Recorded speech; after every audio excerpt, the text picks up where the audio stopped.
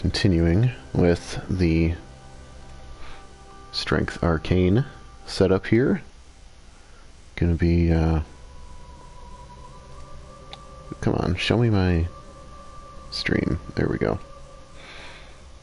This interface on YouTube is needlessly clunky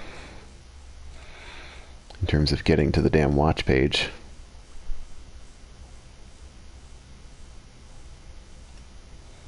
Okay. So we're in Cainhurst. I think I'm gonna... I don't know if I'll beat Logarius just yet. I kind of want to try Beast Cutter against him. Beast Cutter. So the last episode I did Kirkhammer and Whirligig Saw. Continuing a little bit with Whirligig today. But eventually I would like to get Beast Cutter as well. It's definitely one of the weapons I want to use. It's not a pure strength weapon in terms of scaling. It's a strength quality. But, stop. Why do you always have to make gross noises when I'm streaming? My doggy. He's gross. There's a tempering gem here. Oh god, I'm gonna die. Roll spam. Roll spam. Sweet lord. Okay. We're safe. Yay! So I'm gonna pop through Cainhurst real quick since I'm here. And, just grab my Executioner's gloves and stuff. And junk and things. All the stuff over there is like Numbing Mist or some stupid shit that I don't need. So, against my usual compulsion to run over there and grab everything, I'm not going to do that right now. Because those blood lickers will wreck me. Damn near kill me. Probably kill me. Here we go. Rider Palish, a weapon I'll never use. I can only, most of the time, resist the urge to just grab fucking everything. When I say most of the time, I mean occasionally. This is a chunk. That'll come in handy. I kind of skipped past a lot of the stuff in the Hunter's Nightmare, so I want to go back through that and actually pick up the things and fight the stuff. Hey Daniel? Morning? It's like 3 in the afternoon here. I guess it's morning somewhere. Oh, sweet lord. Leave me alone. Leave Brittany alone. Oh wow. Whirligig is fucking beastly. My Fire Cleaver takes a few hits to kill them. I guess it just has a lot of AR. And it is two-handed mode right now.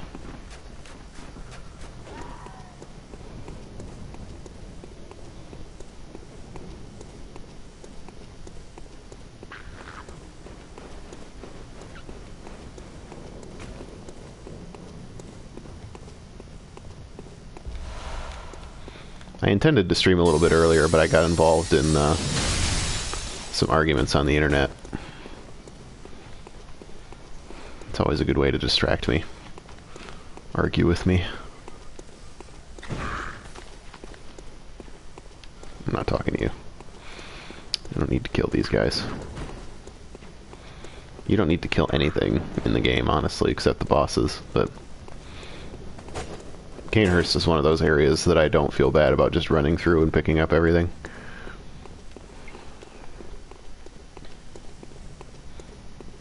Ooh, I get to do my favorite fun thing.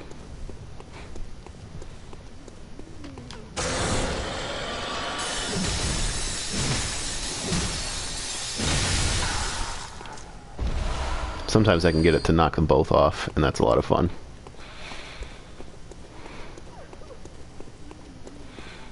All these fucking statues, though. That's a Vile Blood Register that I don't need. That's a shortcut.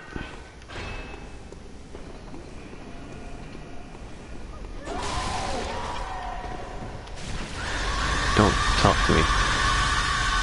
No, not back there. There we go.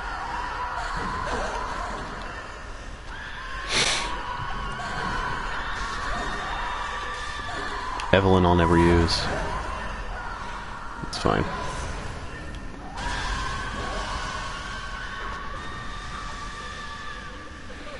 Okay, there's a chunk over here. Devilish Cake, how you doing? I saw your comments. Obviously, I responded to them. Glad to have you around. I only overshot my goal by 10 minutes for streaming time. Was arguing with somebody on the internet. It takes time and effort.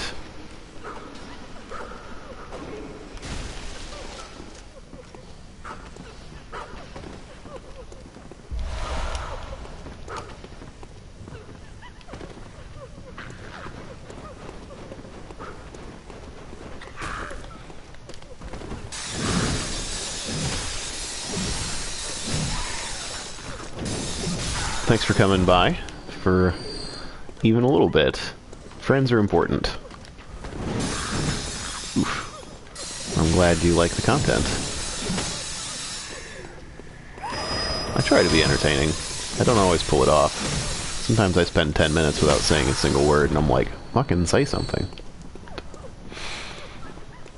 It's a lot easier to stream, I find, when there's people to talk to.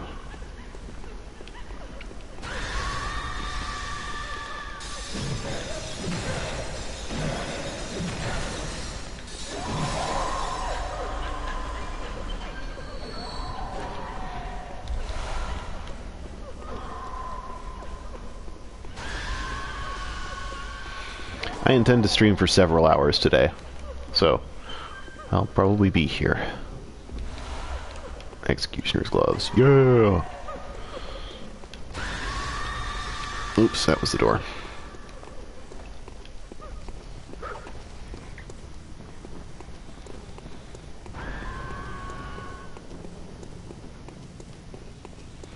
Some free echoes.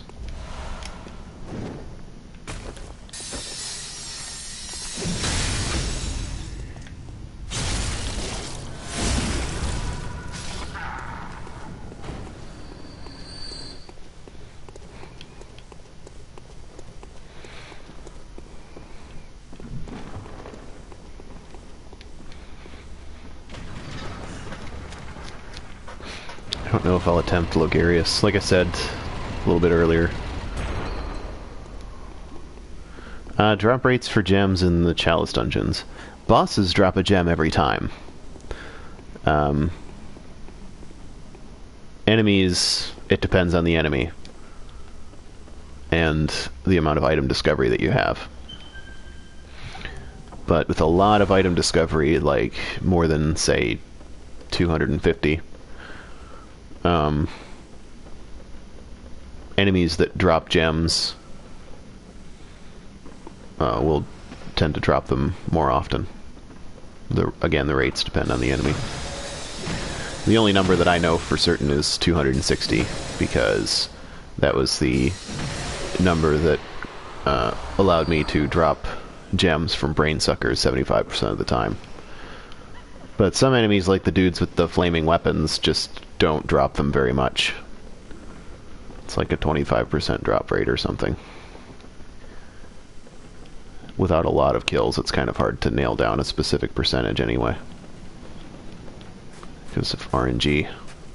Sometimes you get it, and sometimes you get a bunch in a row, and then sometimes you don't see one for a while.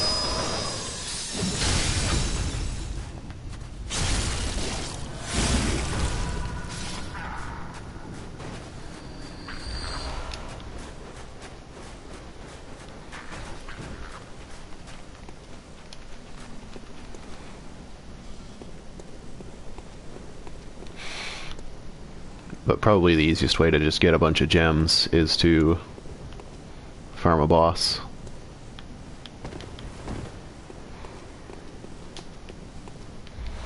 Or an enemy that you know drops a gem that you want.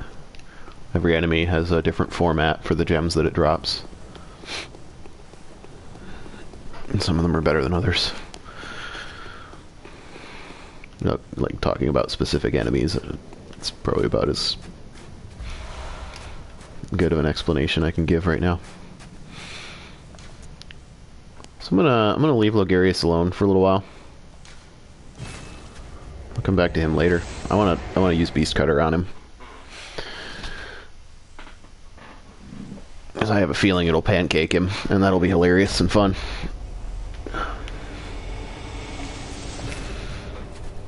So I'm torn, because I said I was going to do the Chalice dungeons as I went along, but then I'm a physical build right now, so I don't even need it. And I don't really need it in an arcane build either, except against a couple of bosses.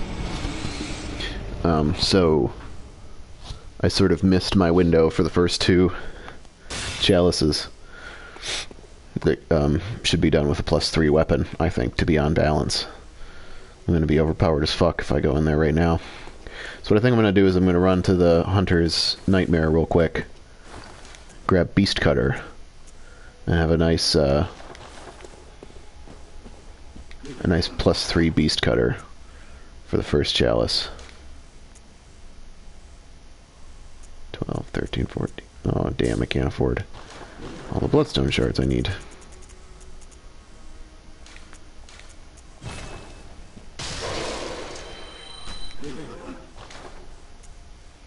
Nine, 10, 11, 12, 13, 14, 15, 16. Yeah, I'm gonna go grab Beast Cutter real quick. I want to play with that weapon. I played with Whirligig last night. I like it. It's good. I'm gonna hang on to it.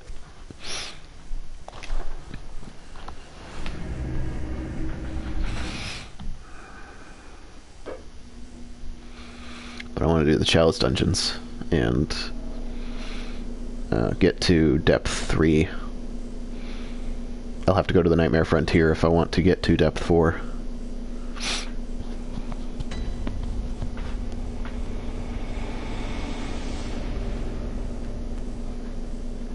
So, we can use this time to pick up the things that I missed in the Hunter's Nightmare when I was just running straight for the Whirligig.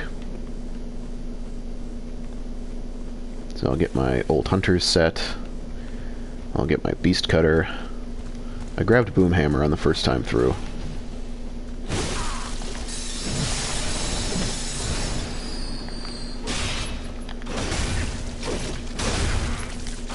Wow, you hit hard.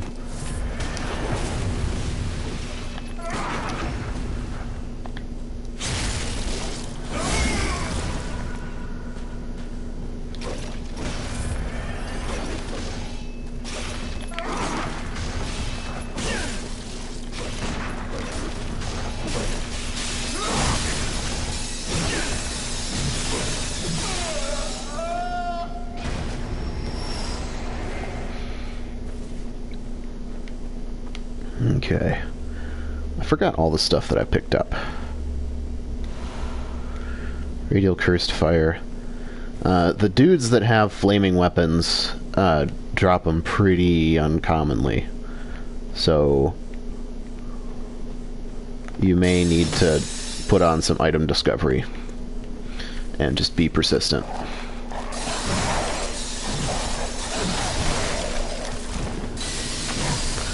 Or you could go to the third layer and just beat the Watchdog. He'll drop a fire gem, guaranteed.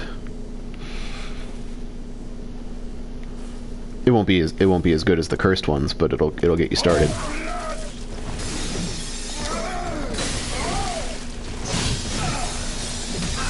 I'd probably put off farming until the third Thumaru anyway, because you'll just replace them.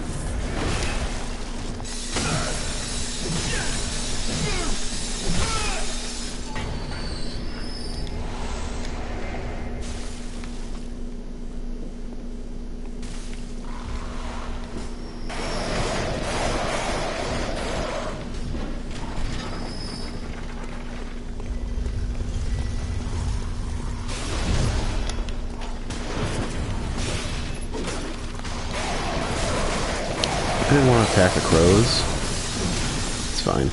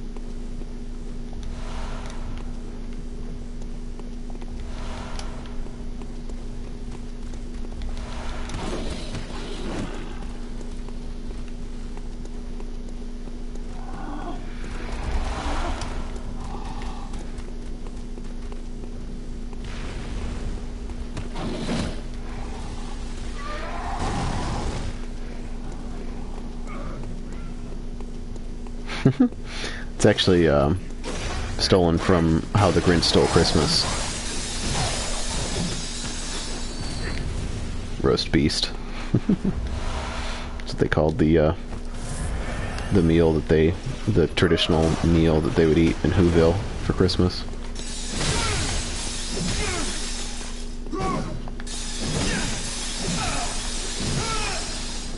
Should use short form, buddy.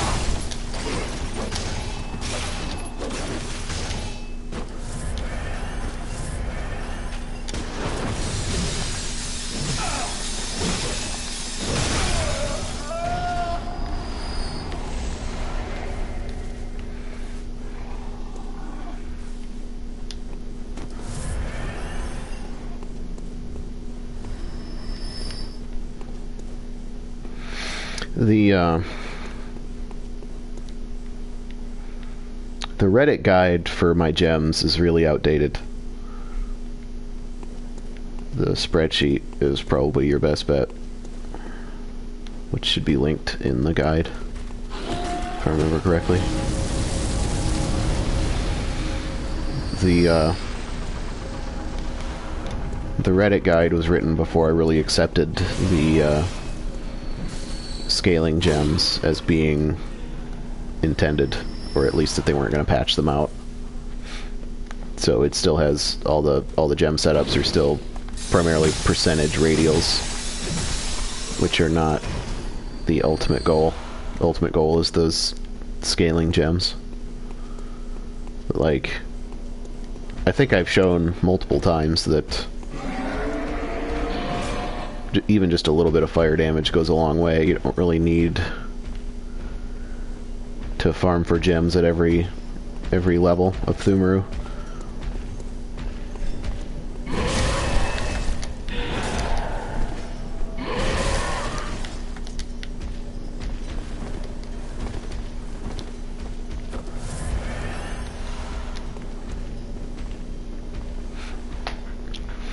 That's true. I didn't think of it like that.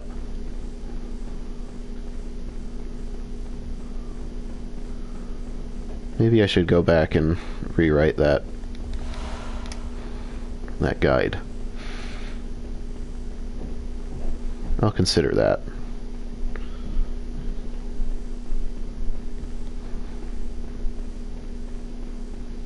Put the right gem setups in it.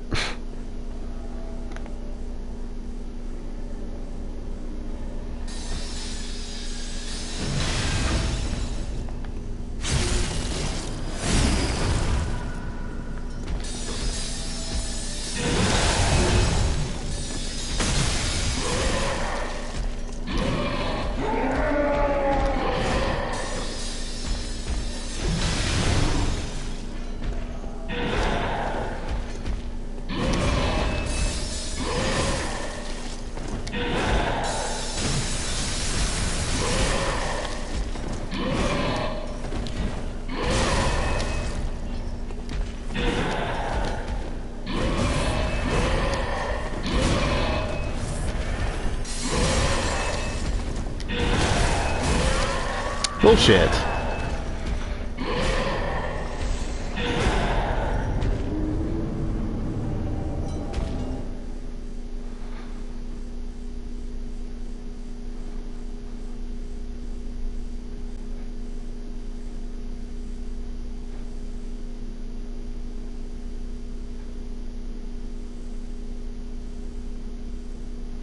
The reason that I ended up making it a spreadsheet is that I was really disappointed with. So the spreadsheet that used to get spread around before I made mine, which still gets spread around because it's good, was called the Bloodborne sheets, and I was made an editor for it as the original guy who did it. Was like done playing Bloodborne and had a bunch of other real life obligations he had to take care of, and just like left the thing to other people. But he didn't transfer the rights all the way properly, so like I couldn't actually edit most of the sheets, which were outdated, like patch notes and weapon locations and stuff. I could only really edit the first sheet, which was just a bunch of incomprehensible text, basically, and like a bunch of useless redundant glyphs. And the ordering was all weird, and I didn't like the formatting, and blah, blah, blah, blah, blah. Basically, I wasn't happy with that sheet, and I couldn't really, in good conscience, completely redesign it, let alone, like, have the rights to actually do it. So I made my own spreadsheet, and that was, since it was primarily for housing glyphs for gems, I went ahead and just used the name for the guide that I had written, because that was the point of that guide as well. But I guess I could just rewrite the guide and have both. And then the spreadsheet would just be an accompaniment to it. That spreadsheet ended up blowing up, though, and becoming a lot more than just gem glyphs. It's got, like, boss resistances and stuff in it.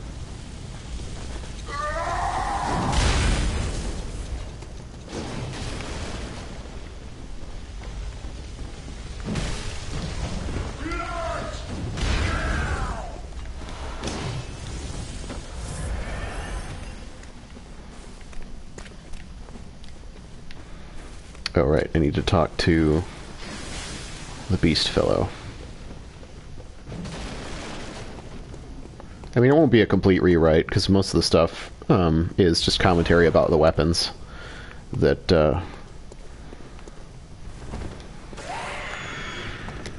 doesn't really have anything to do with the gems.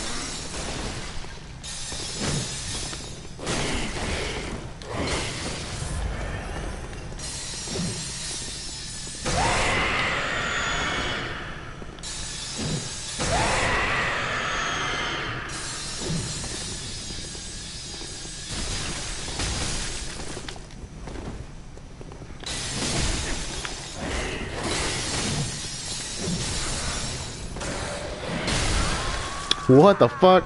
I was out of range of that. That's some horse shit.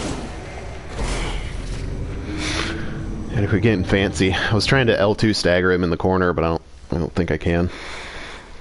I don't have enough stamina, and he's like spacing me out pretty well. I was thinking about rewriting the whole Arcane guide again, honestly. After like another year with the game and stuff.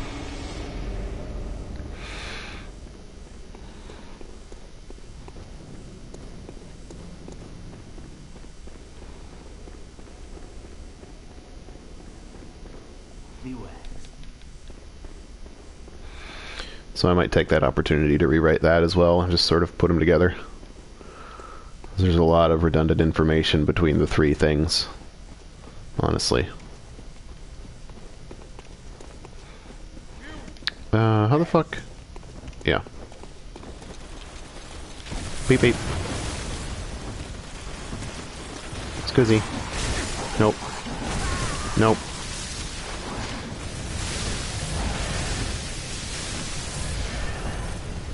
No touchy.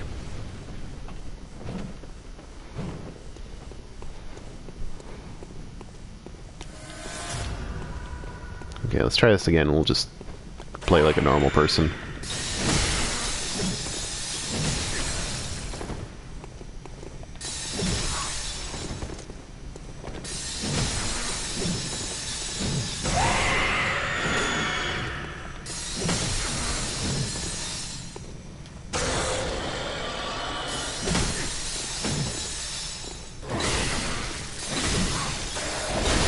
What the fuck? I don't remember this being this difficult. Oh, I was using Augur. That's why.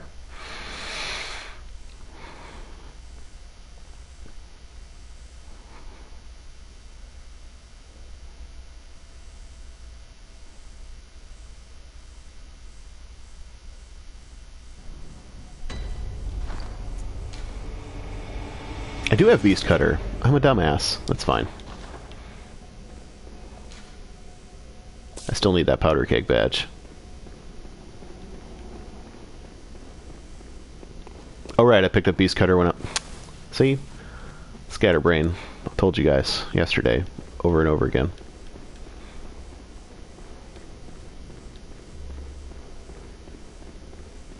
Vileblood Handbook, 10 out of 10. If I had done a Blood Tinge guide, it would have looked like that. Who's the... I don't remember the author. His Reddit name. Played with him on PSN several times, though. Very cool guy. Very pleased.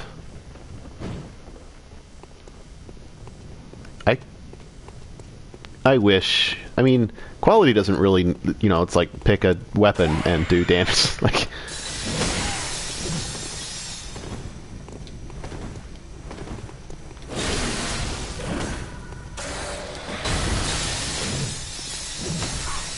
So squirrely. Let's get down here, shall we? I'm not a squirrel, I'm a beast. My heart's mistakes. Yeah, that guy. Very cool guide.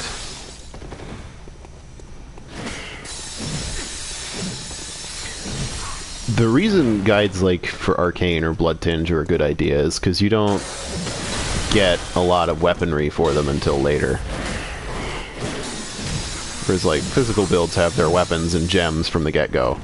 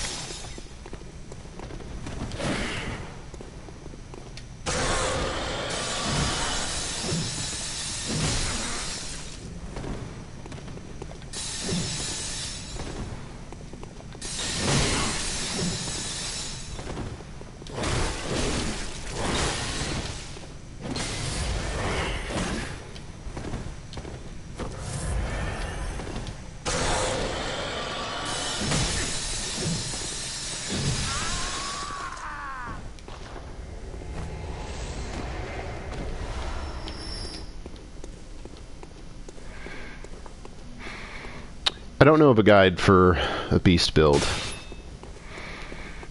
I suppose it would probably involve how to rush to beast claws. There might be a guide for rushing beast claws, actually.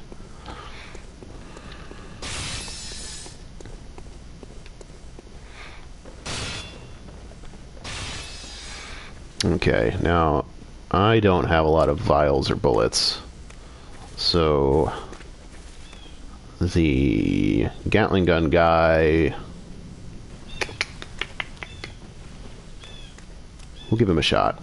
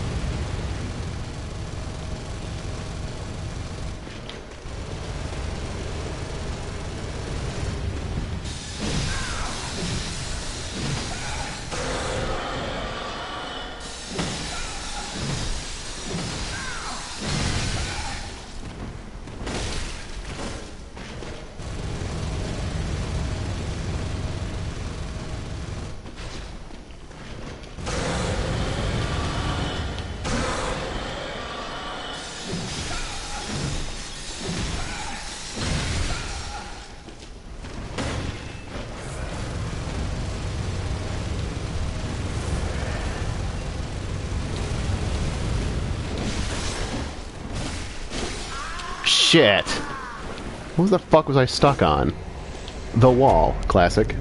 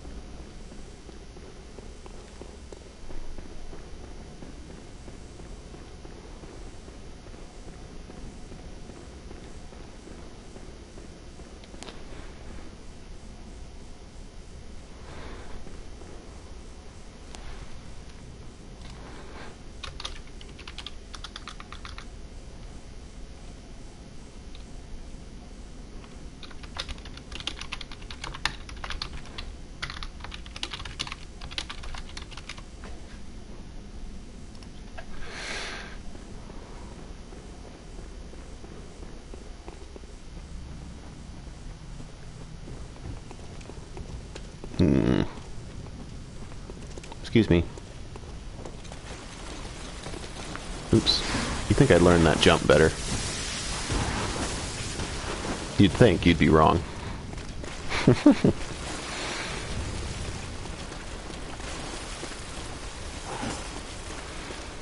Alright, Gatling gun, nerd. You have to work? That sucks. At least they pay you, hopefully.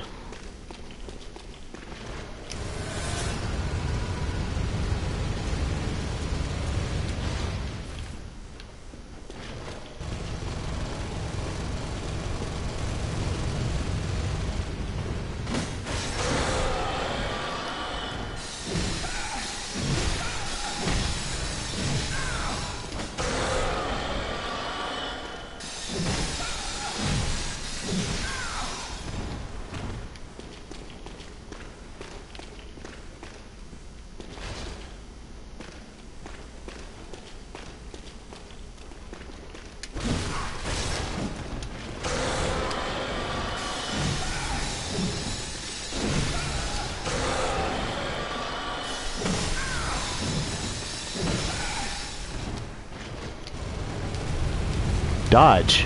Fuck. Christ.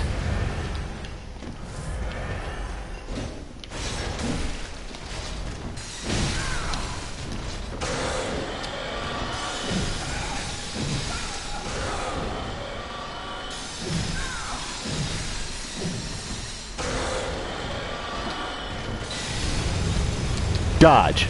Circle button. Fucking circle button! Oh. I hate the Gatling gun. Hate. Fighting it. I love using it. It's hilarious. This guy's probably having the time of his life.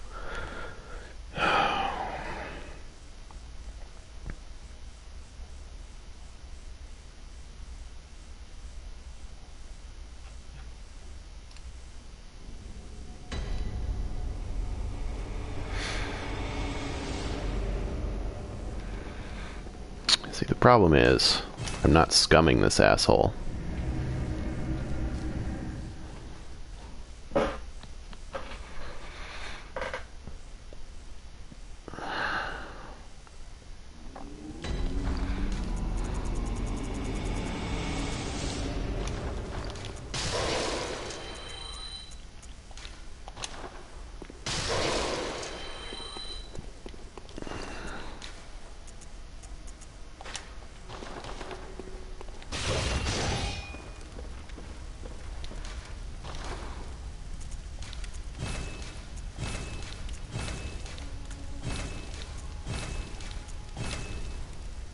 I know I said I was going to use a +3 beast cutter, but I'm tired of this guy's shit.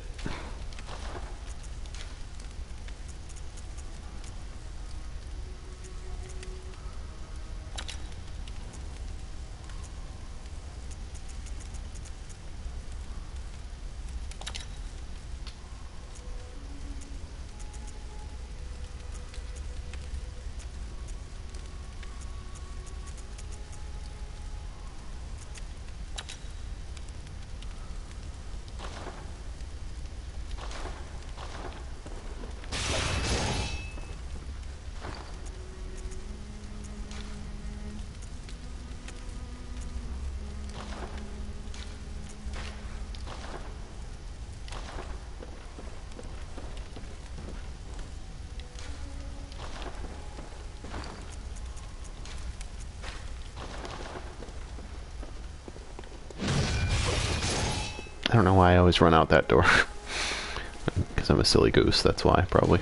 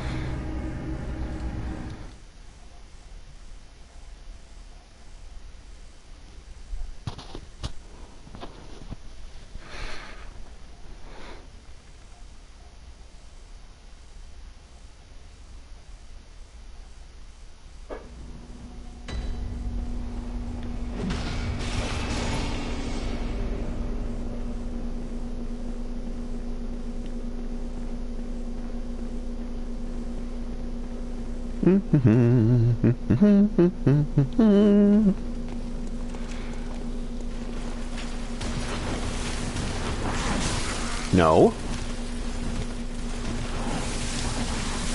Don't talk to me. Don't talk to me.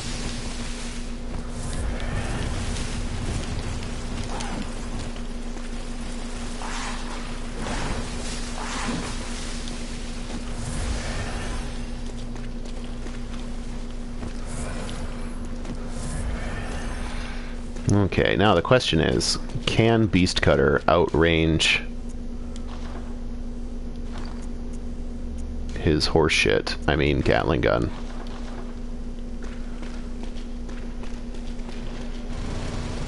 I don't think so, but I can get him around the corner.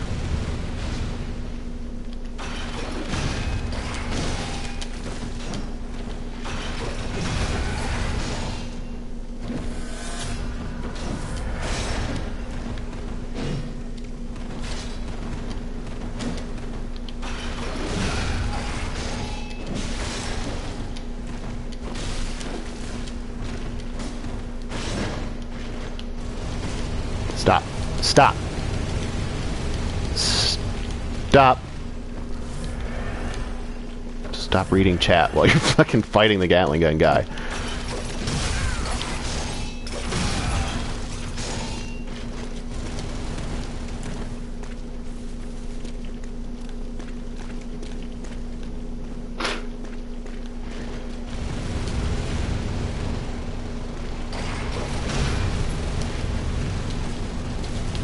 Stop it!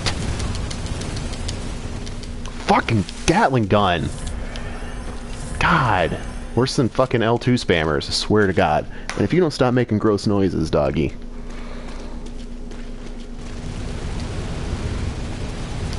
Why did you make more gross noises right after I said that?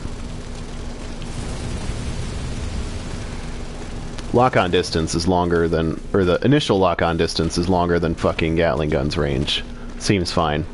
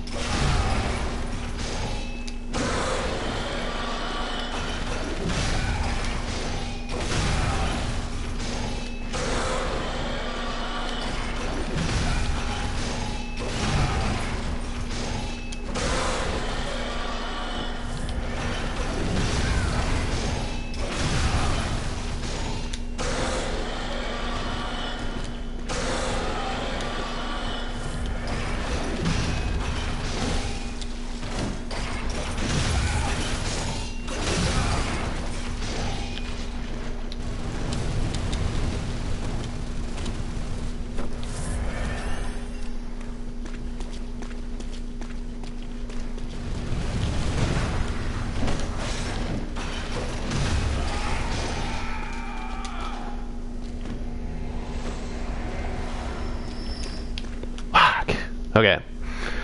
Never been implemented rain. I don't know. I don't know about rain. That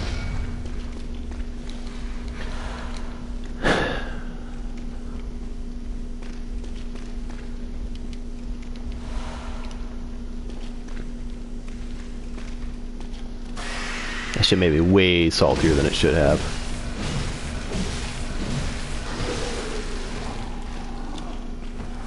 Hi, Star Sparks.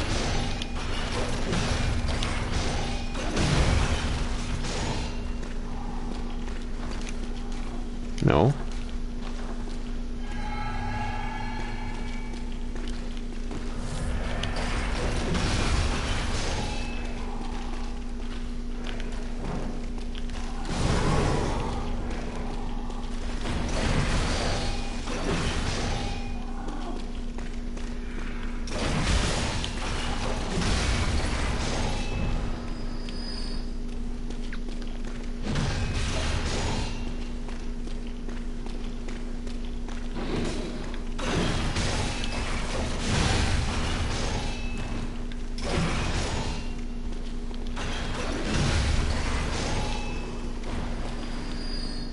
Fucking reach on this thing, though.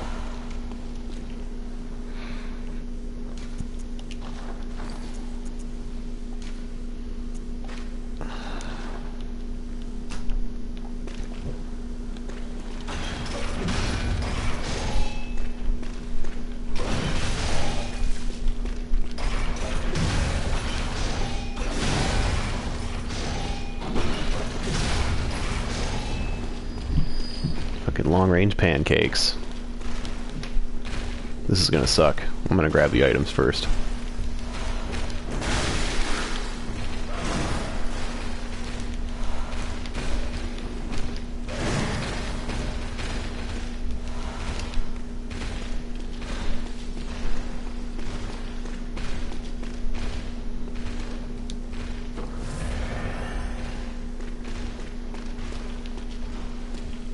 You have to do the patronizing gestures after somebody kills you 5 times in a row.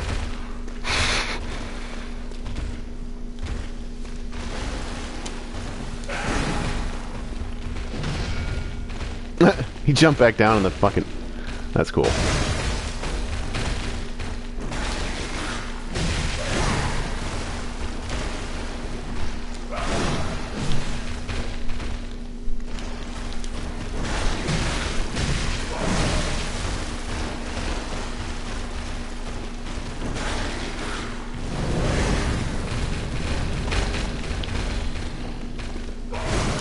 Ow.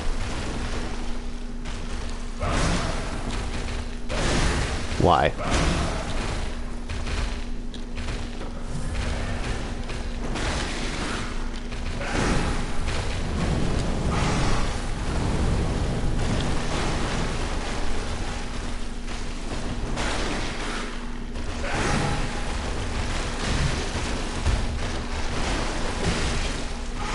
Can't even see him.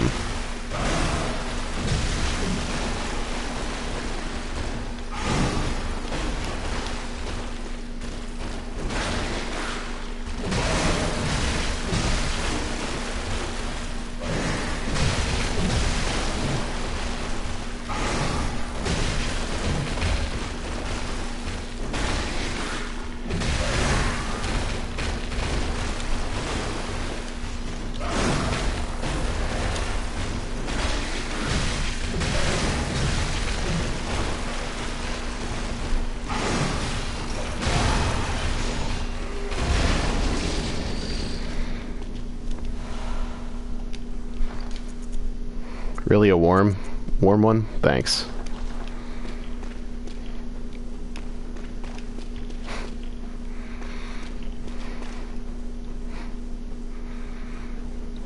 Yeah, he's only marginally easier in this cave. The fact that he doesn't do the giant poison aura helps a lot. But it's also a fucking pitch black cave, which reduces your lock-on distance, which is very fair, quotation marks.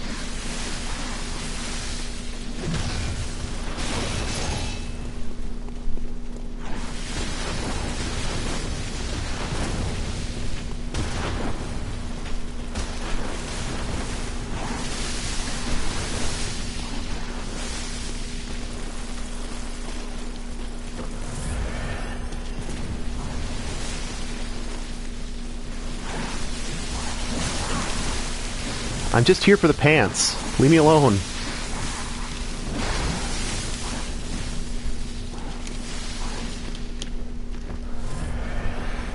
Flamesphere is still viable for endgame.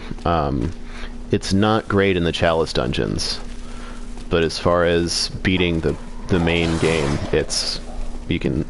I mean, I use it to beat like stuff like Celestial Emissary. Even though you can more easily do it with Tiny Tonitrus. Oops, that's right.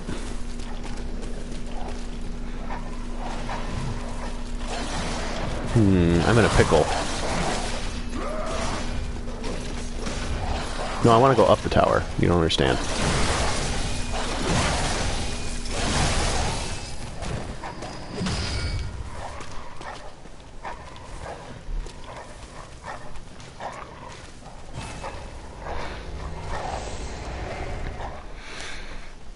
Taking my echoes and going home.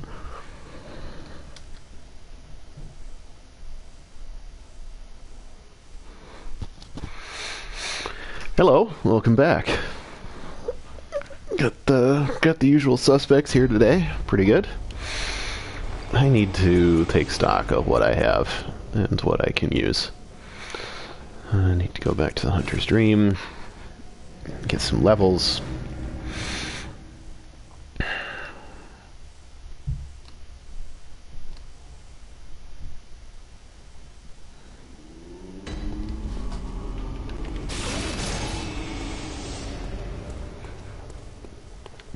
The thing about Beast Cutter that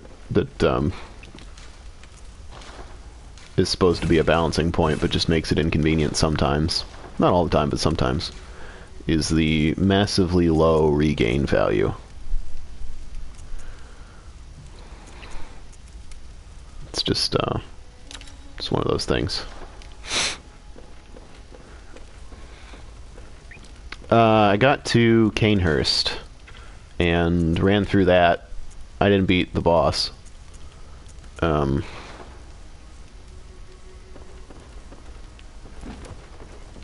then I dipped back into the Hunter's Nightmare for a little bit.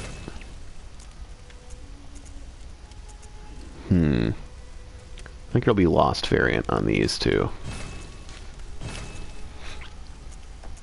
These are all fine. I don't need that.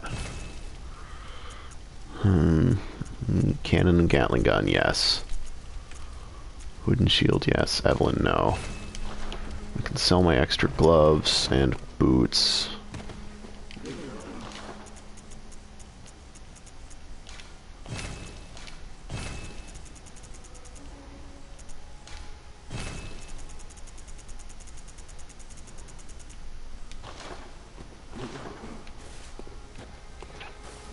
Yeah, I want to use Beast Cutter on him, but I also want to upgrade the thing first. I suspect it might pancake him. I'll be disappointed if it doesn't. Not surprised, but disappointed.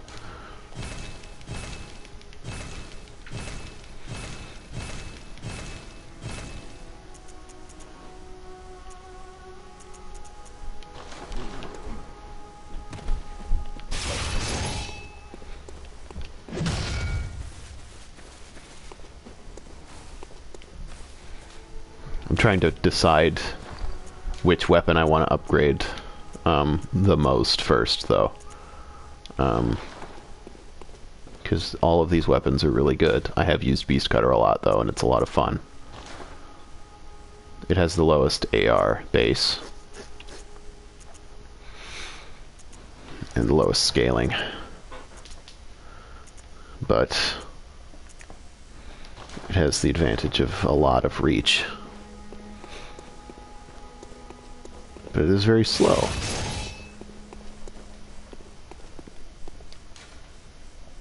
Where am I going? Hunter's Nightmare. Yeah.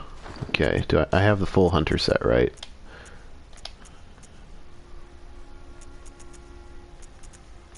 I missed the gloves somewhere.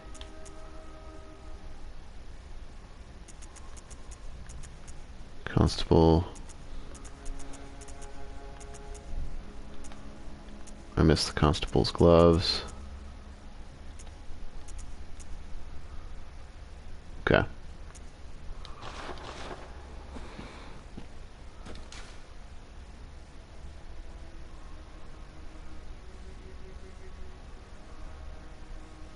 Where are the old hunter gloves?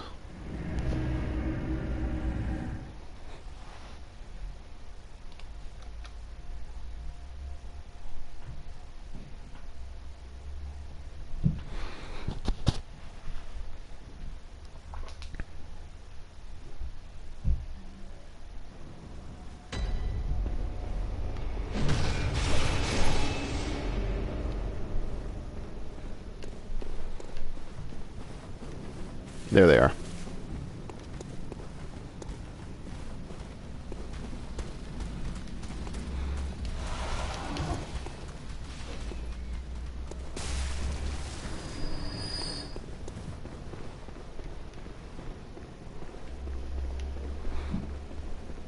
Yep, just got them. Thank you. There's a bit of a delay between the chat and the stream. So the instant you said it, I saw the little item for it. Constable gloves. And the constable top should be like down that back end, I think. I need the butcher set too. But need is a strong word.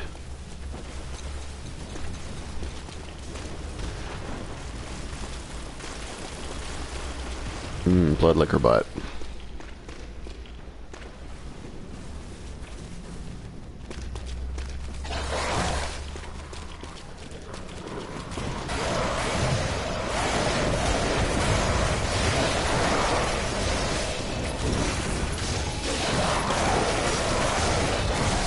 Top as in shirt, not top as in hat. Fucking.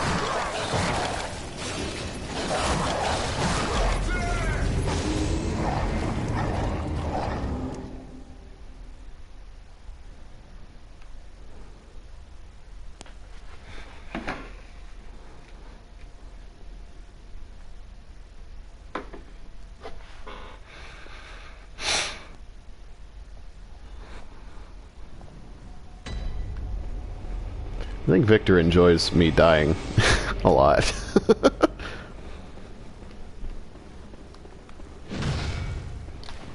Stop being gross. Go be gross in the bedroom if you want to go be gross.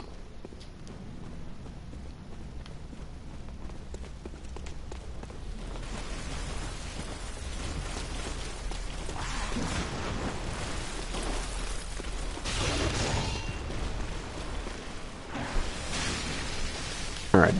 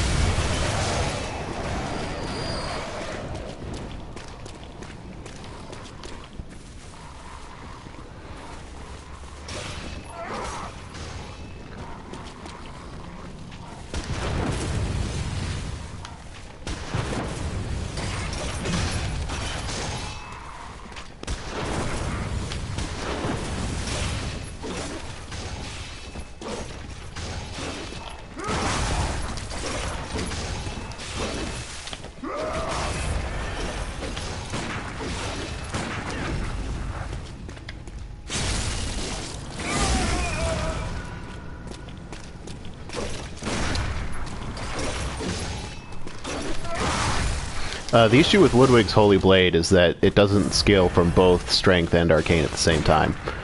Also, it's massively overrated, and I don't really like it as a weapon. I can be less curt in my explanations when I'm not about to be killed by this piece of shit.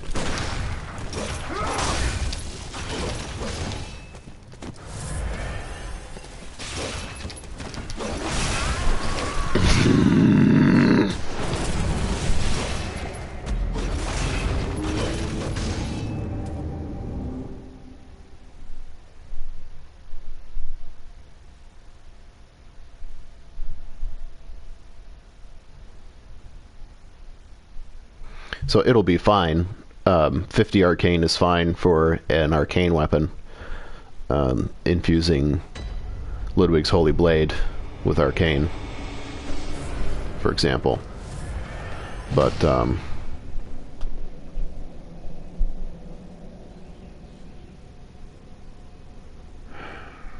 Moonlight Sword will need Nourishing Gems, which are increase all attack, since it scales with both arcane and strength, but on different attack types. You need gems that increase all attack types.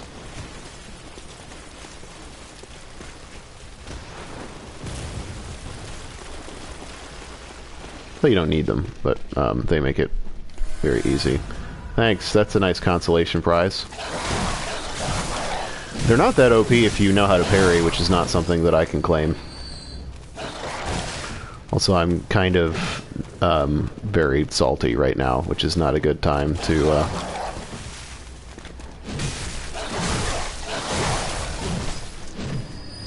not a good way to approach any situation in these games.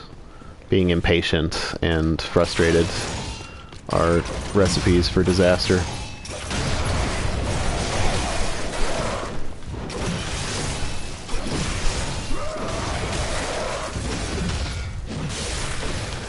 I'm kind of interested in Neo. I'm not really interested in Neo. I don't know. I'm probably gonna just say a bunch of mean stuff about everything at this moment.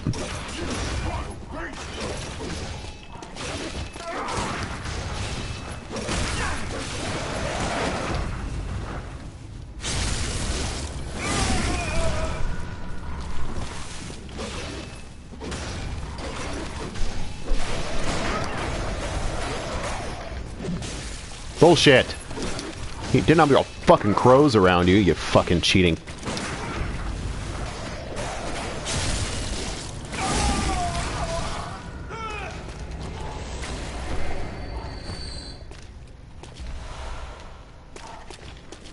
I don't know what Horizon is.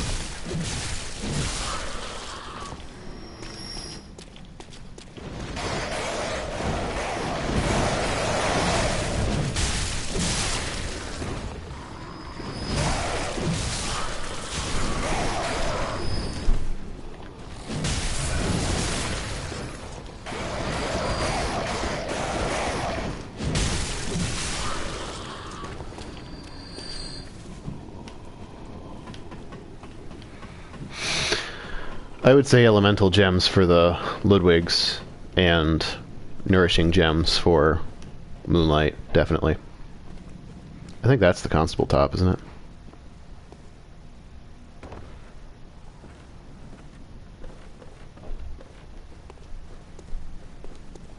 Yep.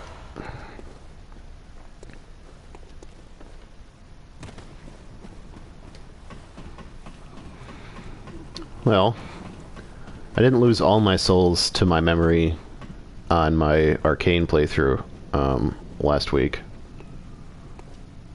But I lost 40,000 souls just now on this character, so I guess I'm actually playing Bloodborne now.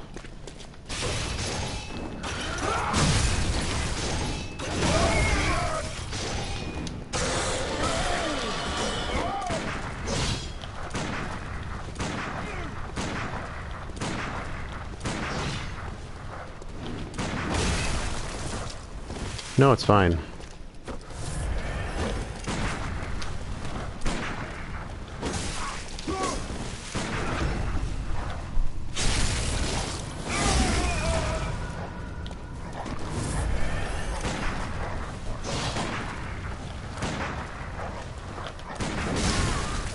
Yeah, sure.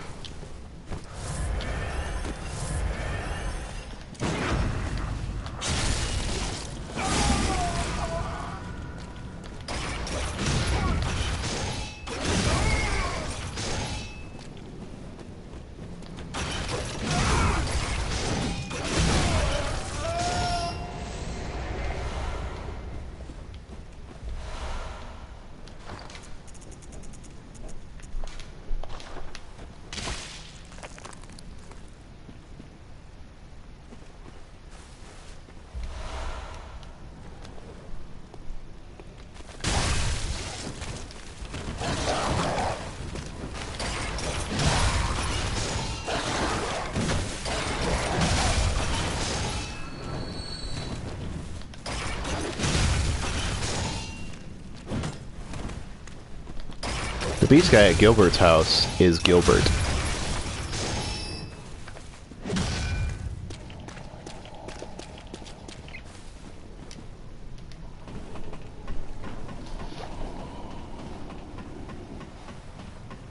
Oh, you mean the... okay. You mean the Nightmare Beast guy. That I don't know if that's actually Gilbert. I thought you were referring to the one in actual Yharnam. My bad.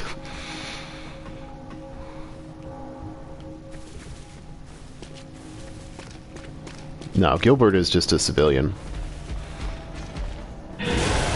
Oh, fuck you. Oh, fuck you. Don't talk to me! God damn it. All these enemies talking to me! I don't like these guys. They have too much HP.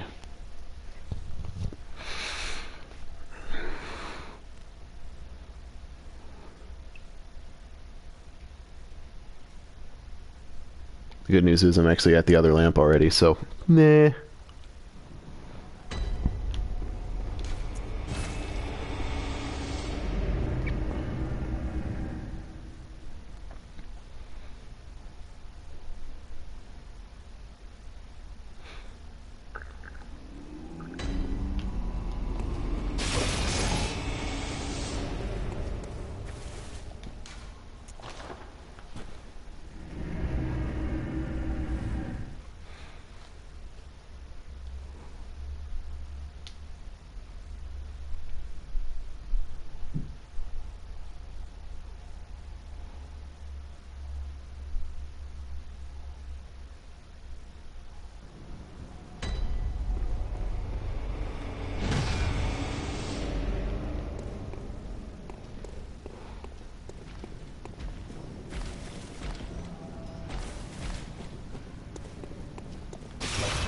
Few things to grab from down here.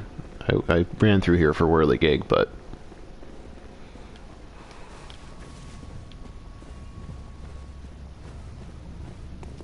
the staging of this scene is fucking awesome.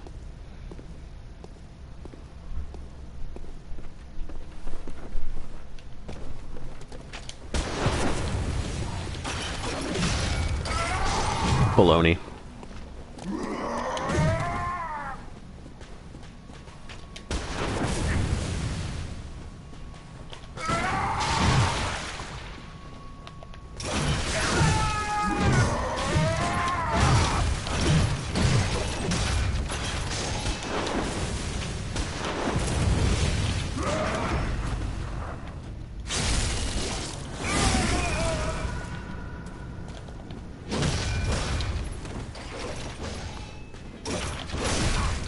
I pushed L2.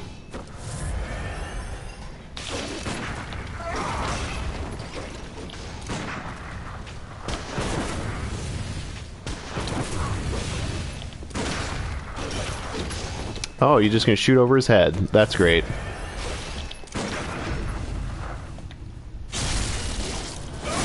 What is the fucking lock-on even for?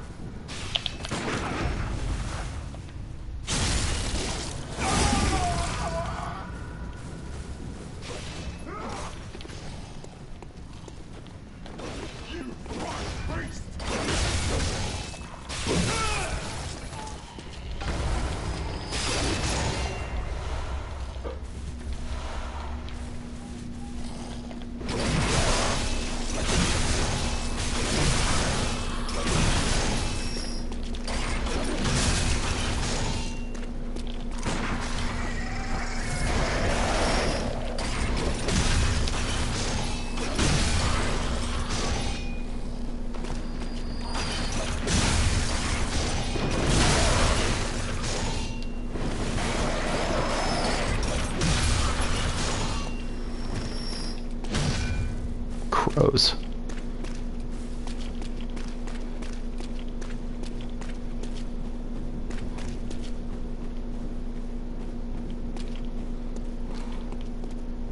Oops.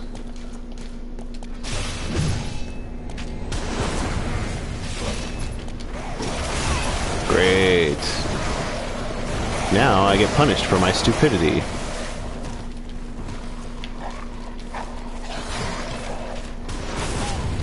Thank you, game.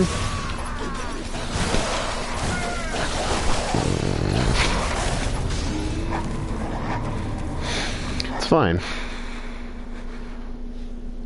It's all fine. This is why I play Arcane.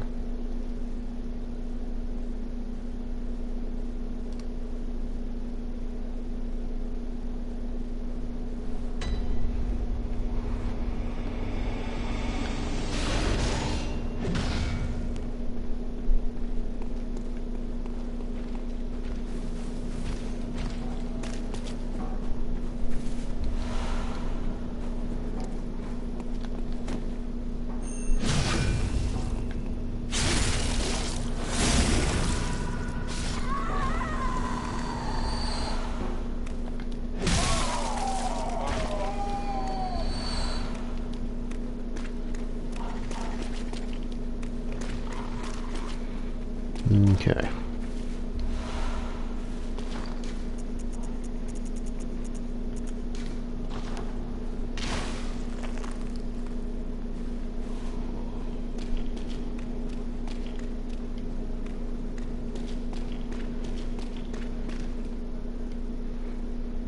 Let's keep the assault train going, shall we?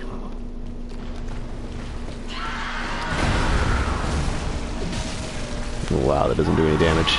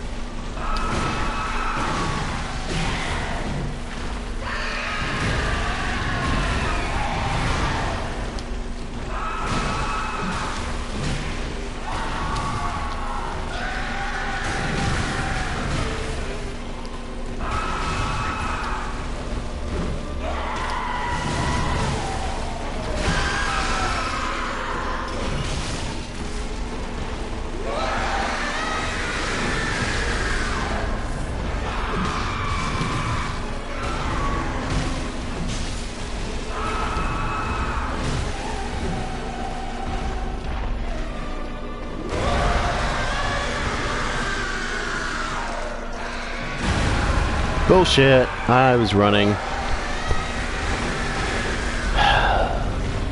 Gives me conniptions.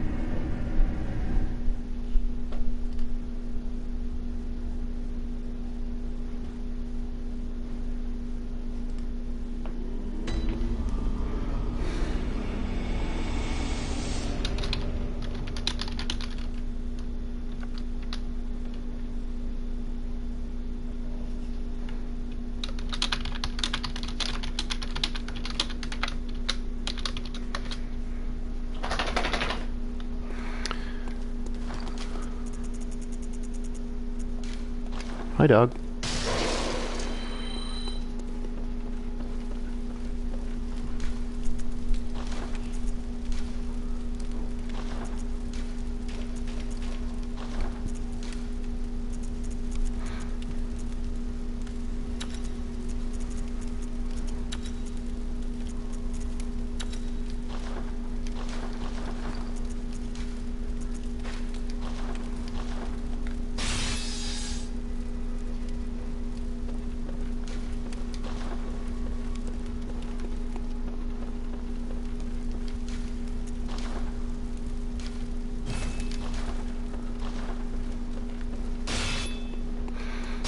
Yeah, the issue with Beast Cutter is, while it's a fucking awesome weapon, it's blunt, but serrated, which is good, but it's also blunt. So, like, I don't know. Blunt damage is not well received by most enemies.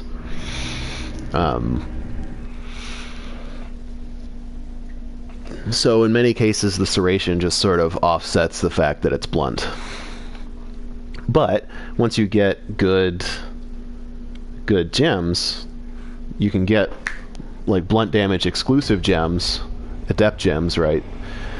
And get way more attack rating out of it than you could out of just a physical setup. And since it's all blunt, it's good. But blunt, not blood. I'm sorry if my enunciation isn't the best right now.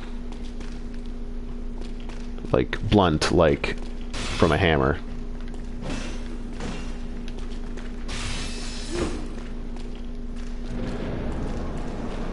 That witch thought she was going to get me. I rolled. Actually, no, I jumped because I was sprinting first.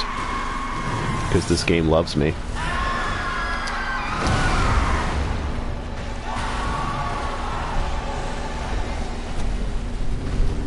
That was quick.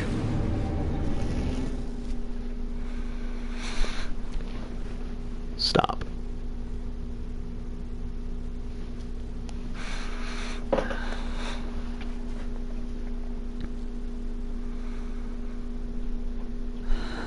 want to summon Valter. I don't care.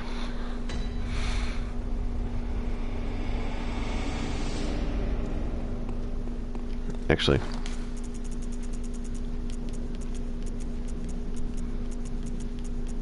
I already crushed it. Cool. That's 2 that I've crushed. Pretty good.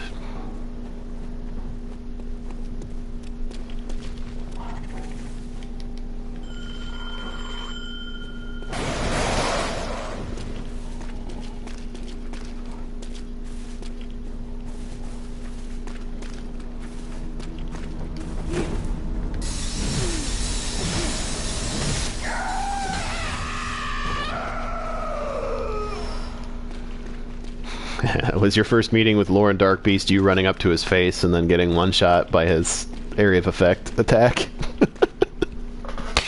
Because that was my first experience with him. So I can relate. Let's fucking do this, Whirligig, bro.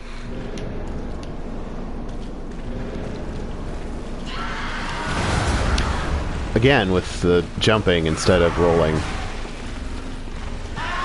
I know that that's a thing in this game, so it should stand to reason that I wouldn't keep doing it. Operative word being should.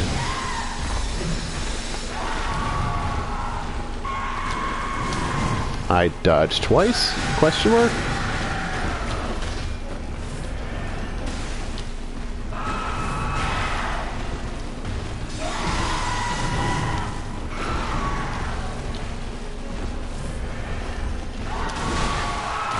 Oh.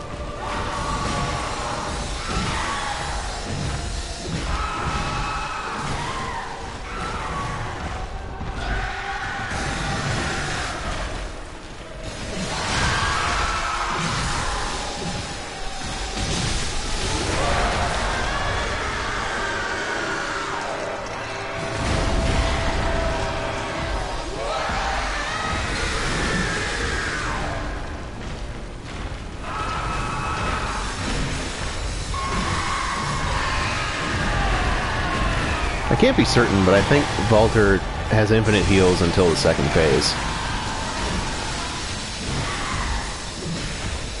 Oh, please don't use that word. You fucking... He is, though, but I don't like to use that word. I prefer more colorful stuff like fuckbag or douche canoe. That's a personal favorite of mine.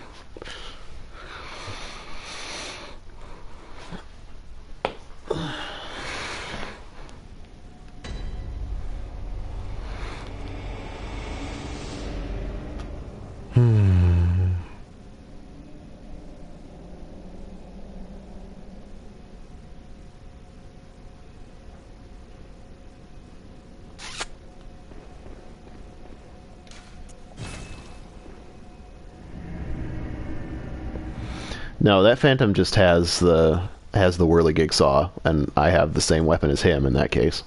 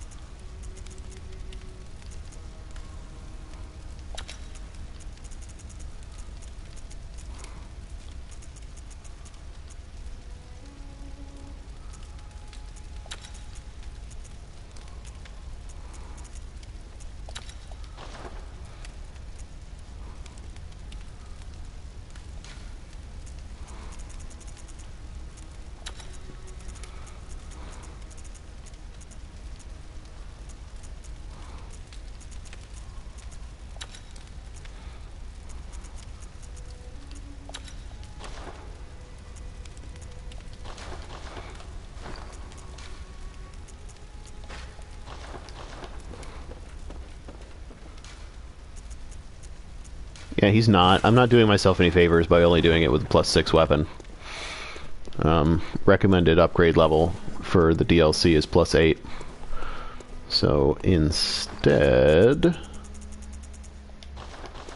I need 1,000 echoes from somewhere.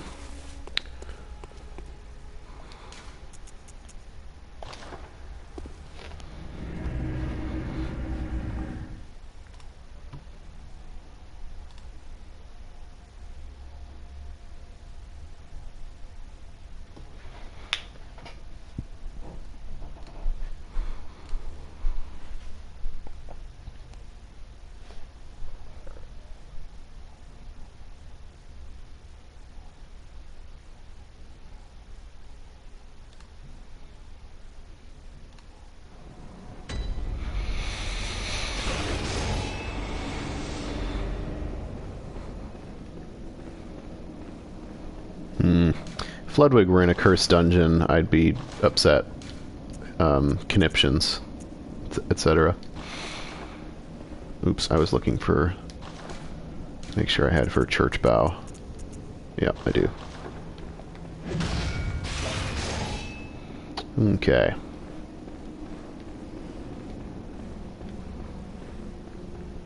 Where...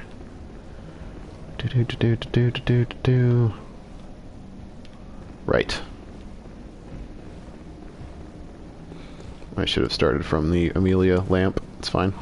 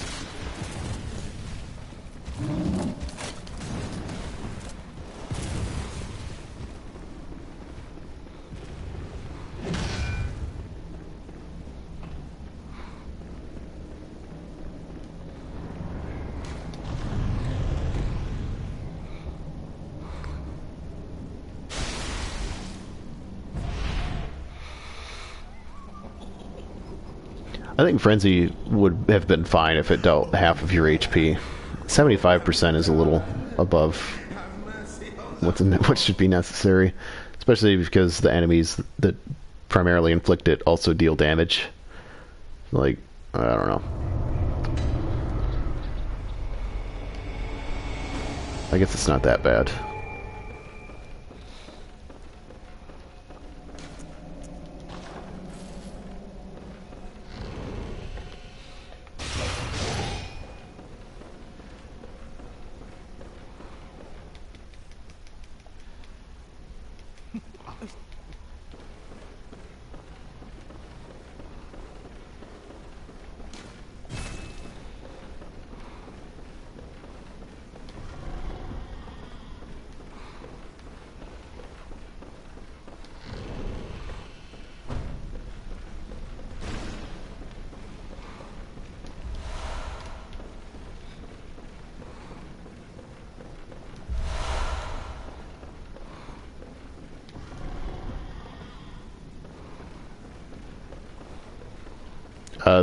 The lecture hall is a great place to farm echoes. The second floor, though, is really where to do it, because there's that room with, like, dozens of students in it.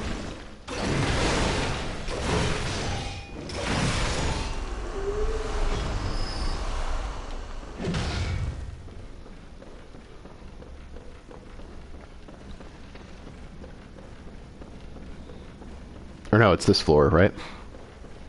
Yeah, it's this room that I'm about to open.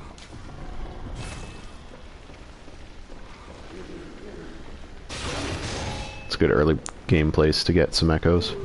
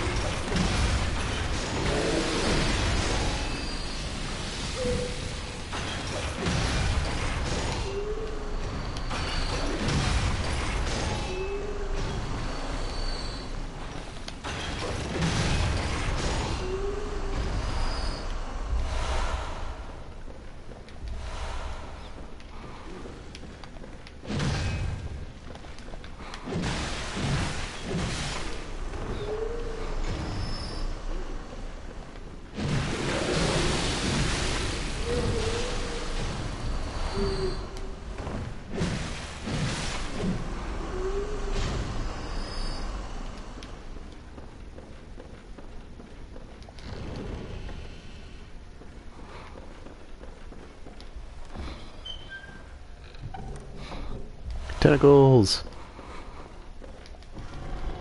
Fun, fun. Okay. Okay, okay.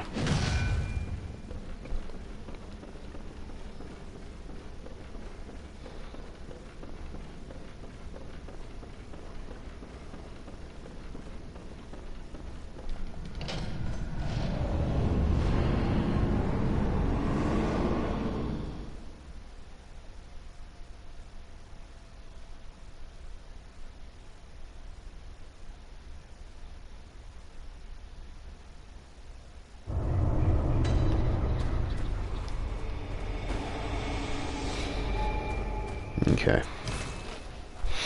My plan was actually to go to the Chalice. I just wanted echoes, and I knew that that would be a decent way to get some.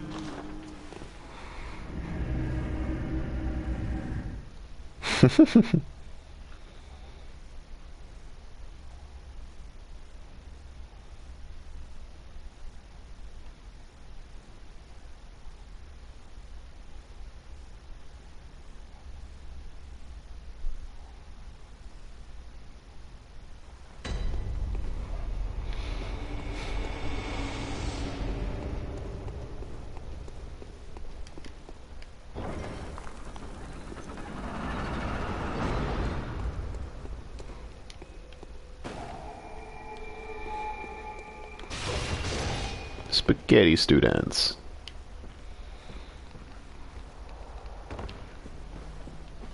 Spaghetti. It's a good song. It's about spaghetti. What's up?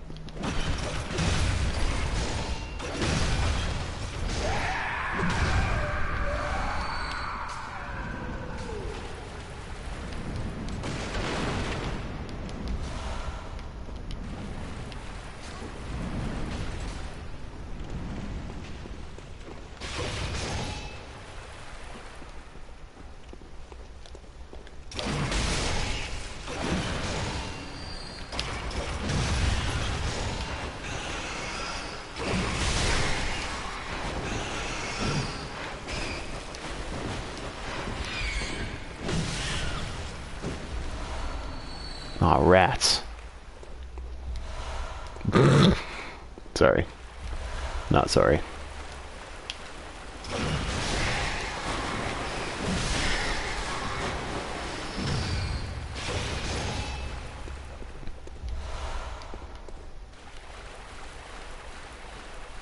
Oh, no chest. Damn.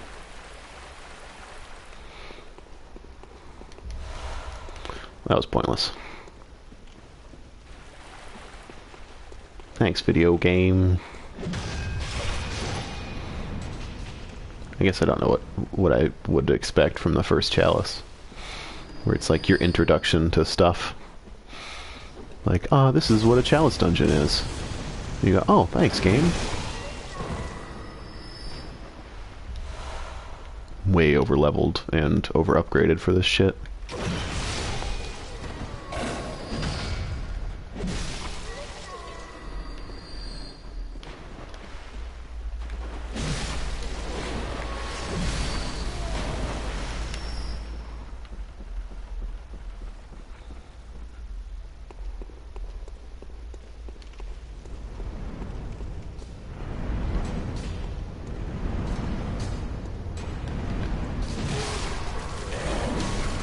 Nope. Thanks.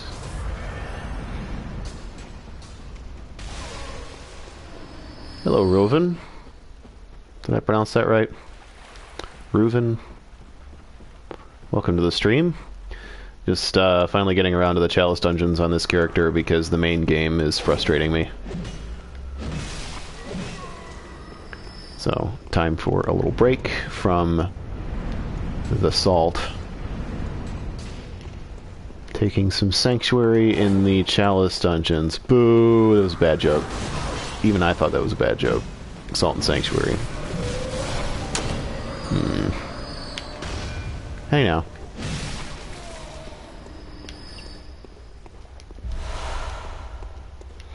This is going to be the Strength Arcane character, as you could probably tell by the description.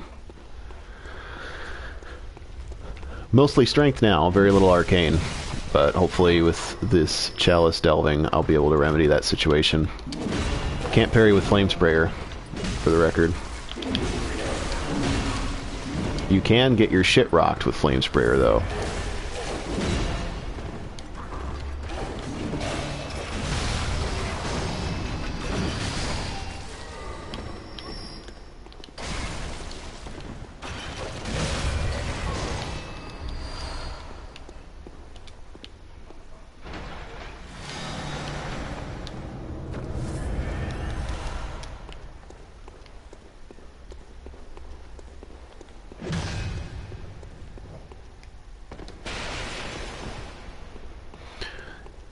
This game is one of those games where some days you have your days, and some days the days have you instead. I think today is one of the days that it's having me instead. I'm not doing particularly well today. Also, not doing well at the game is a great way to keep doing poorly, unfortunately. You just kind of have to cool off. But I intend to stream for a few hours, so I'm not going to just, like, stop, which is what I would do if I was playing the game normally.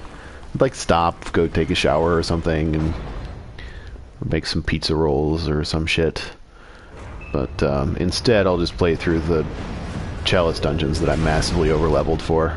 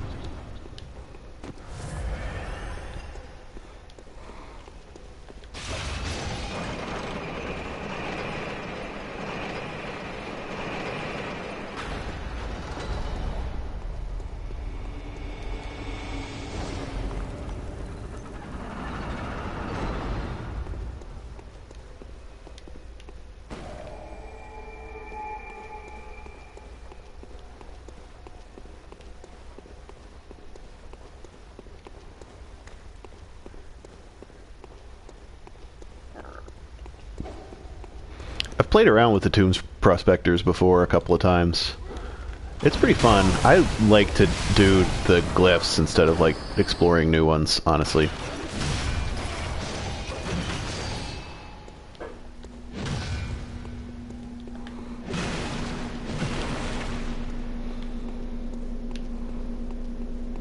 Although, on this character, it might be a lot more fun. We'll have a plethora of weapons to choose from.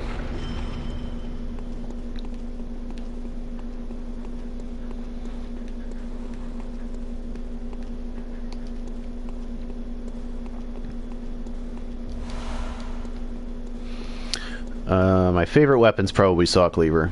Fire Saw Cleaver, specifically. Got me through much of the game. For a specific circumstance,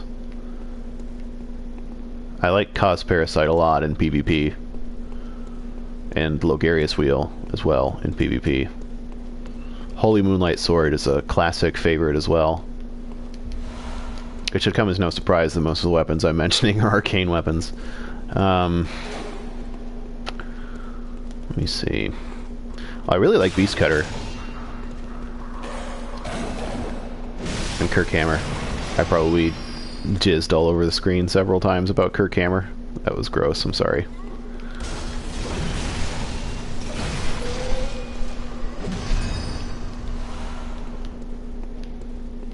I have sung Kirkhammer's praises many times. I'm learning to love Whirligig, I'm not learning to love this fucking rolly guy.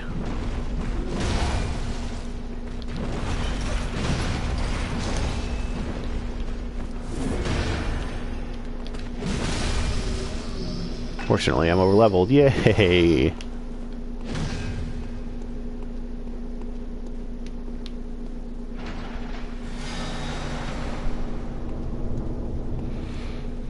Finding that guy in Depth 5 Cursed Dungeons is a horrifying experience that I would not wish on my worst enemy. Well, maybe I would. But not like a regular casual enemy, definitely. I think that would be a bit much.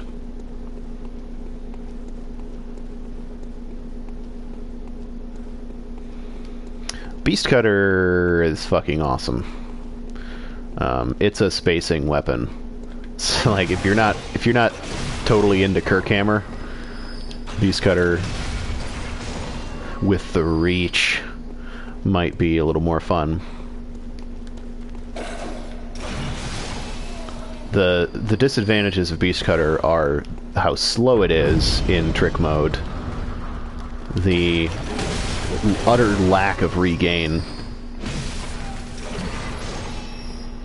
and that its damage is kind of low until you get good gems for it. But you have the reach advantage, and the R2s deal plenty of damage.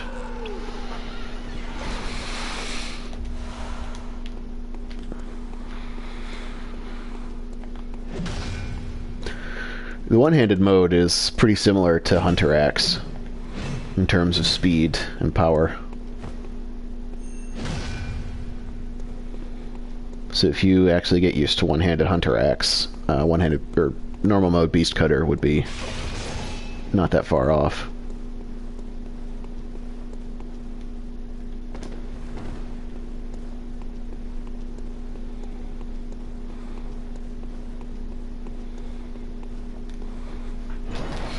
Oh, I'm looking forward to beating the Watchdog with this thing.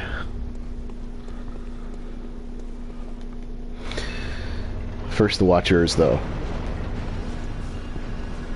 This is gonna be funny, too.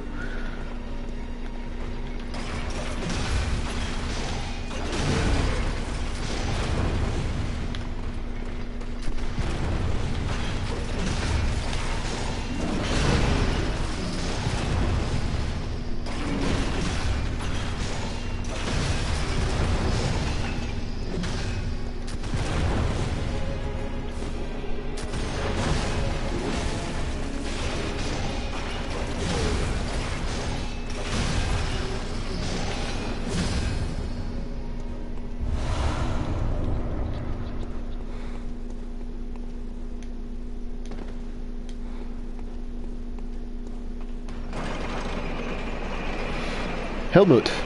This is going to be Strength Arcane, 50-50.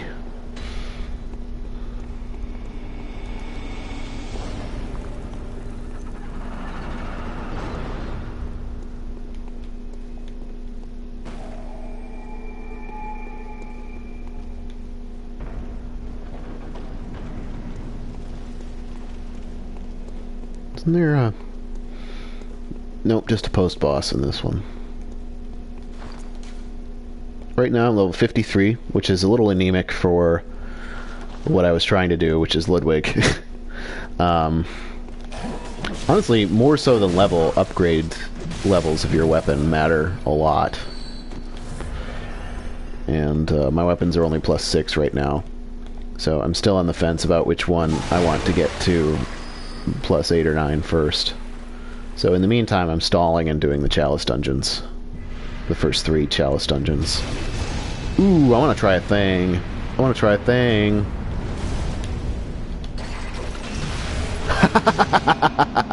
Ah. Yeah. Beast Cutter.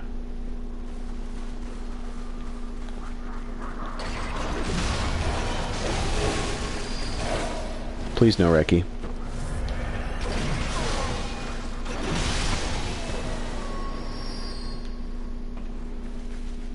Yeah, that was that good shit. Remember when I was trying to do that with Executioner's Gloves and it wasn't working? You can do it with Black Sky Eye pretty well. Give me a gem!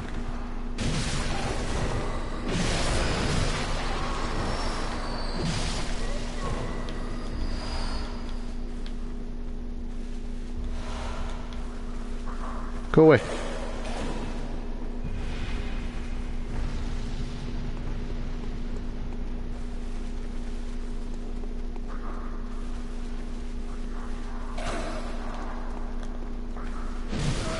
This isn't the DLC, this is just the Chalice dungeons. From the normal game. I have spent a bit of time in the DLC today, but I'll be returning later. Right now I'm playing in the Chalice dungeons to get them out of the way, and for a nice break in the pace of getting my face ripped off by Ludwig over and over.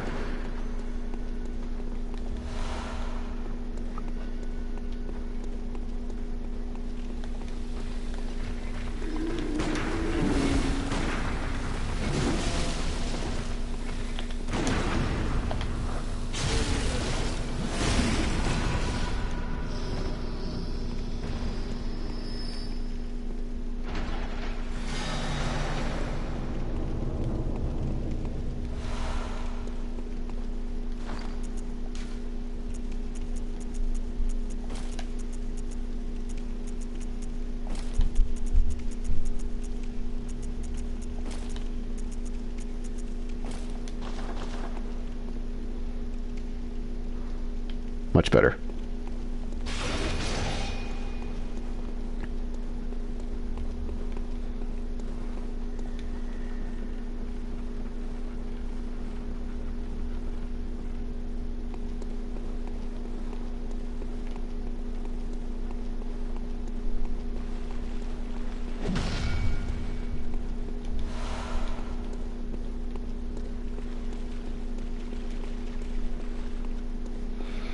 Pure Arcane is hilariously fun if you know what to do. My old video series is probably a little outdated, but still good. The only thing that I would recommend doing differently compared to the way that I did it in the video series is to use Molotovs against Gascoigne. I parry about the first third of his health, and then use the music box. And you can hit him with 2 Molotovs, maybe 3, each time you use the music box. And so you can use the music box a total of 3 times. The first 2 times, if you do it while he's human, you'll be fine. If you do it a 3rd time while he's human, he will transform. And so, I prefer to save my 3rd use of the music box until after he transforms. I don't have the Vaulter helmet, so I couldn't do that if I wanted to. I'm lost now. Somebody tell me where I'm going. Come out the bottom. It's not what it sounds like.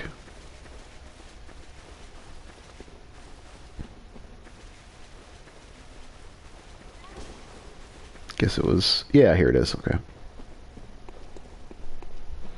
Yeah, I've only crushed 2 vermin. You have to crush 5. I think we established that last time. You established that, I should say. I ran around in the dress for a little while. On a previous stream. It was silly. But fun.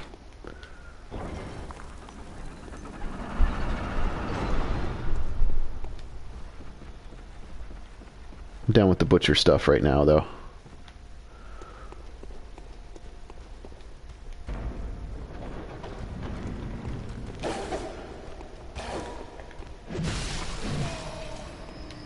Do you have flame sprayer? If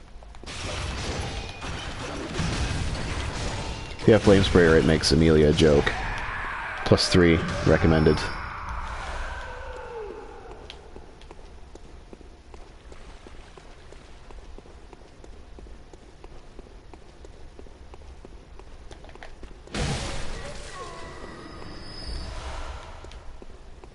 Oh, you don't need any arcane. You just have to have the flame sprayer and put it to +3.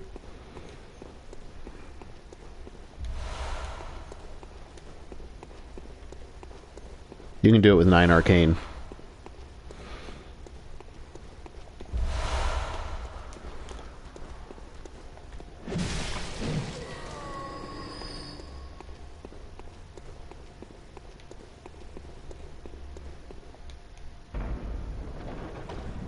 Oh, you forgot Gilbert? Yeah, if you've beaten the Blood-Starved Beast, I think Gilbert will stop, won't talk to you. Beast Cutter.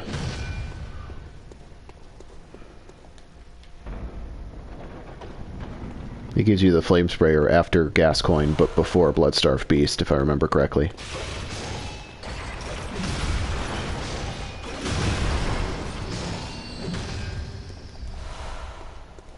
It's not a ranged weapon, but it sure feels like it.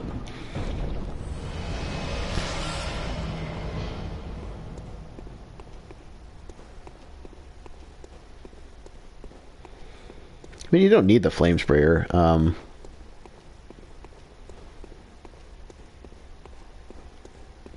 It's just like kind of trivializes it.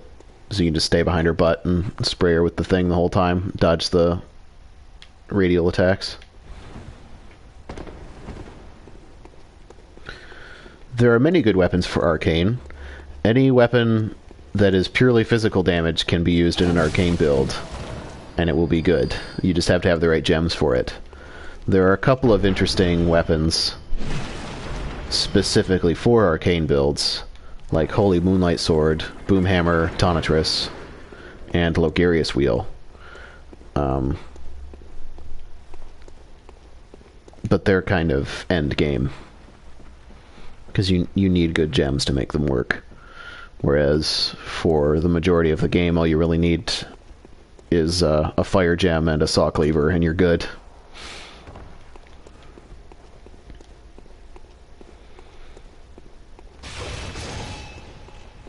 And cause parasite, yep.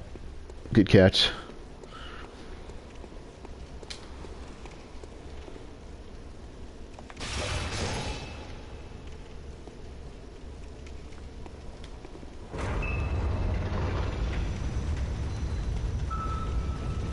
Who let the dog in this room?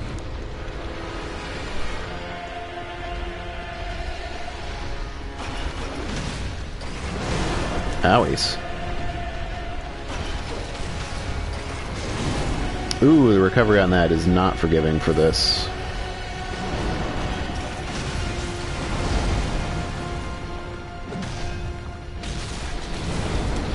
Ooh, lordy. He's gonna wreck me because I'm not playing the way that I should be playing, which is reactively instead of proactively.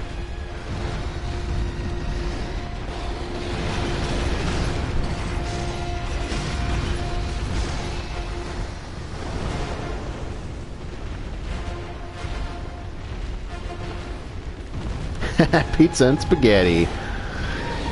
Don't forget your lasagna steps. PvP tech.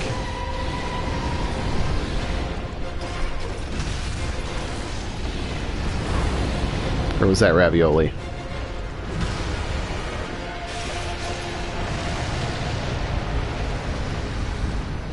I have played Dark Souls, and it's a fantastic game. I played Dark Souls first.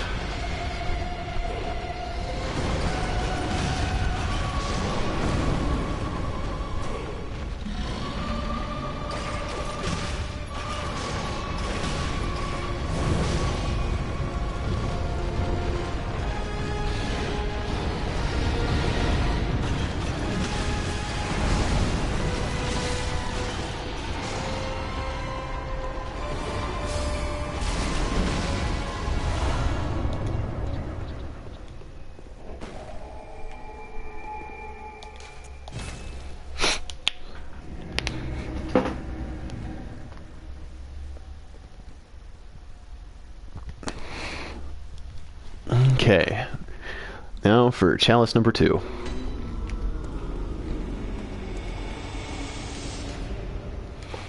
I'll leave that there in case I missed something.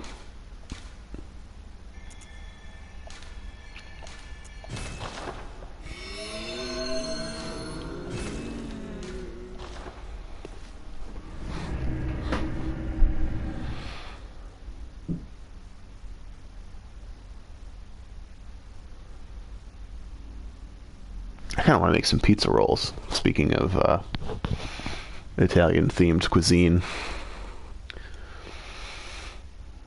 Ooh, I do have popcorn shrimp, though. And chicken strips. I'm a simple man with simple tastes.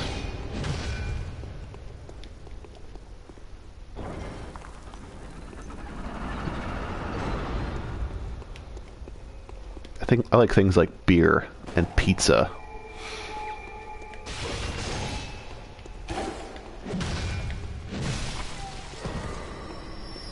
So after this one, there should be a very nice difficulty jump going to the third Chalice. These first two are going to be easy, and then the third one should be about on par with what I'm doing right now, which is +6 weapon.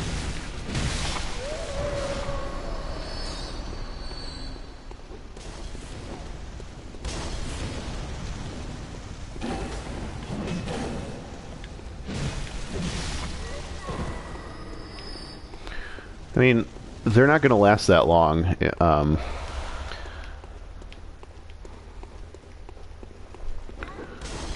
Well, if you did them already, you can give me tips, like if I miss something or if I don't need to go a certain way.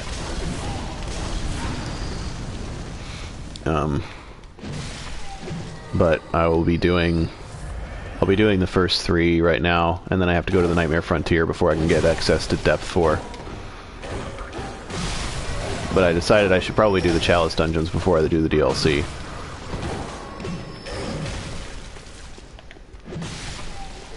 Or at least the story chalices.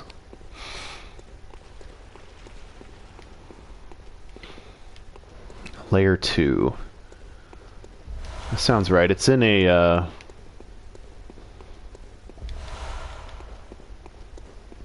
there's a haze extractor.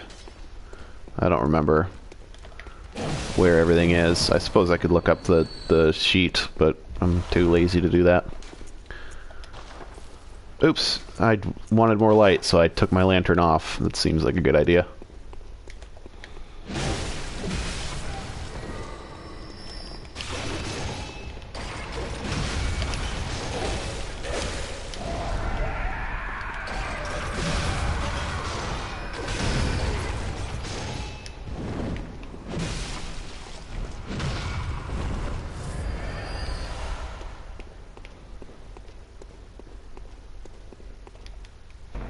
Lower. Okay. That makes sense. Because that's the first sinister. That's the first one that has a sinister chalice associated with it.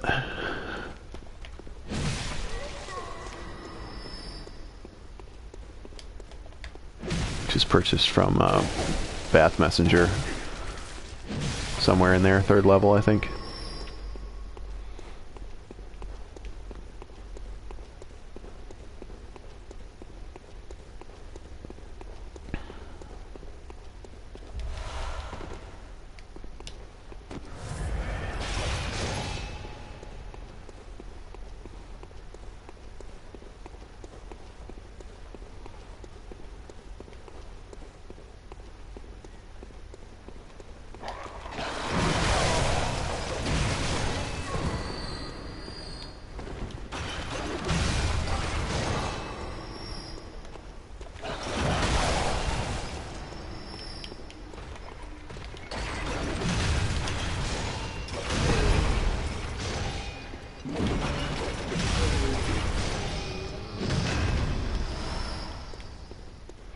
Yeah, forgot it. I've done that several times. I actually forgot Beast Claws on one of my characters.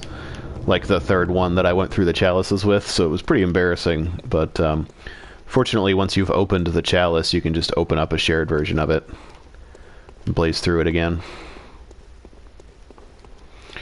So that's actually why I'm leaving these on the altar until I'm sure I have everything. Oh, man. Oh... Bought Blood Tinge instead of Arcane. It probably did. It saves, like, after every time you do something. Oh, don't bother erasing it for some Blood Tinge. It'll be fine. What am I doing now? I got the lever. Okay. I'm lost. Yeah, this way.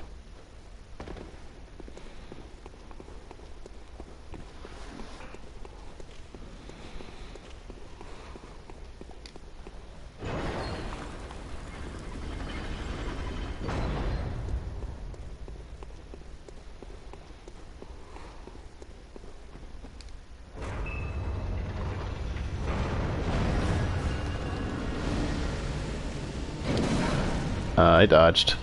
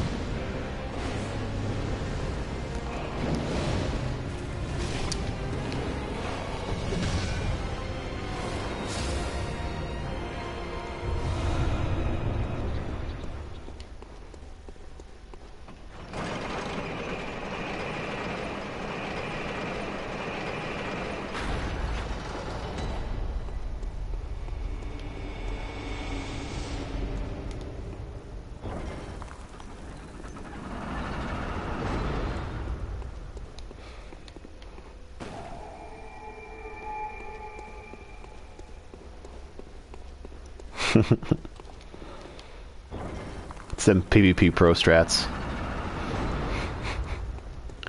Finish off that magic pixel with a flame sprayer or a Rosemarinus.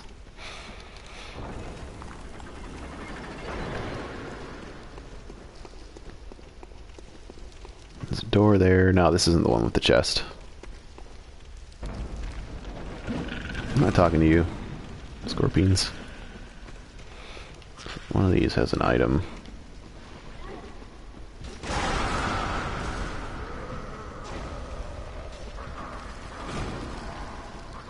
Nope, I'm wrong.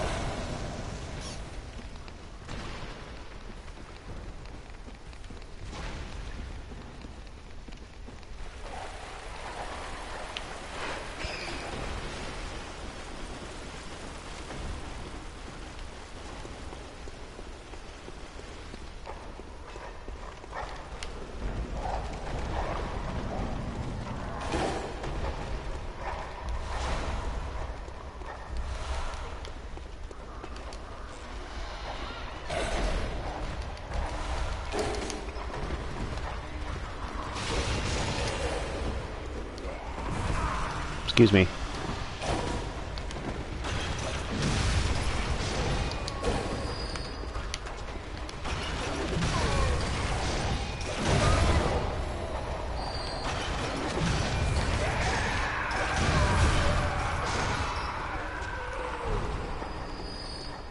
Well, I don't have any arcane yet.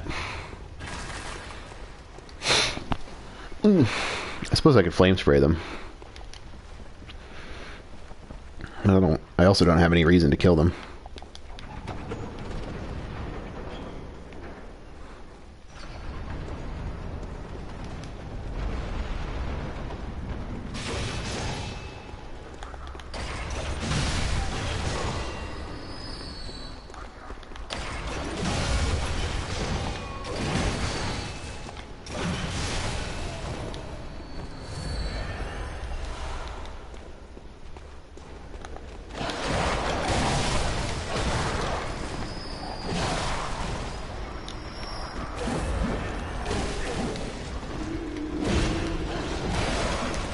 Cruel Fate. I always choose Cruel Fate. For anything with even a moderate amount of Arcane. Most builds I put 15 Arcane at least for Beast Roar and Old Hunter Bone.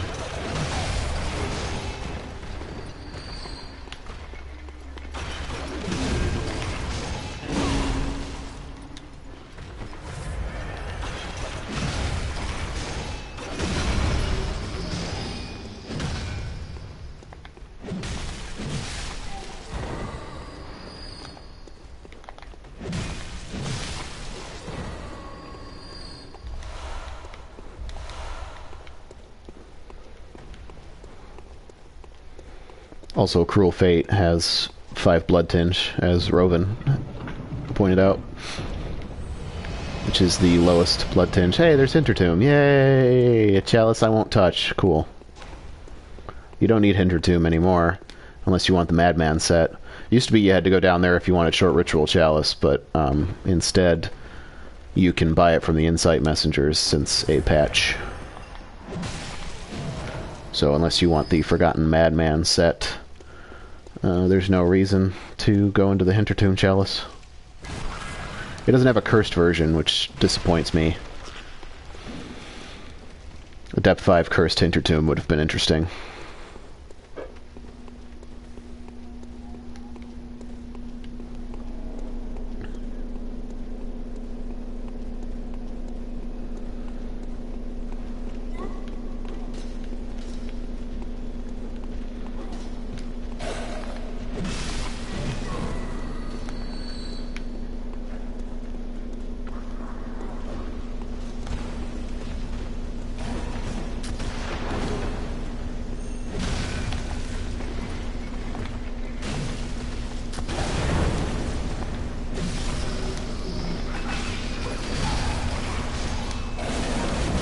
Dodge.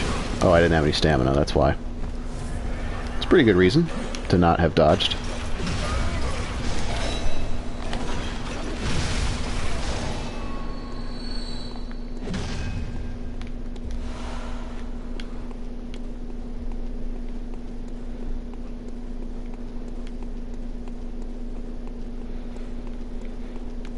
It is a little bland down here. I'll be the first to admit that. Iz and Lauren are pretty interesting with all the particle effects going on. But Thumaru is just kind of like, and you're in a dungeon. It's not really anything spectacular. Oh, fuck. Those fucking things.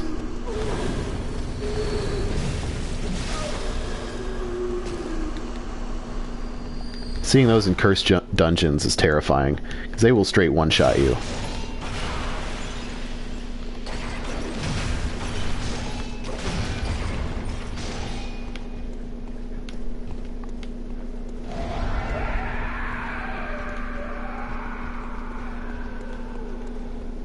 There's a lever up here somewhere.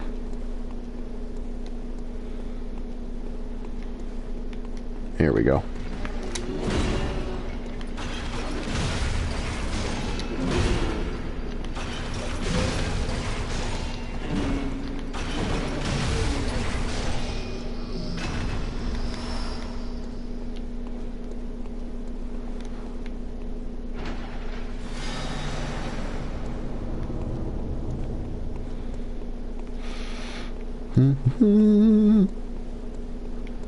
Okay. So it came out down there. That should be the shortcut, but there's a bit I didn't see. Which may have ritual materials. Go away.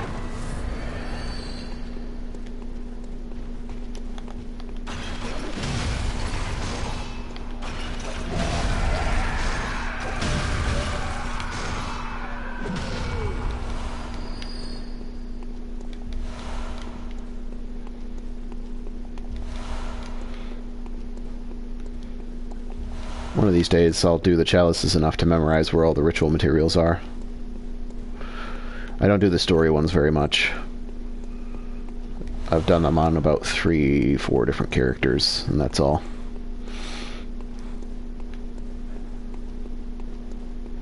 So I don't really remember where everything is, unfortunately. Otherwise, this would have gone a lot faster.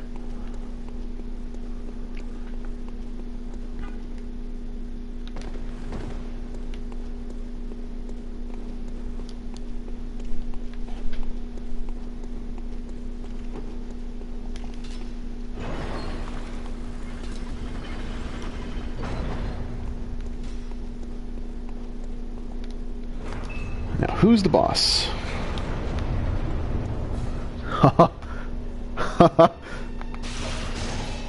Yeah.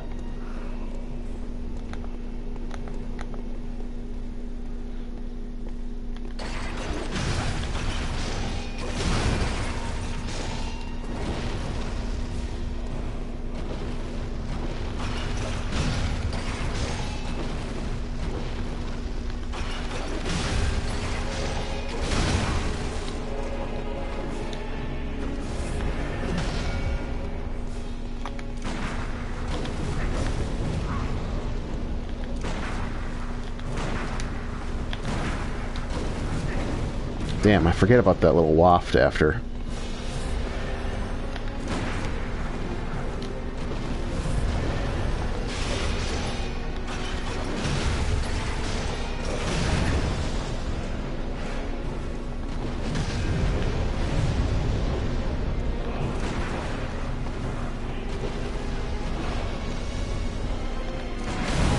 Oh, that's Horse Pucky.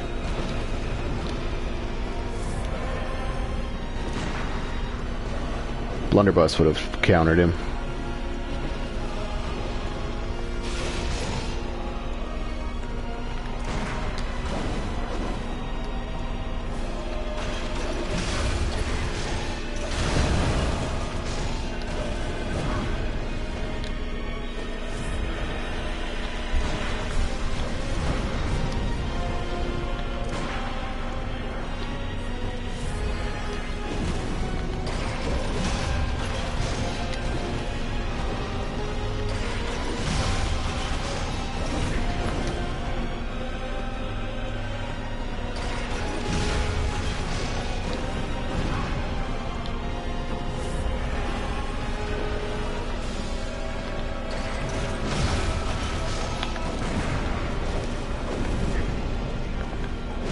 Baloney.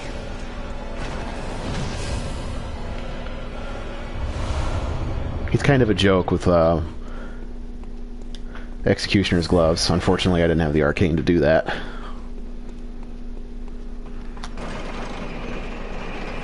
She, actually. I think, based on the animation, the walking animation. Doesn't actually have a voice, so I'm not really sure. So I'm gonna get this pre-area out of the way first, and then I'll go back to the dream real quick. That boss took a few of my vials because I wasn't playing properly.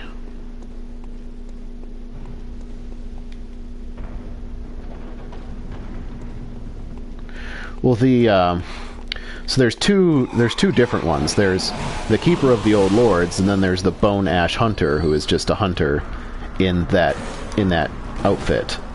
The Bone Ash Hunter is definitely female and has a death cry. The Keeper of the Old Lords doesn't have a voiceover, but has sort of feminine animations when walking, which leads me to believe it's supposed to be female.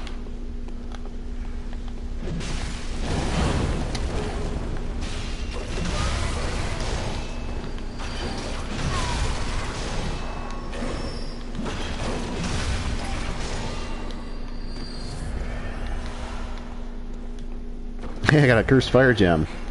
You jelly?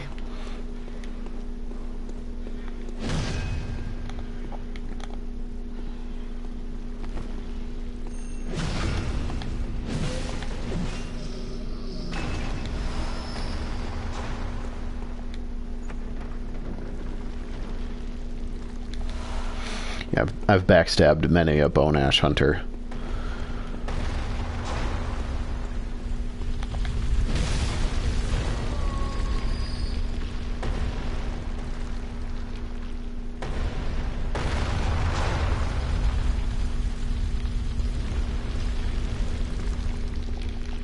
Not my favorite way to farm gems, but if you don't have gems, it's a good way to get some. The problem I have with it is that so many of them are just tempering gems. Oh, fuck you.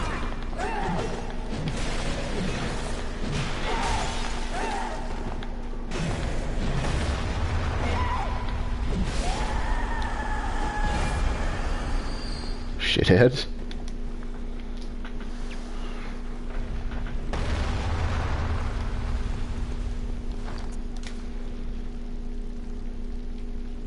Stats are thus. I have been avoiding leveling up for no real reason while I'm trying to clear out this chalice.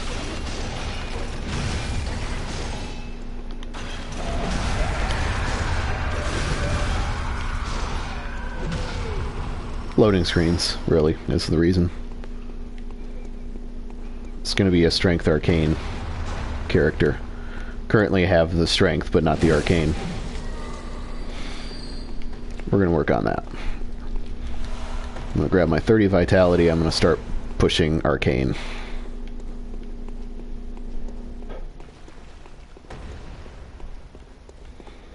Some of the bosses are just hard if you're using a certain build. I noticed this when I was trying to fight Blood-Starved Beast with Kirkhammer, as opposed to just upgrading Flame Sprayer and being done with it like I should have done.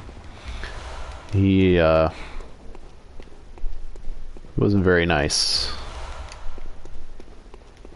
Yeah, well, that was one of the reasons why I started with a strength character. Started strength and then to branch into arcane, because I also rarely do anything other than arcane in this game, and so I kind of wanted to go out of my comfort zone a little bit and use some weapons that I love but don't use much in my arcane builds, like Beast Cutter. Beast Cutter is an old friend of mine. Beast Cutter got me through NG +6 the first time I played the DLC. I grabbed the Beast Cutter and tried it out and saw the range on the R2s, and I said, this is going to come in handy. So I upgraded that bad boy to +10 and put gems in it, and it did not disappoint. The research hall, especially, was made much easier with this weapon. Because you just stagger the enemies from 10 feet away. It's fucking... it's good. It's good stuff. Oops. I don't know.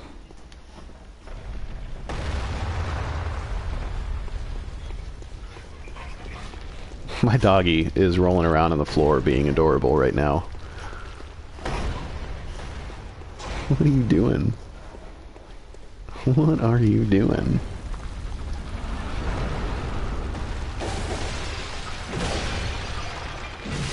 I didn't farm blunt gems for it, but I had... It was my high-level character, so I had loads of 27.2s on it. So I just took them out of, like, Kirkhammer or something. I would love to do that with this character. I think this thing with a heavy gem and two 30-something blunt gems would be ridiculously strong. Better in a quality build, but like, it'll be like 20 or 30 fewer AR, which amounts to like 10 less damage. Hey JV, thank you for stopping by. Good luck with your homework. Study hard. Knowledge is power.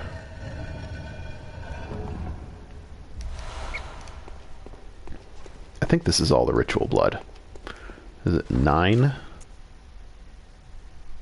Oh damn, I've got 13, that's plenty. Yeah, so... Also, when I played the DLC, they hadn't done the patch which buffed some of the scaling gems, the abyssal scaling gems. So that really fixed some of the weapons in the game. I'm a little disappointed that they didn't buff the with the sharp gems, the skill scaling gems. Only the heavy and cold gems got a buff. So, but that makes a weapon like Beast Cutter or Beast Claws, which normally have pretty low AR, pretty strong. Because you can just, you know, one of those strength scaling gems with some 27.2s or a couple of blunt gems or whatever, the AR gets pretty fucking high. And so they actually can compete with stuff like Saw Cleaver and Saw Spear. I'll probably use Beast Claw on this character because of the aforementioned heavy gems.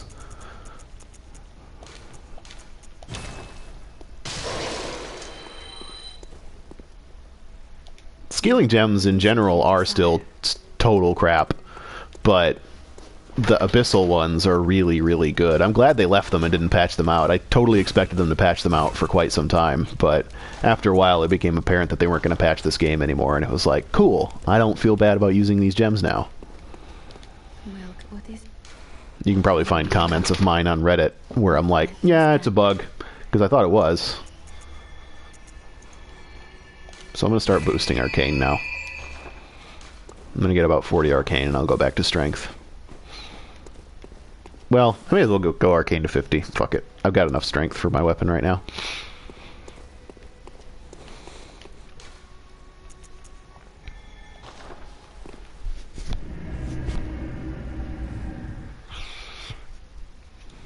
Yeah, skill is really strong, and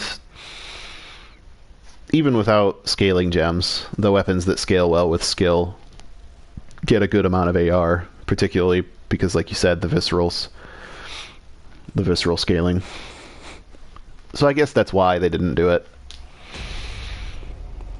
Scaling gems don't affect visceral damage either, so you actually lose out on visceral damage on a strength build by having a heavy gem as opposed to a 27.2, but not that much.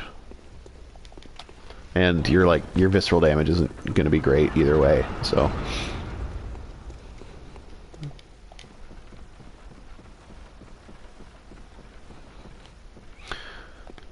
All of the weapons are good with the abyssal gems.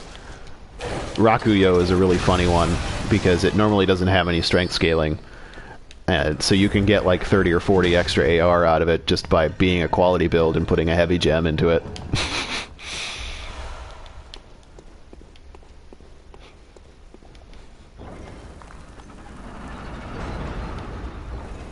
For physical weapons, one heavy scaling gem, if you have 50 strength, is the ideal setup. And then two percentage gems to boost it, depending on the weapon type. Like, some of them you can use blunt gems.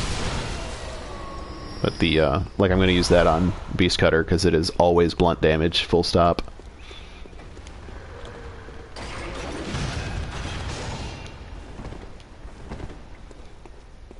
For arcane weapons, you want 2 abyssal scaling gems and 1 percentage boost. With the exception of Ludwig's Holy Blade and Cause Parasite, because they already have very high scaling. It's just a matter of math, where the scaling gems are additive. They add a certain amount to the scaling of the weapon, whereas percentage gems are multiplicative of each other.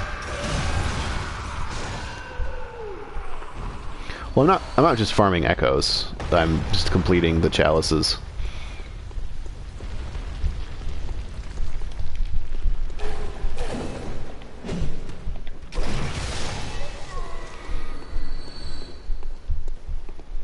If I'm going to farm anything, it's going to be Ailing Lauren Layer 2.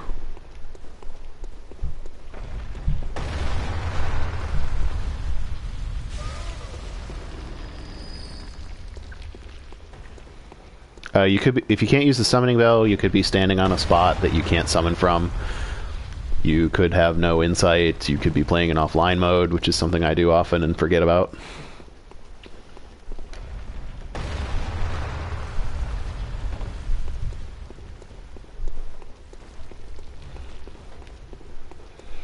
I'm not like actively farming echoes, so Lecture Hall is an excellent place to farm echoes, but that's not what I'm doing right now.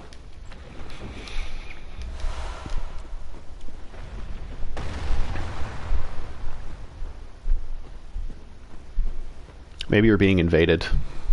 No, that wouldn't make you not able to summon. That's weird. I don't know. I don't have an answer for you. I'm sorry.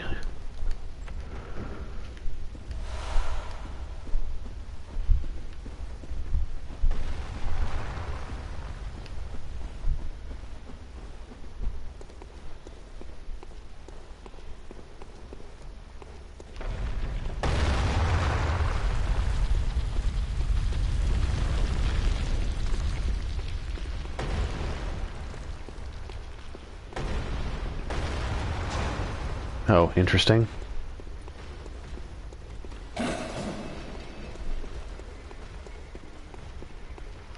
Oh, yes. The gates. Well done. You have to open all 3 of the gates, which will make Eileen pop up, FYI. So you should talk to her before defeating Amelia.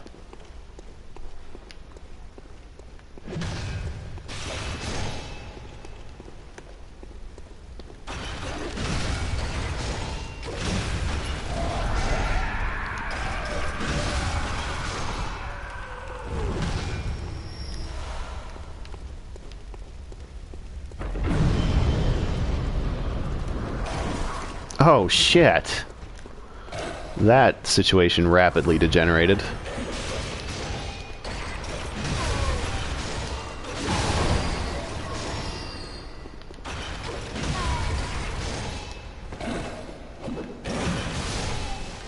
Does killing Witch of Hemwick stop Eileen from showing up? Are you certain of this? I haven't done that, so I don't know.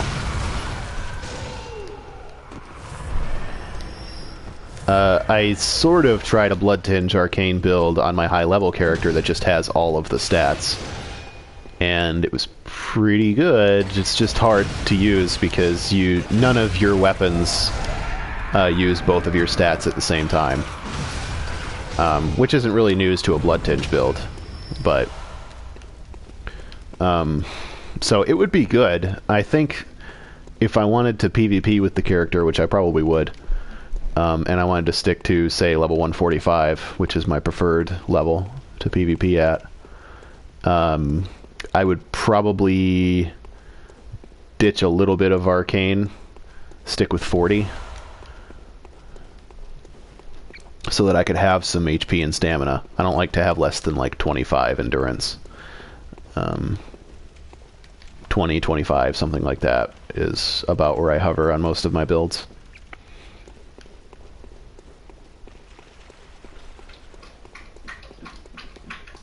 Oh, Doggy's gonna play the water bowl for us. He's a skilled musician.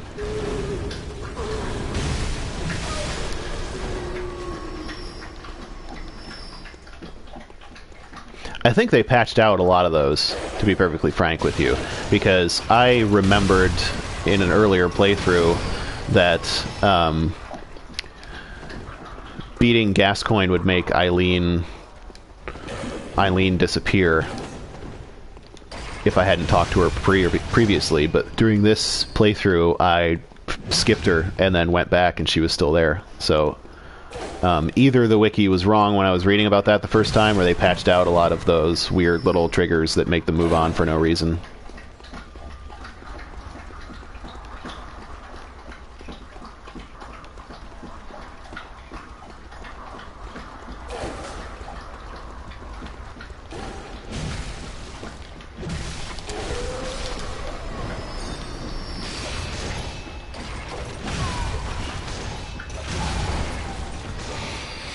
I don't think Hintertombs are really worth going into now that you can buy the short ritual chalice from the Insight Messengers, unless you want that the set, the Madman set.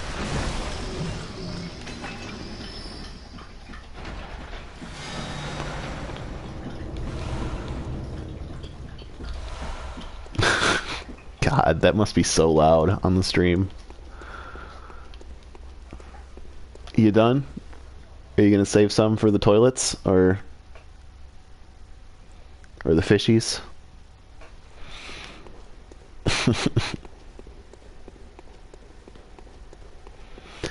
I like the Madman set with Cause Parasite, but I normally use White Church. I find it to be thematic for like the kind of person that would have the Milkweed rune. I don't know. It's two different ways to do the same thing. Both of them are cool. I hope I didn't miss anything, but I'm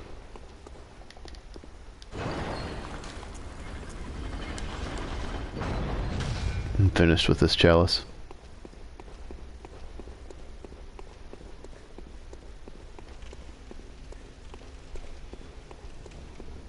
I feel like Ludwig would be wearing the Executioner set.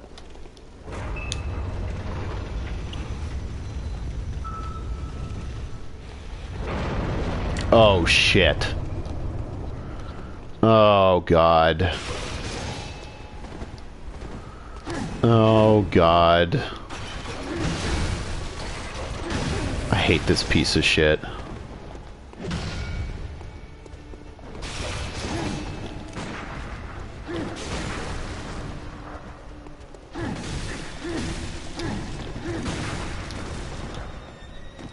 That was lucky.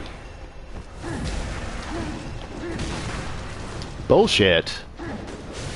Evelyn would have parried that.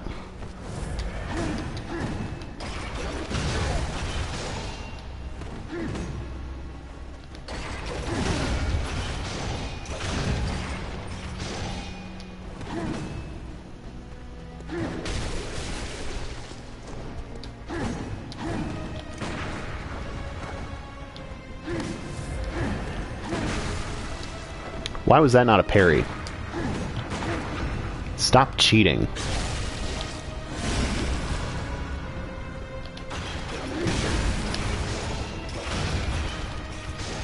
Great. This is the, quote, fun part. Oh, you can't parry jump attacks?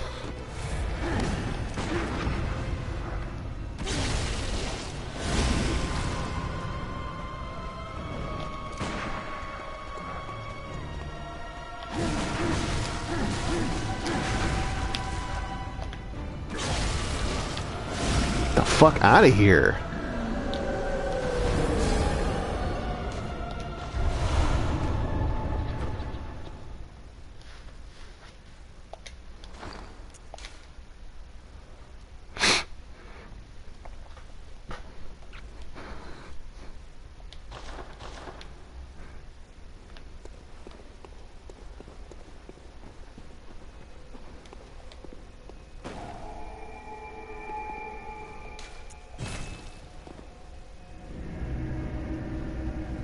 Yeah, I'm boosting Arcane now. Try to get some going.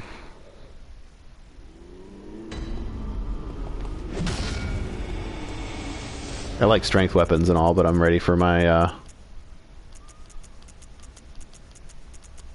projectiles.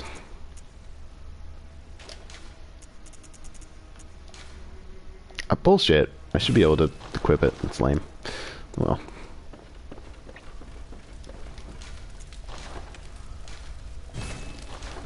Ooh, let's see if we got some nice new gems. 13 and a half. Pretty good.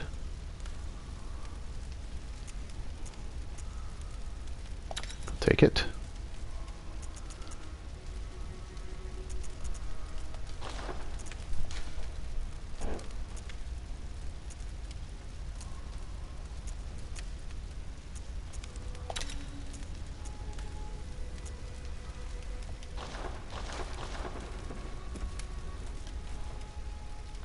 Skill Blood Tinge is awesome. My first build was quality. My second character started out as Skill Blood Tinge. It's pretty good. Lower Thumaru. Okay. This is where the difficulty should start ramping up. This is probably actually on par with +6 weapons.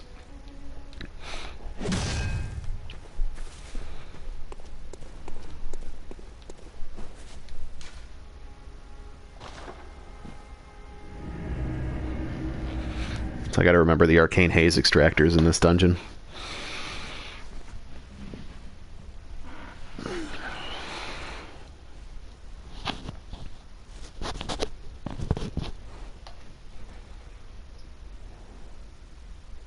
Hi, doggy. What's up?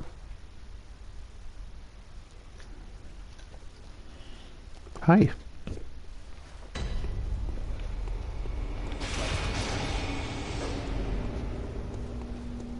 Oops, I intended to level up, but I didn't. Undead Giant. Which Undead Giant? If it's the cannon one, it's not too bad. If it's the ball and chain one, I'm not going to have a fun time.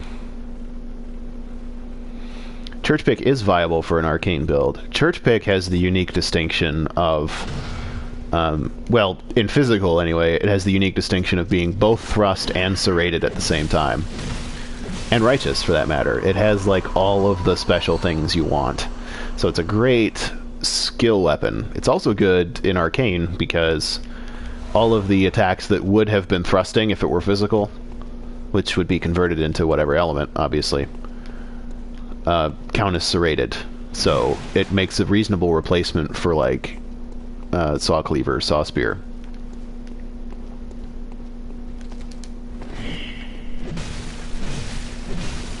Nice.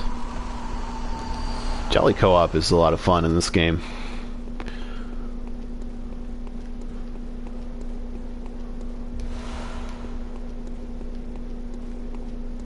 Oh, doing simultaneous viscerals is the pinnacle of Jolly co-op.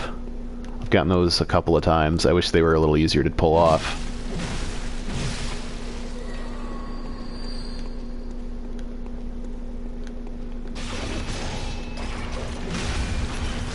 Yeah, see.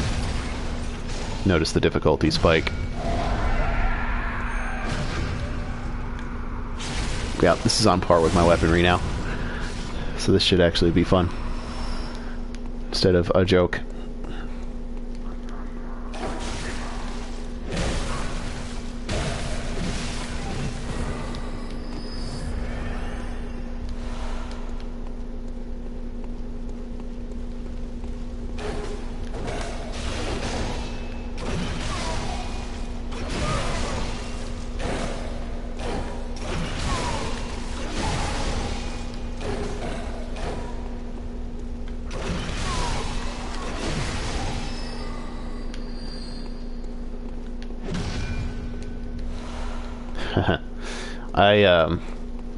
I think I was like level 50 something when I went to Hunter's Nightmare.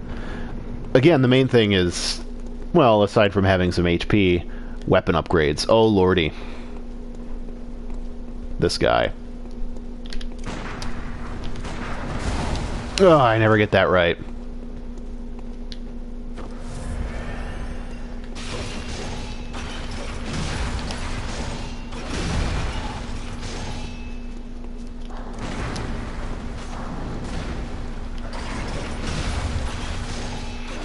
See, I want a sword like his. Like, if Ludwig's was like that, I'd be down. It's just too short, she said. Like, the delay on that. So silly. I can parry their running attack sometimes.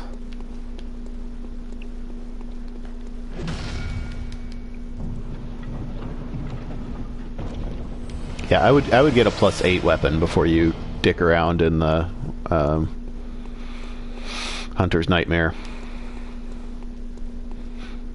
At least.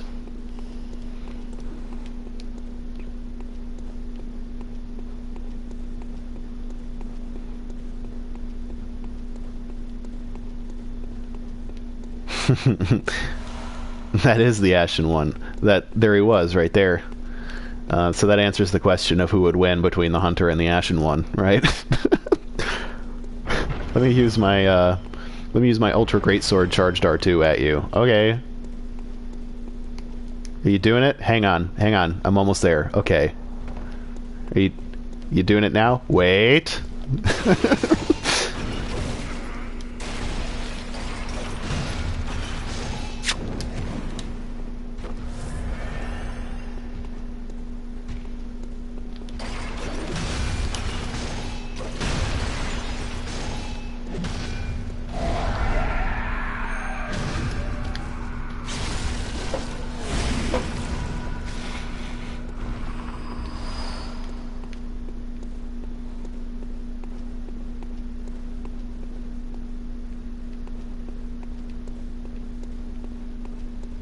No, I'm just on a little I'm on a little break from Warframe because Bloodborne currently has my attention. I do video games in waves. I like dive straight into a game. Oh, by the way, Hidden Walls.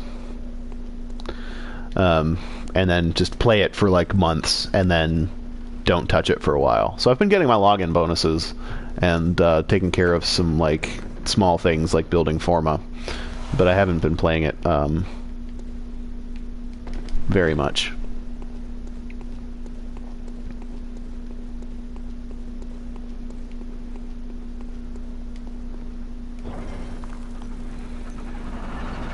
But I still love it, and I've dropped a few dollars on it, so I'm going to keep playing it. The extractor should be layer 2, right?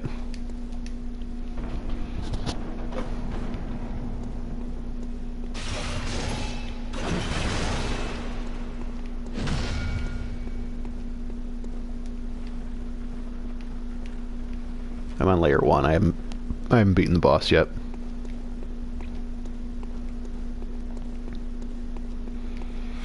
Another thing to watch out for is the sinister Chalice, which I don't need, but I kind of want it. That should be on layer 3.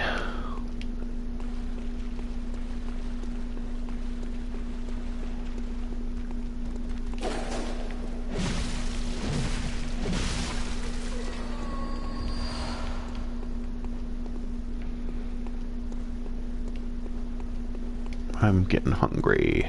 Oh god, spiders, no. No, spiders, why? No.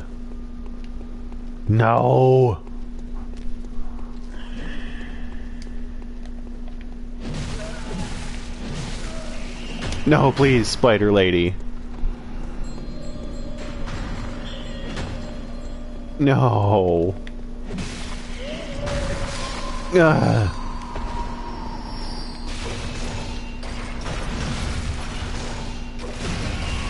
Yeah, Henrik does way too much damage with his gun.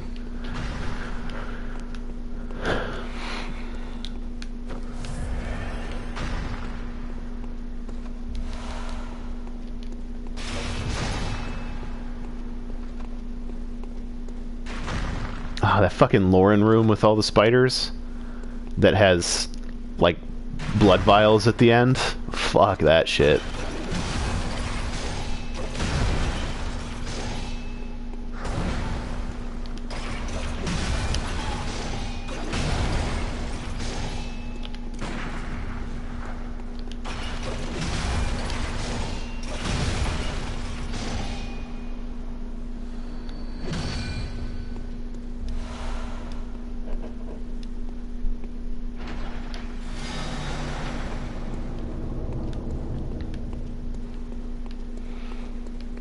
Whoever designed that room, I can only imagine them cackling maniacally as they were like, and what should we put as the loot at the end of this room? Blood vials. You'll use plenty of those to fight all the spiders, right? That seems like a great reward. What a fucking dick.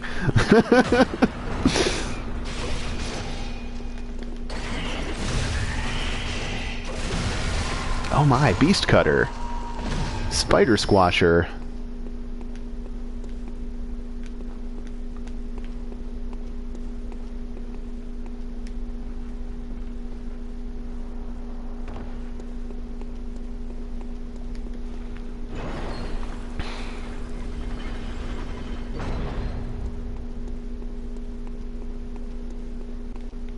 Huh? This is just a long hallway with no treasure room?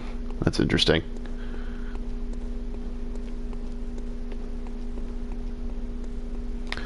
Oh god, undead giant. I'm gonna go spend my echoes first.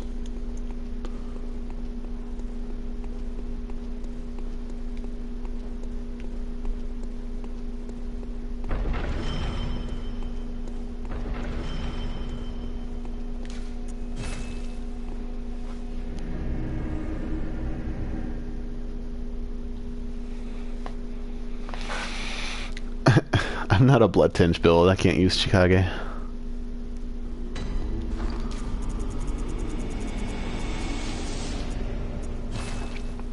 Weirdest thing I saw in the dungeons. There's some pretty fun stuff with like buttons, like trap buttons, just hovering in midair for no reason. Damn, one arcane away from thing. Oh, somebody told me Undead Giant was layer 1. I'm happy. Watchers is much better.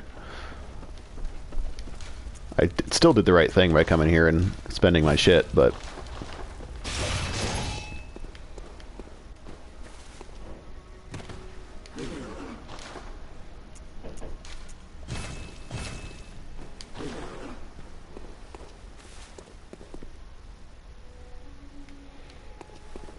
I don't know about rapid poison in PvP. Maybe if you got it as a secondary effect on gems that increase physical damage, some tempering gems with rapid poison as a secondary effect. The issue is gems that don't boost damage are kind of a waste.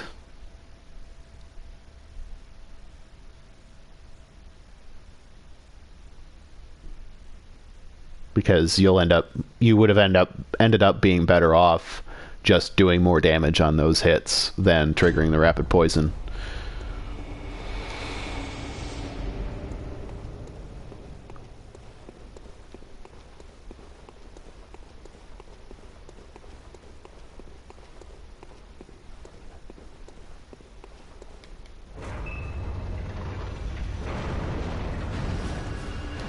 Oh, it's the dinky room, though.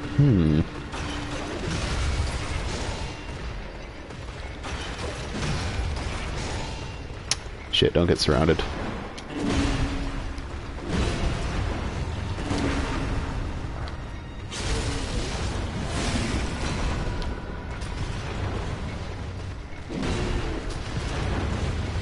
Don't come after. I'm trying to talk to your friend. This is why I don't like this room.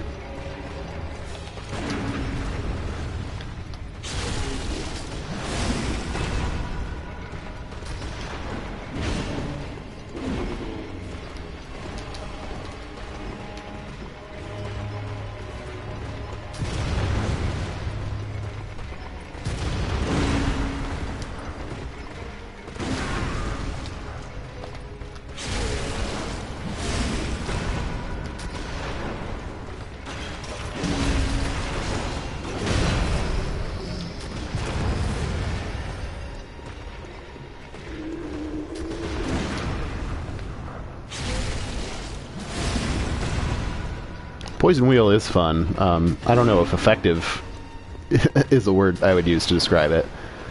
I used it on my Blood Tinge character, ironically.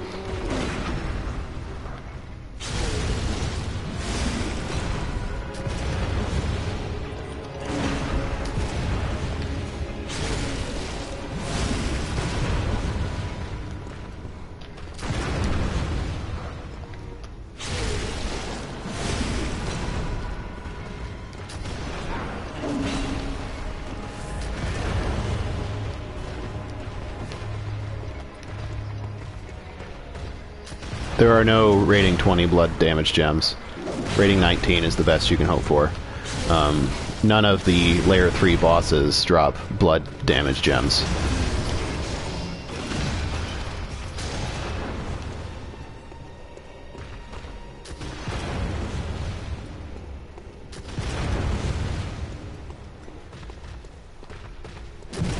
That's right. that was the 2 gem club, right? Oh, that was fun.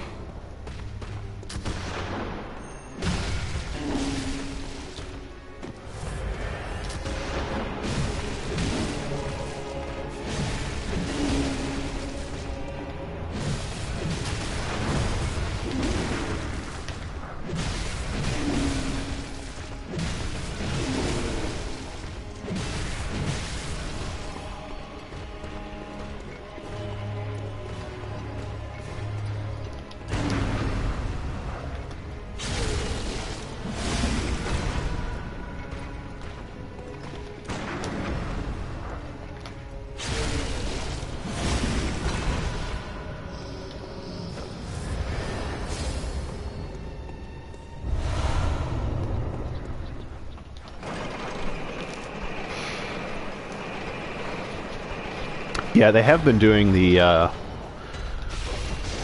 Blood Drunk Hunter Club instead, where you can use whatever gems you want. It's pretty fun, honestly. The 2 gems, though, that was interesting because I think it struck a slightly nicer balance. The damage is lower by like 30, like a third. So it was pretty fun. I've been thinking about doing something similar. I don't have a glyph for it. I want to make a closed one so we won't get randomly invaded. But I want to do a cursed dungeon fight club, ostensibly with 1 gem allowed and healing. Like, the whole point of it being cursed is so that you could heal, because invaders and hosts would be on the same ground, HP wise.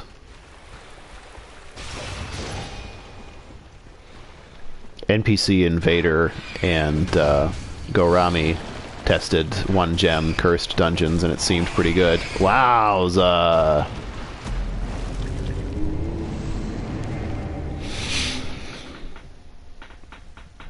My butt.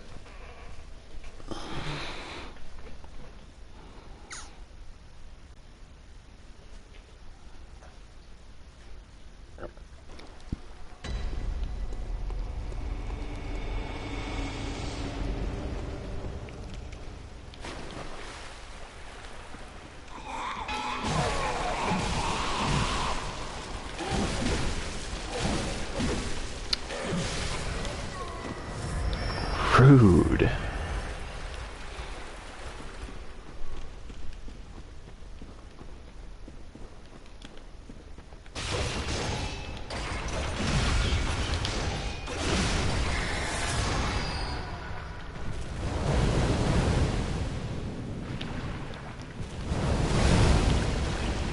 Sweet revenge.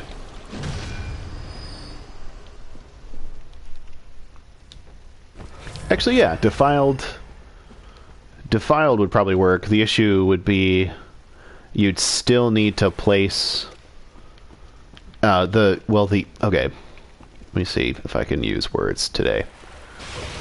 So you can't invade in the fixed story dungeons. There are no Bell Maidens. This is a problem I ran into when conceptualizing this the first time before Dark Souls 3 came out. So it would need to be a root dungeon either way, and in order to do that, you would have had to have made a fetid, rotted, cursed dungeon the first time, which would mean that anybody involved in the club would have at least a good gem, right? But you wouldn't really be able to shortcut, so at that point it may as well be a Dep 5 route. So I want to use like ease, or I want to have 1 of each place and just like swap them out from week to week.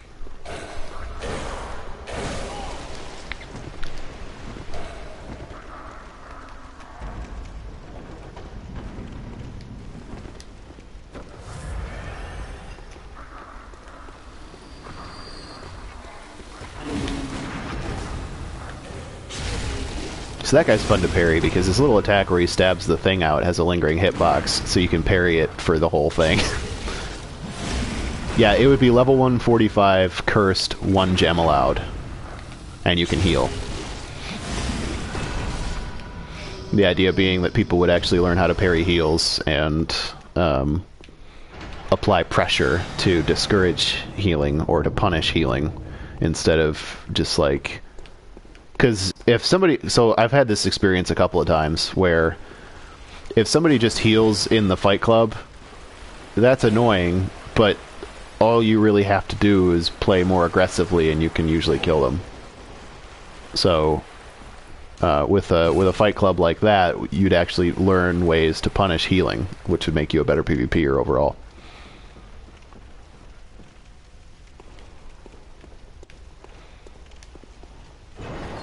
The parry frame lasts that long because the whole time he's holding it out, it's a hitbox. So if you run up to him, you'll get hit while he's holding it out like that. You parry during the active attack frames of an attack, So that's why.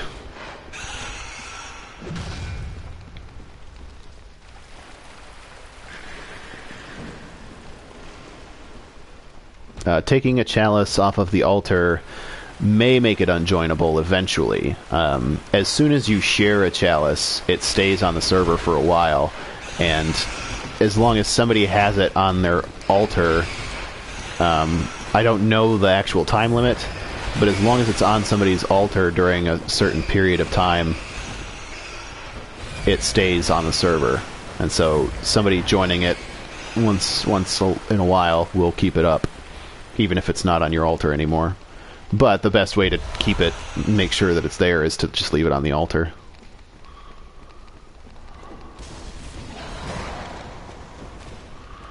Yeah, that would be an issue. There's not really a workaround for that, unfortunately. Maybe if there was like... Well, you could die to an enemy.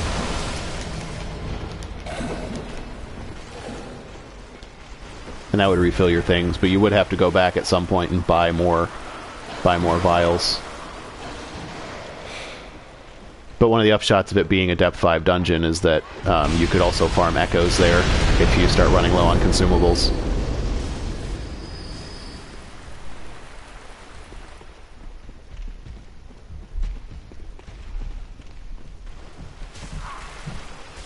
So if there's like an... Wowza! No. No, please. If there's like an elevator shaft to jump down, or a tough enemy to fight in the dungeon, then you could reset your consumables that way.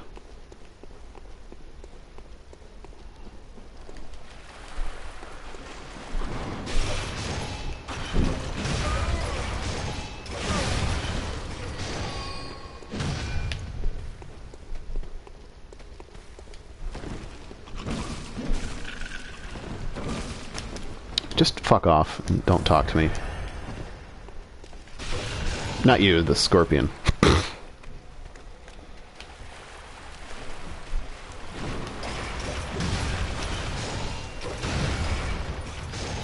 gotta be careful not to smash this chest. That's what she said?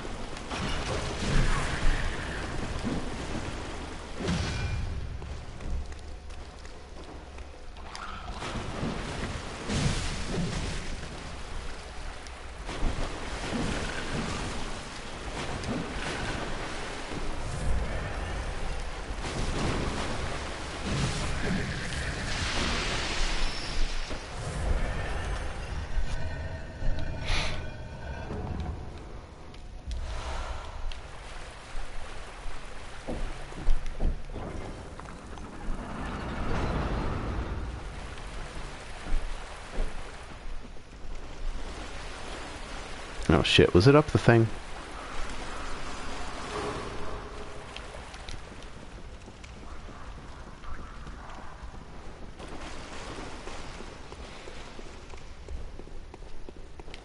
I'm not enthusiastic about an undead giant with 8 blood vials. I did get the extractor. Thank you for reminding me. I already got it. And I should have my bloods. What is it, 9, I think? Who knows?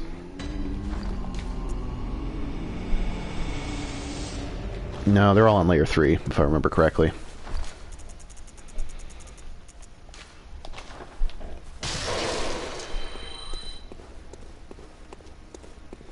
Welcome, what is very well met. There we go. Farewell, good.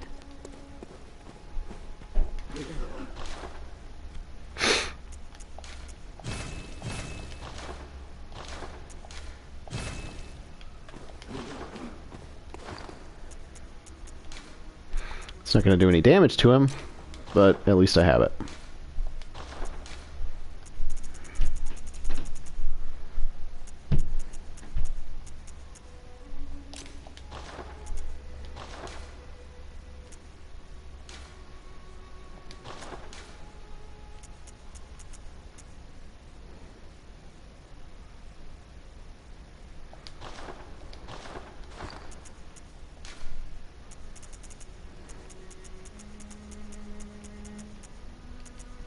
Hmm.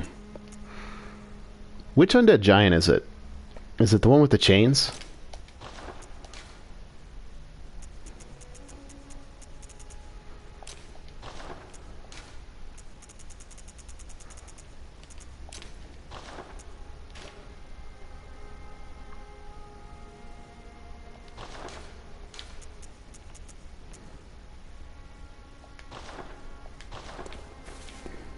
Shit. This should work? Question mark.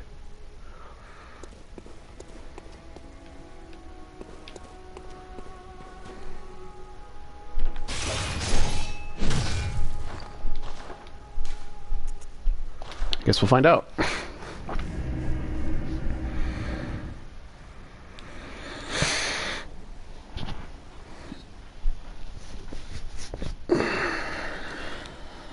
I have the amygdala arm. I'm not using it right now. It's going to be one of the weapons that I use. I'm going to be using all of the strength and or arcane weapons on this character. So, amygdala arm, whirligig saw, kirkhammer, beast cutter. Not saw cleaver or hunter axe, merely because I use them on my 99 arcane character and they're starting weapons, so I don't want redundancy. Beast claws, probably on this character. And then boomhammer, tonitrus, Ludwig's holy blade, Logarius wheel. Not cause parasite, because I have that on my 99 arcane character. So he's basically going to have all of the weapons that Arcane Bro can't use. Oh, that is very depressing.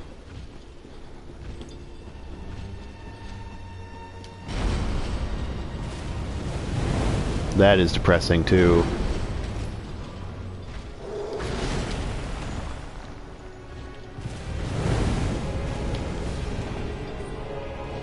Hmm.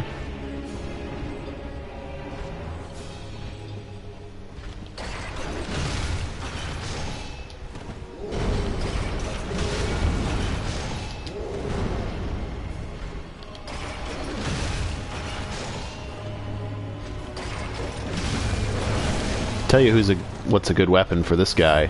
Simon's Bowblade.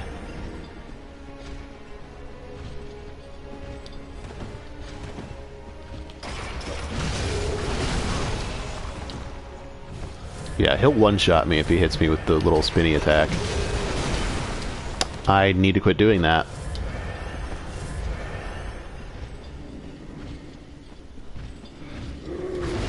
I need to bait and then retaliate.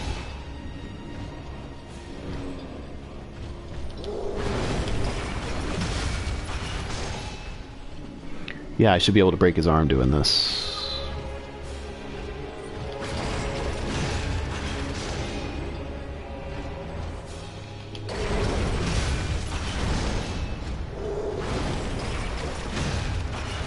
Damn, didn't reach.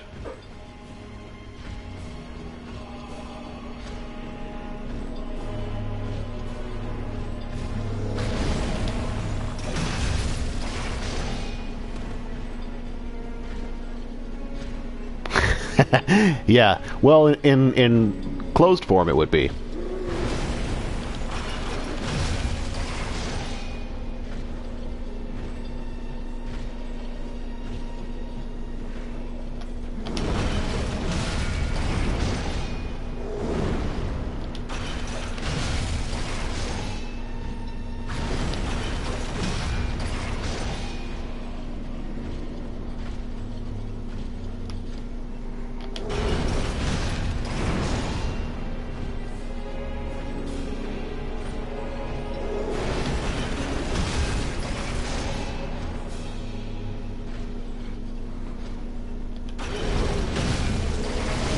Ooh, that was a mix-up.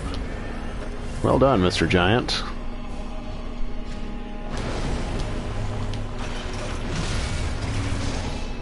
He could have fucking killed me there.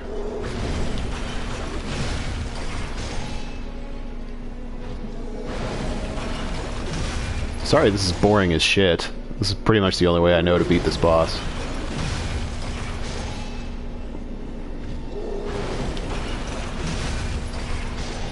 He has that boil on his right side, but I'm afraid to get that close.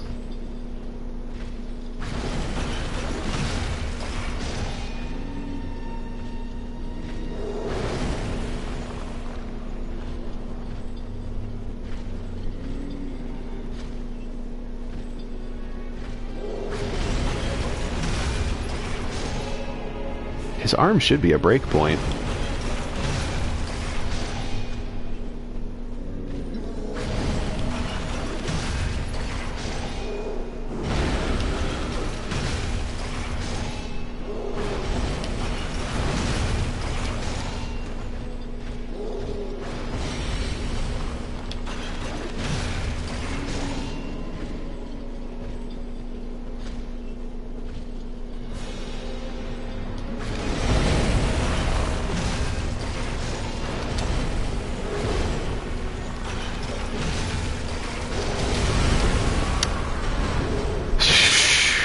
That was dumb.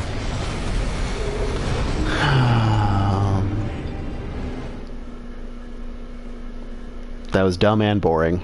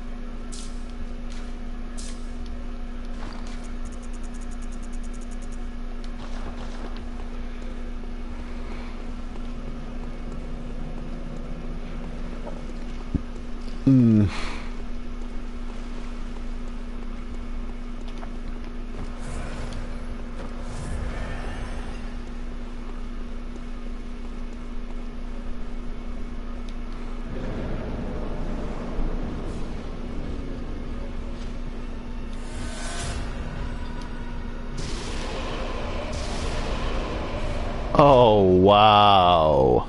20 arcane, everybody.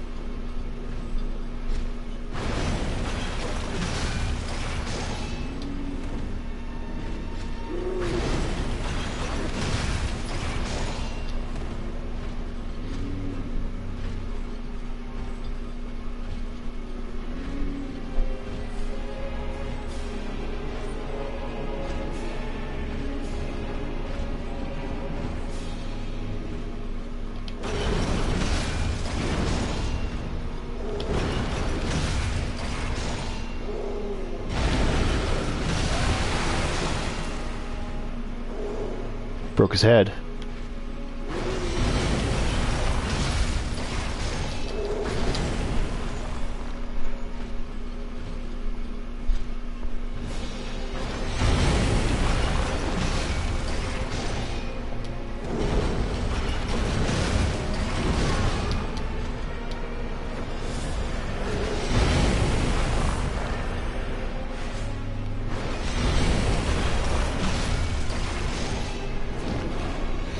Well, okay, so the thing about Guidance 3 is if the DLC weapons are any indication, they don't have a way to add things to the Chalice dungeons now that the DLC is out. Does that make sense?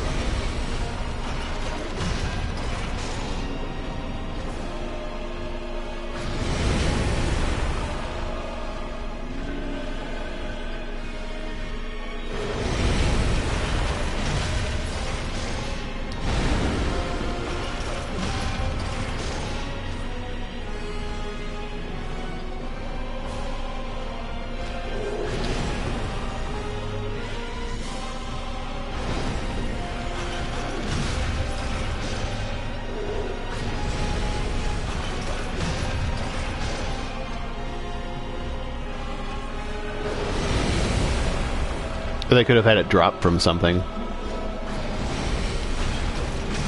Or they could have had the one that you get from Ludwig be rank 3.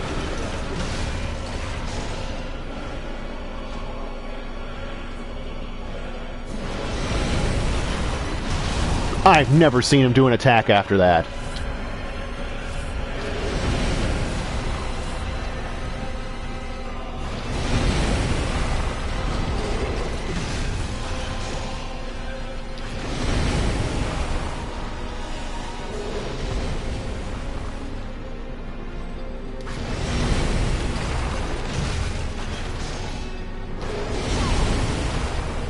Well, I didn't get hit by both, at least. That's why he one-shots you, by the way. It's actually 2 hits. Like that.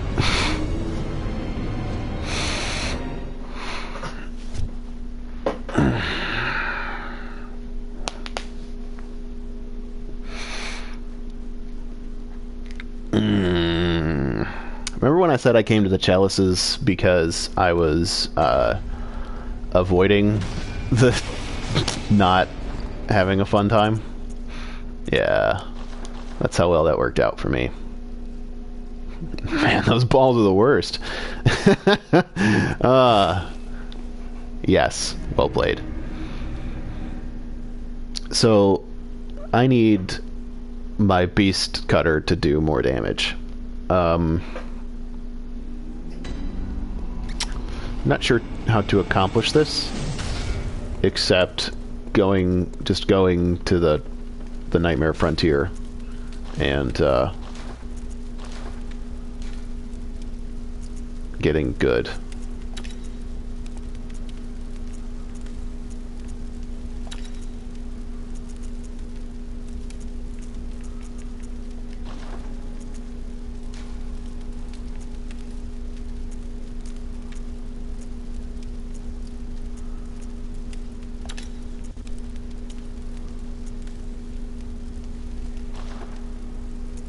I already went through Cainhurst to get chunks. I have 12 chunks.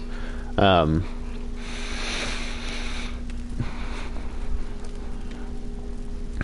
I don't have echoes to upgrade it. Also, there are 12, 13, 14, 15, 16. I would get enough chunks from the Nightmare Frontier to get it to +9, which would be very nice.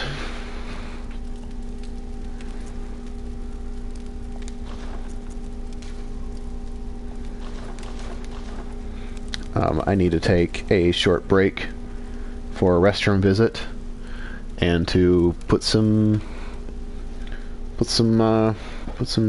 food in the oven. I'll be back very shortly.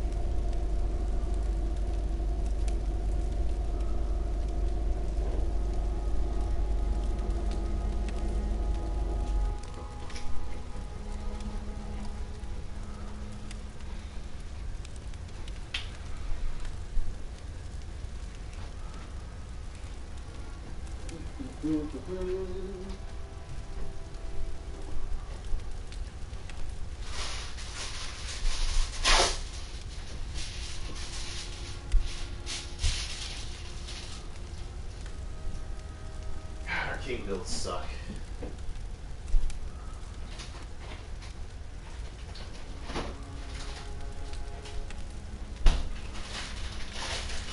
They're the worst.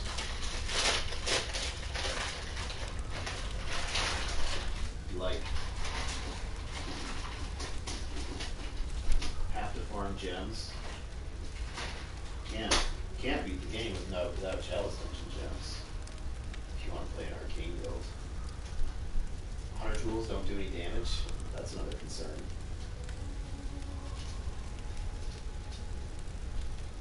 I mean, I have 20 whole arcane, and look how little damage they did against that undead giant who's resistant to arcane. Why even bother? It's like the worst build I've ever seen. You like greatsword like that? Yeah, like that's a good weapon. Ooh.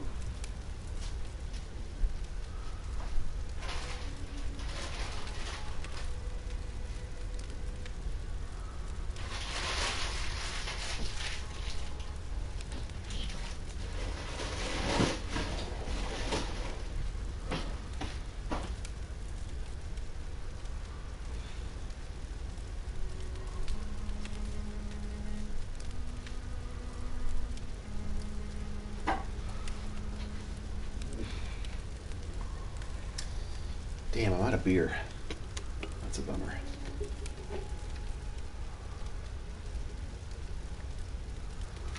Gurman, do you have beer?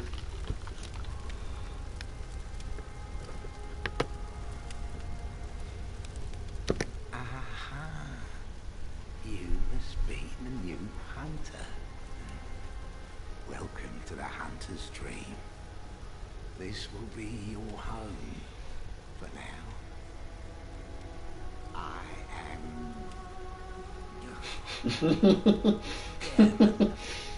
He only has fair maidens. You're sure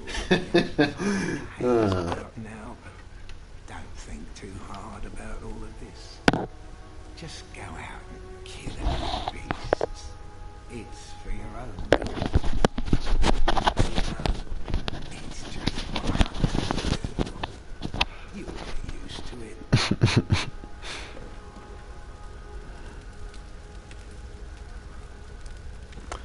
So, which book was the How to Pick Up Fair Maidens? It was one of these damn books says that on it.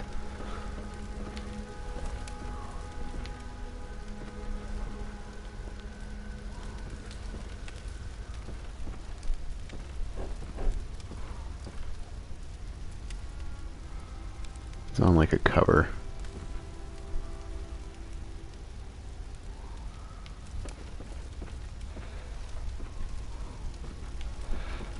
I don't know. Is it one of these? No.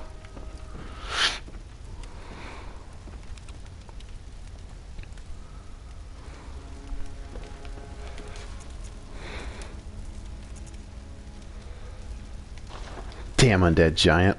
Fucking, what a dick. Still waiting on my toaster oven to preheat.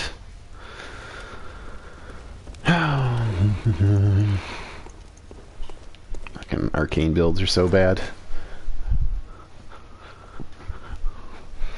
20 whole arcane. Couldn't even put a dent in the thing. Clearly not worth.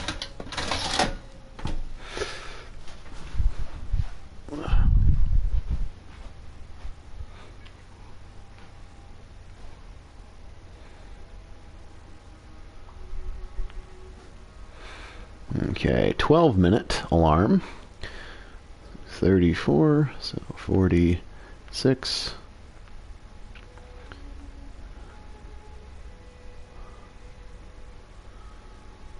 .46 p.m.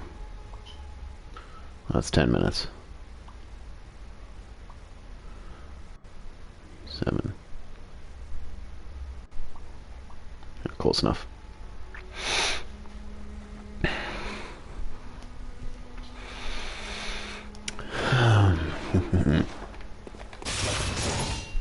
I should have done what I knew to do. Just started with Arcane first. Whatever. We'll do it live. Oh, it'll end up amazing. Like, this build is good. I'm just not used to playing with a physical build. I'm used to playing with arcane builds. And so, being out of my comfort zone, I get to die a lot.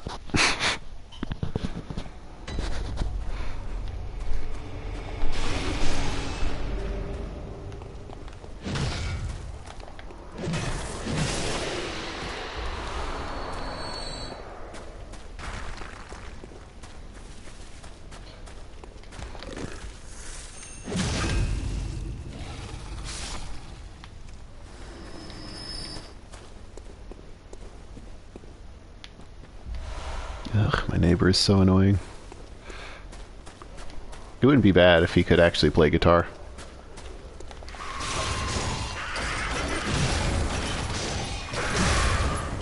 Fuck you!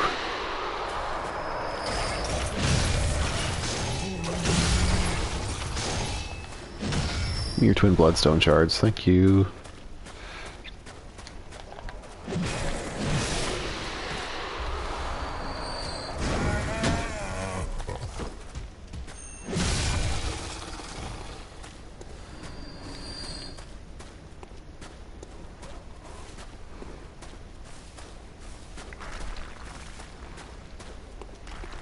Okay, I was like, there's no rock throwing giant around here. Why am I hearing rocks? I can hear rocks, lol.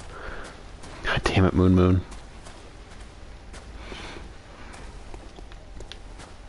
Come on, buddy. Come on, buddy. Hi.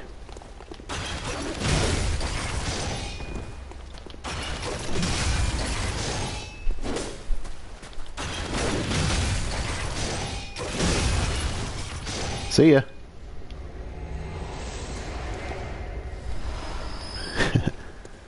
Messanger's Gift, the bestest PvP tool in the game, if you use Bone Marrow Ash Cannon. My whip hits harder than your whip. Now watch me nay-nay.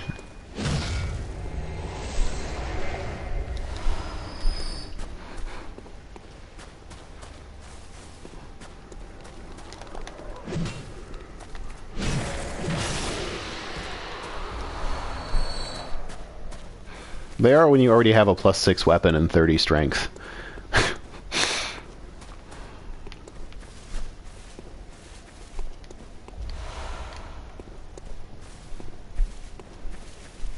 remember getting dunked by these guys in my first playthrough. I didn't understand how to kite them properly.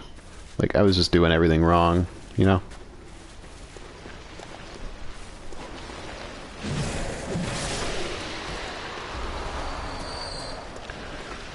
Okay. Was that the flower bud that I got? No? Oh, I told somebody that's where the flower bud was earlier, and I was wrong. What was the thing up there? I didn't look at it when I picked it up.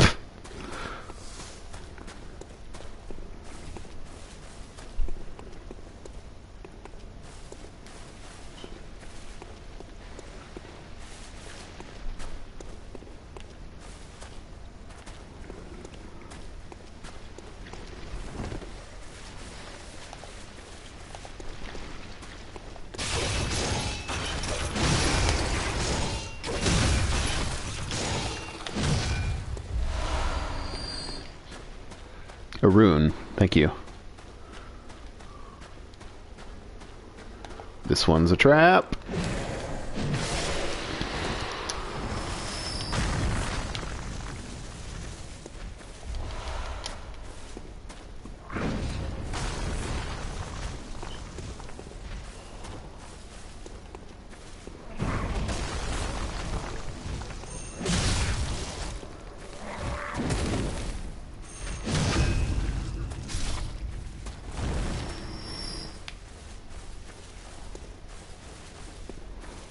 Yep, this is the flower bud.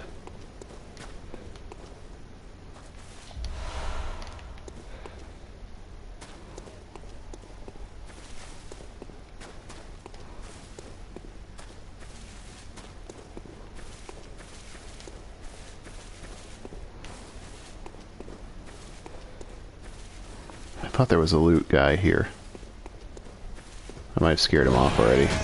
It's just a bloodstone shard, it doesn't matter. Hey, Devilish Cake.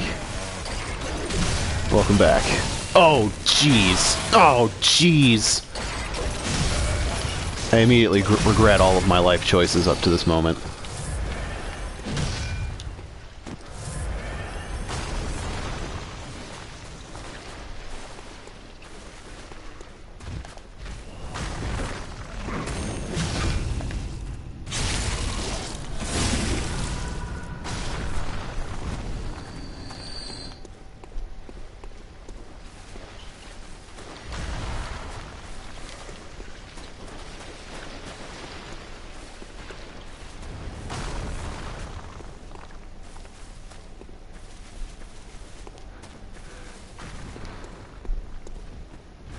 The maiden is still alive, but I'm not playing online, so it's pointless. Like, she hasn't shown up.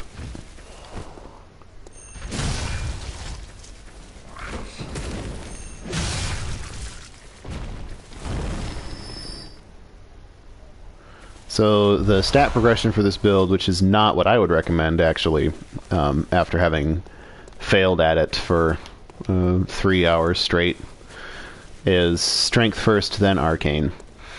But I think that's probably because I'm just used to beating the game as an arcane build. But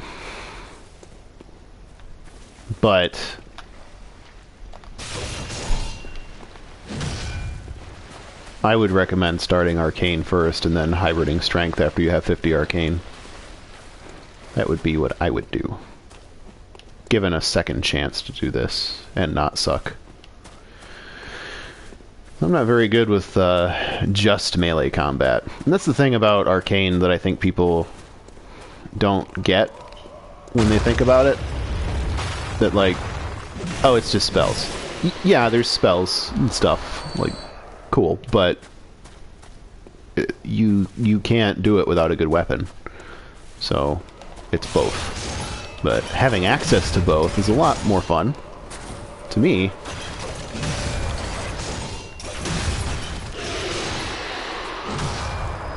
Yep, I would start with Molotovs against Gascoigne, because it's really good. Parry like the first third of his health, and then when he goes into the second phase, use the music box, throw Molotovs at him, use the music box, throw Molotovs at him.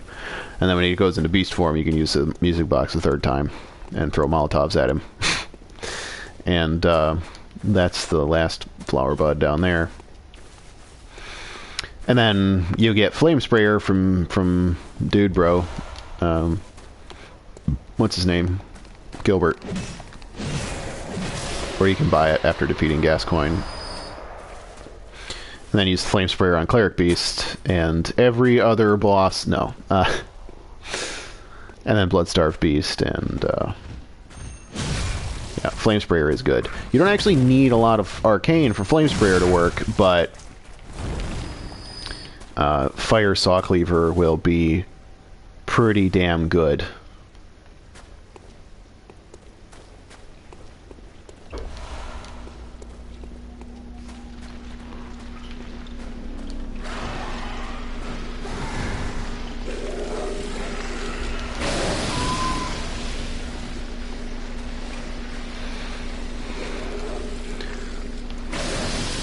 Yeah, Gilbert's a bummer. Cause like, he's like, no, I'll be fine, I'm just sick. And then he turns into a beast. It's very sad. So, Messenger's Gift is down that way. I'm not going that way yet.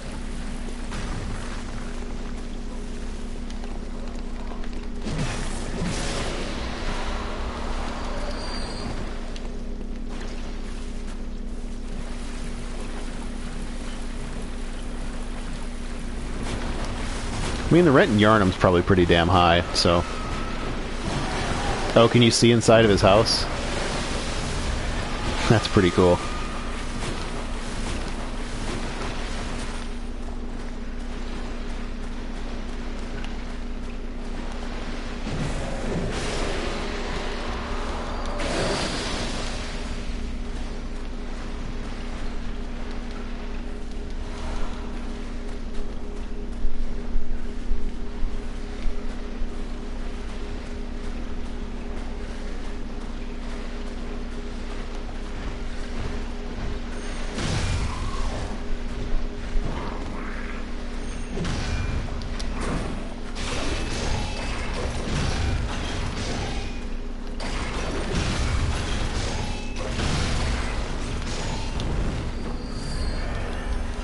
These guys have weird faces. I don't like them.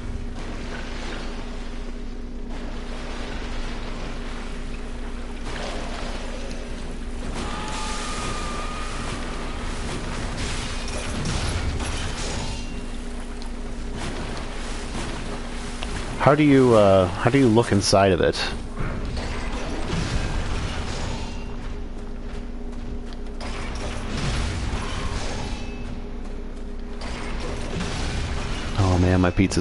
my pizza rolls smell divine.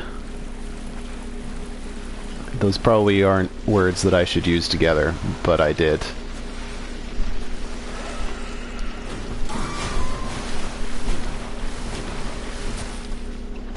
Oh, and they're done. Fuck yeah.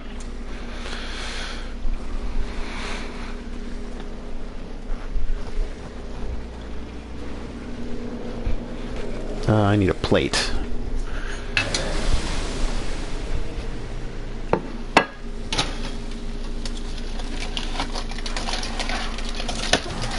Get out.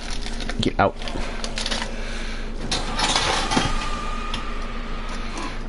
Oh god. I was about to make a comment about how it's much safer to AFK in offline mode.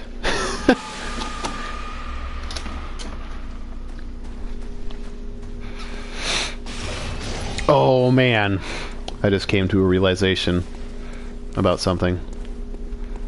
A, I should have had my damn frenzy rune on. B,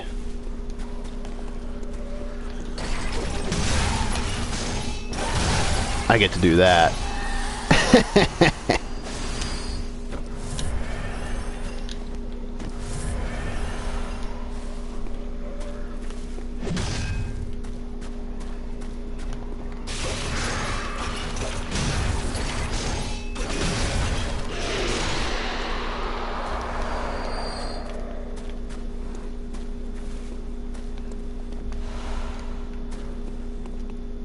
See you around, Devilish Cake. Thanks for hanging out.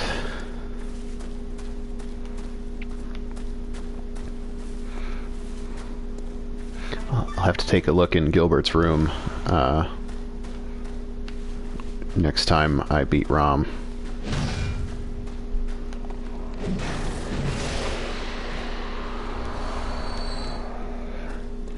Make pancakes, make it creepy brain lady pancakes.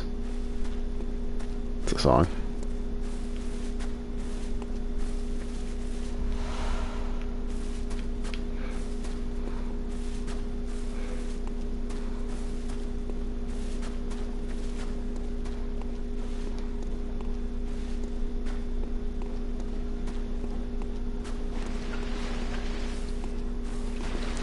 I don't need the rest of these nerds. Fuck it, I'm right here. Nope, they all disappeared on me. Cool.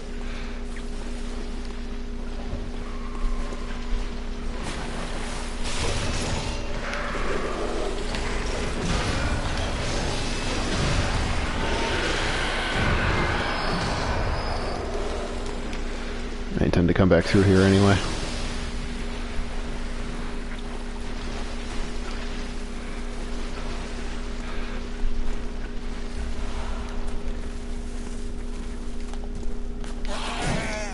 I doubt I will beat Rom today. This playthrough has kind of been all over the place because I wanted to do the Chalice dungeons. That undead giant was kicking my ass.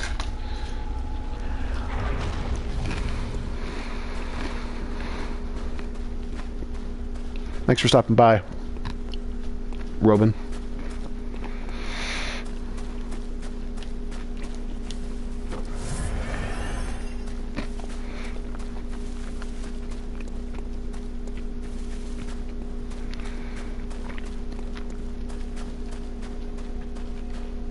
Yeah, Undead Giant fucking destroyed me. He's my least favorite one to fight, particularly without a bunch of ranged weapons. With a decent amount of arcane, you can take him out. But, I don't have a decent amount of arcane. Which is my first mistake. But, that's okay. So,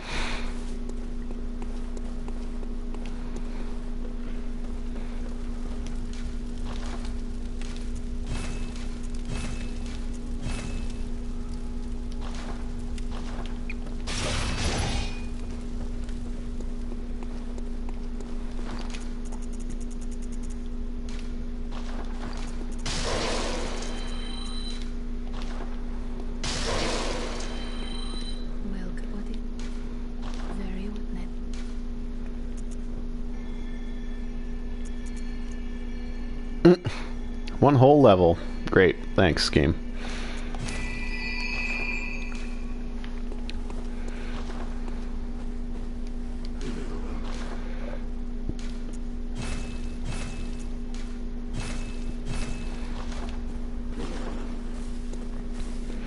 Okay.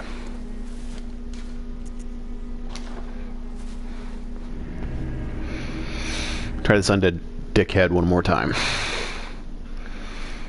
And resist the urge to eat my pizza rolls, because after I started chewing it, I realized that sound would probably be disgusting as fuck, so I'm not going to do that anymore. And they need a couple of minutes to cool anyway.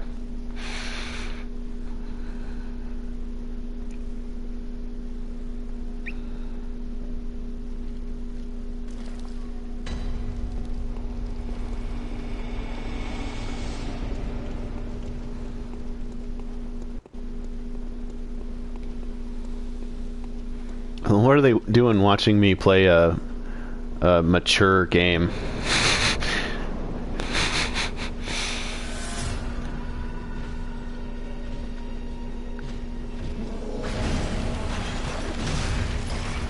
That is a little bit more damage.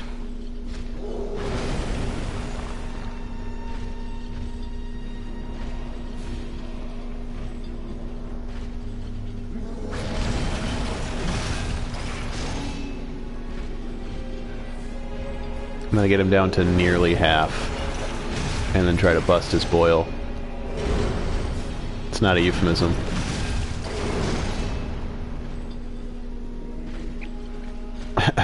No, if I were a hipster, I wouldn't eat them after they're cool. I would have to eat them before they're cool.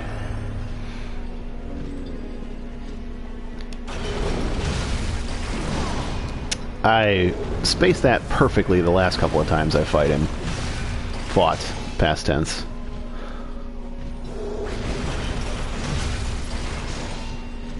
Pretty satisfied with the DiMaggio, though.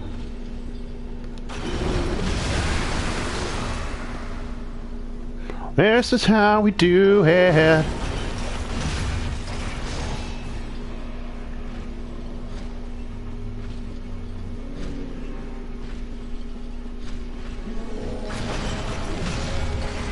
Missed.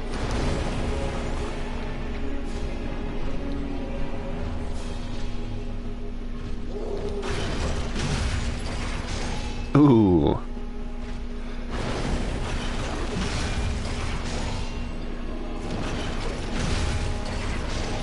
311. I love that band.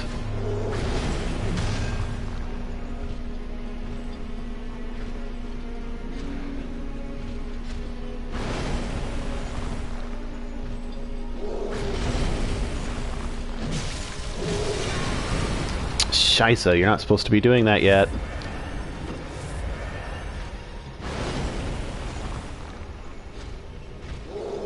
That's okay, I'll make plenty of money tomorrow.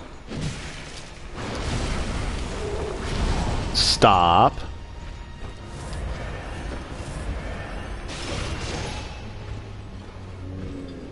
Need to be circling this direction.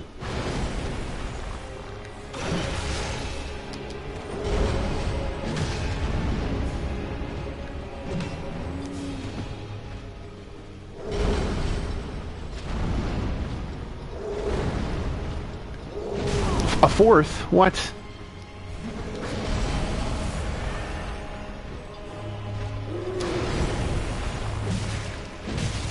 That's not gonna get his boil. Shit, I missed my...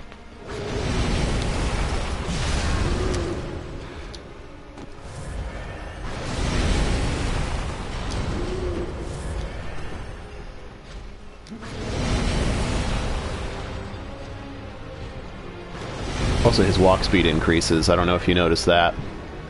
It's pretty obnoxious. I have spaced that correctly dozens of times, and yet, somehow, he gets me with it this time.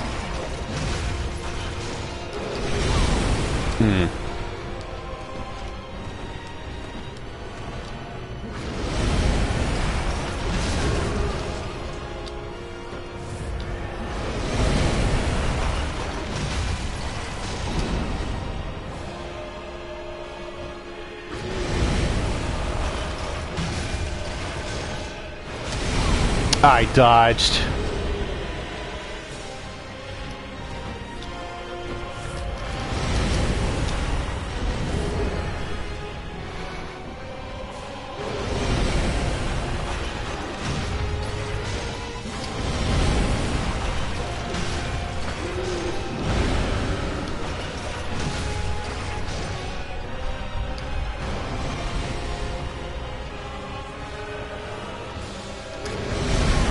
I dodged.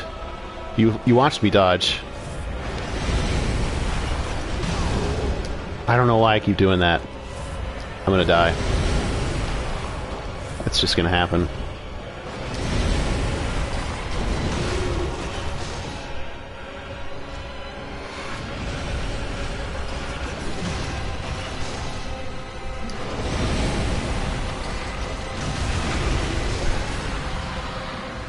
Thank you, sweet baby Jesus. That did not do very much damage.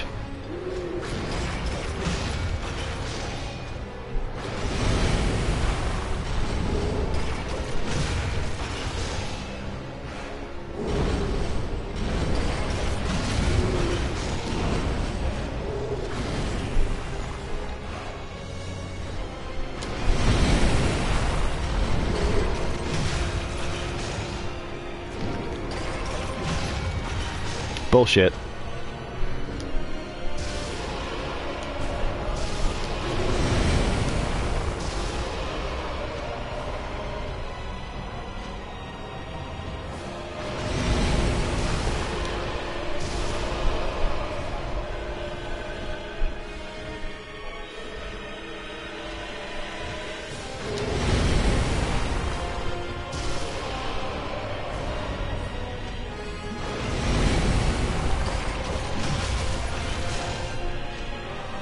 Reary.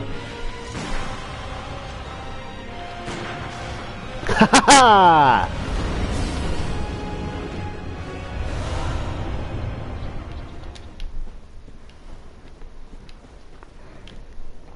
Brush my shoulders off.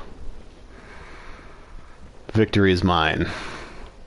Which way is the way out? I think it's this one by the thing.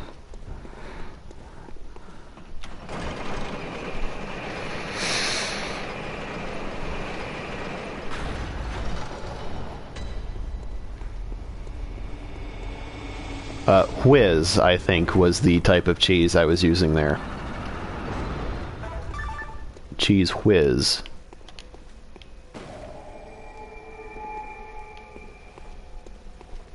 Would you like some Cool Whip?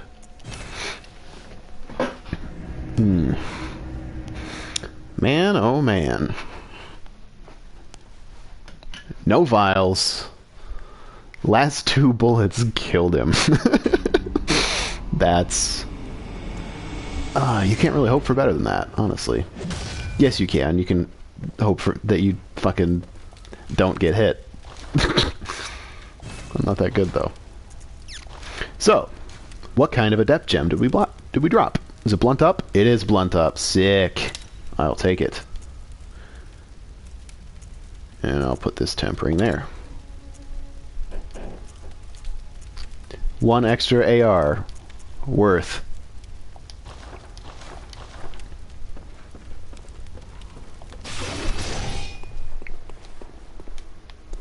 Welcome. What is it? Very well. Aw. Okay. 1 more layer of this horse shit. The pizza rolls are done.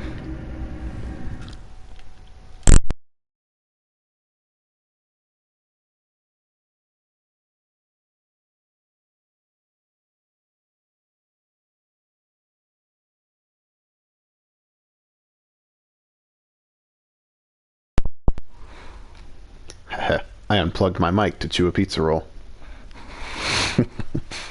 See? I care about your experience. Oh, God. Oh, no. Nope. Nope. Nope. Nope. Nope. Not gonna do that right now. Nope.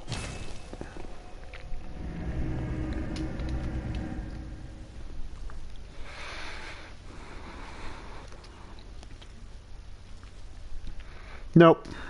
No. No. Mm-mm. Nope.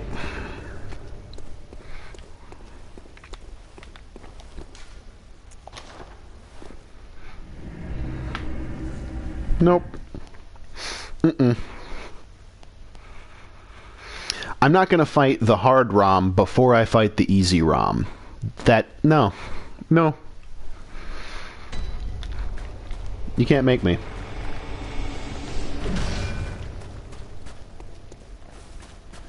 No. Mm-mm. I got your intended progression right here, game.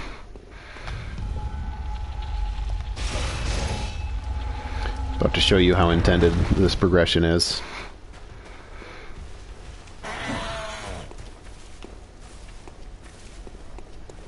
Got my chunks. I'm gonna get the other shit from the swamp later. I don't feel like doing it right now. Ah, a boss I can beat. Come on. Show me Beast Cutter.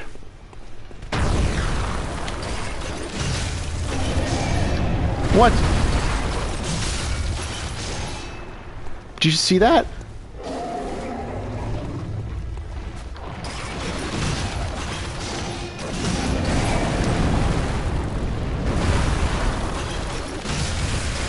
It said I did 654 damage, but it didn't hit him.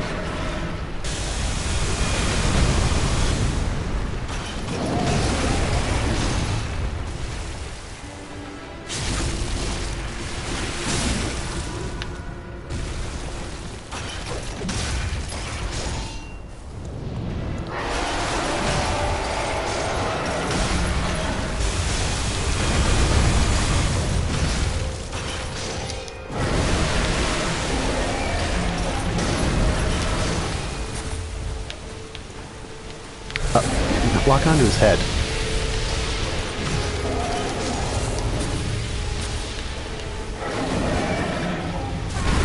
What? Wall. Thank you, wall.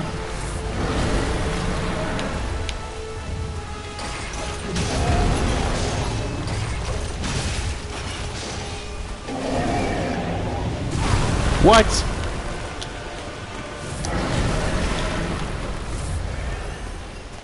So when he jumps up, he jumps like, and there's a dead spot where you're standing. Unless apparently there's a wall in the way. But fuck you, you're dead. Go away.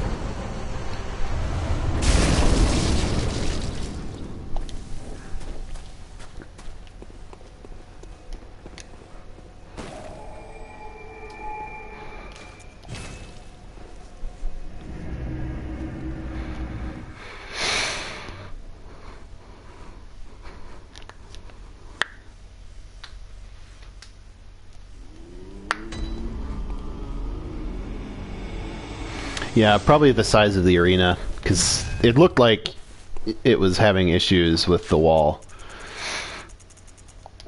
in terms of why that didn't work. Welcome. What is Okay.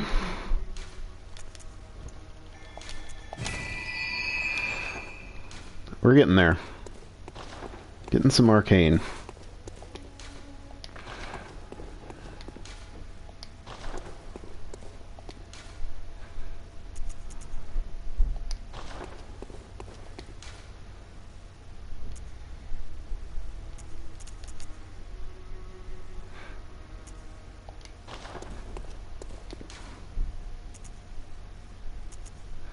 Byrgenwerth. I forgot I got to Byrgenwerth. So it's only +6, but I think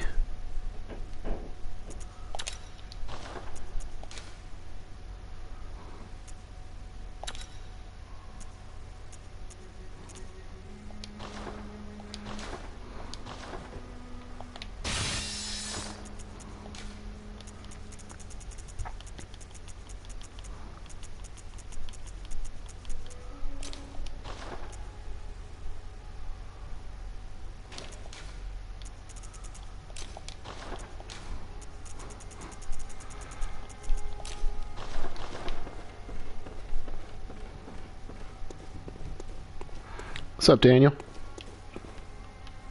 Thank you for popping back in to say hello.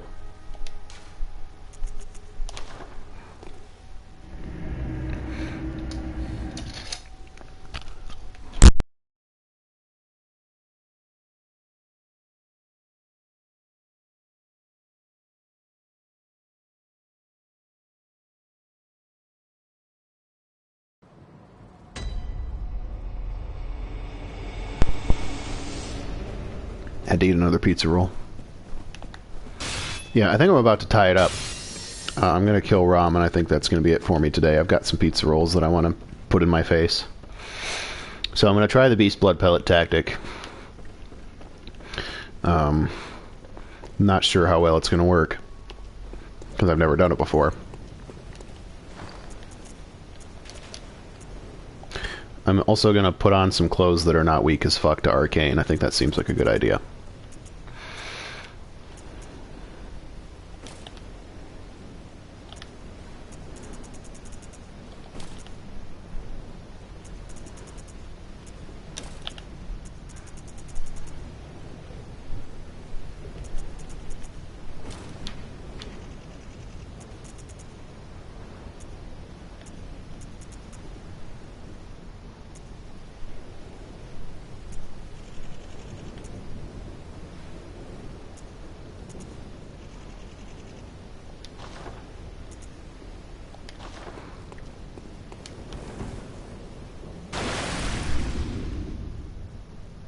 Oh, right, to look inside Gilbert's house. That's a good idea.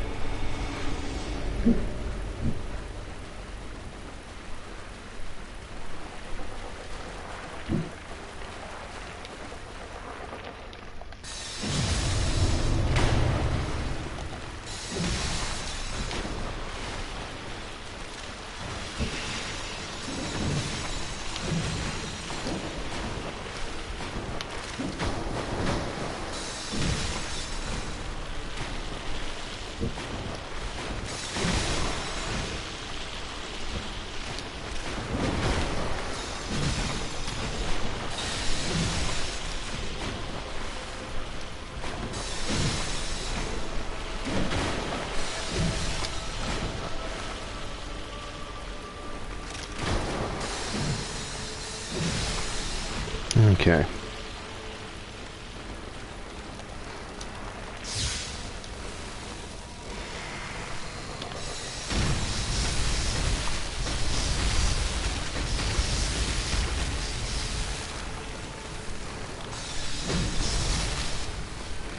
Get back here. Get back here. Get back here.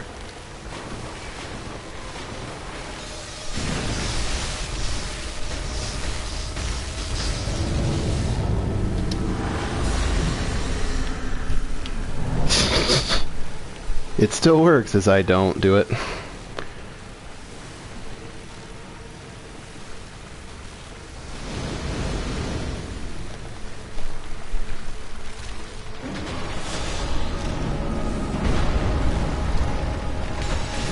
Hit the fucking boss.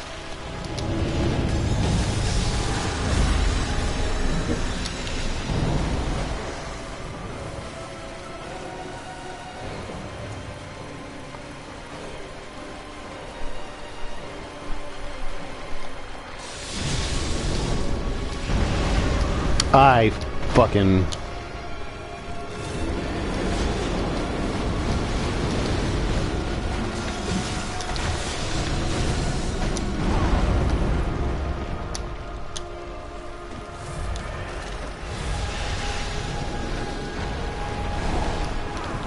Horse shit. Horse shit. Horse shit. Hmm.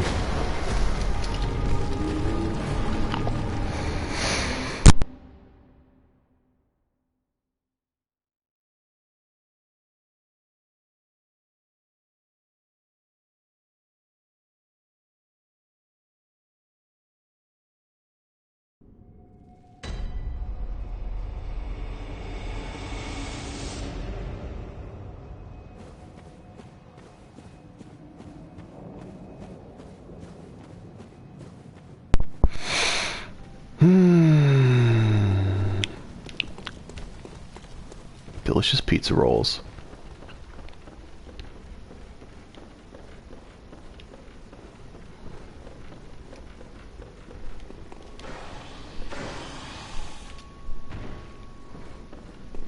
You're useless to me, Damien.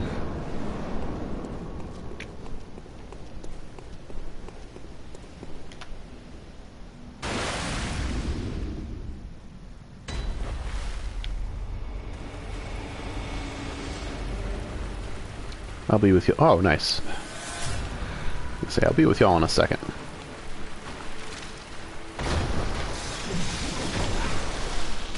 Excuse you.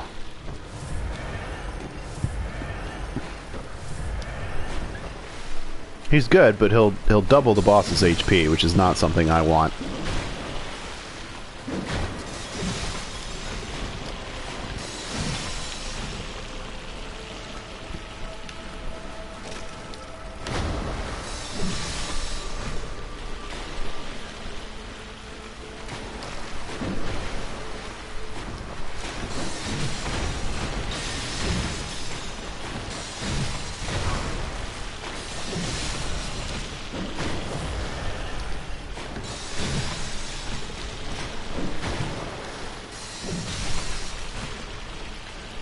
Okay.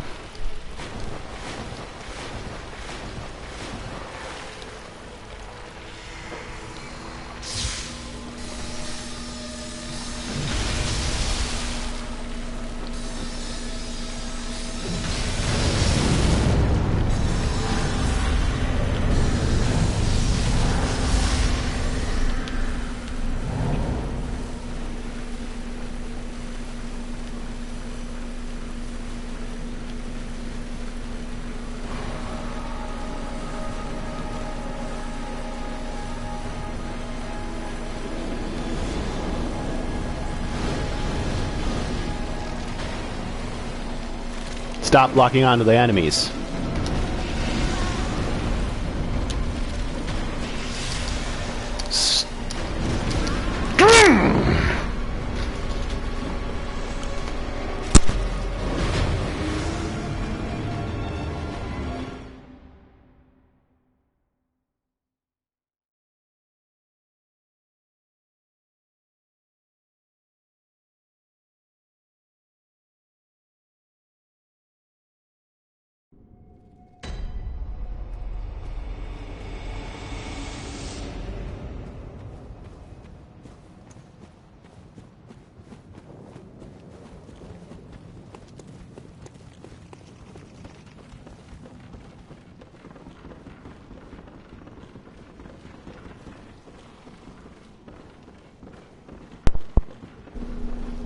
Yep.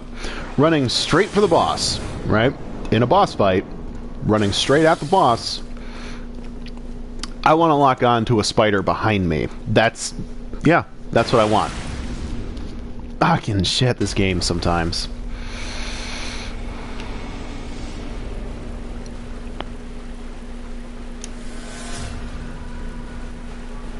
Thank you, Master Haha. What helpful advice that you have given me today. And very specific, even.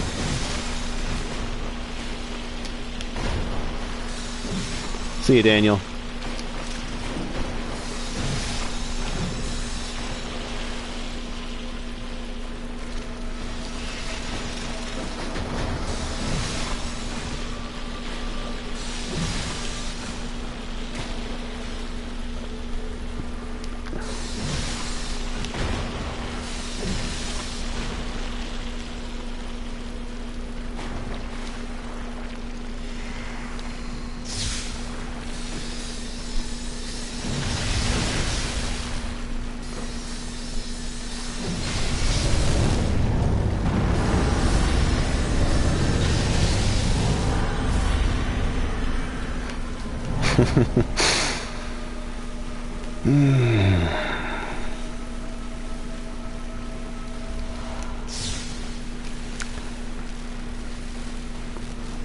Today you learned that these spiders drop madmen's knowledge.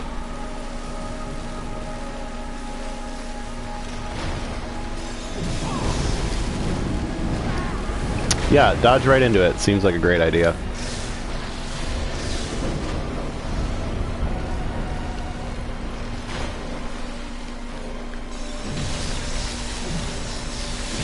Fuck you.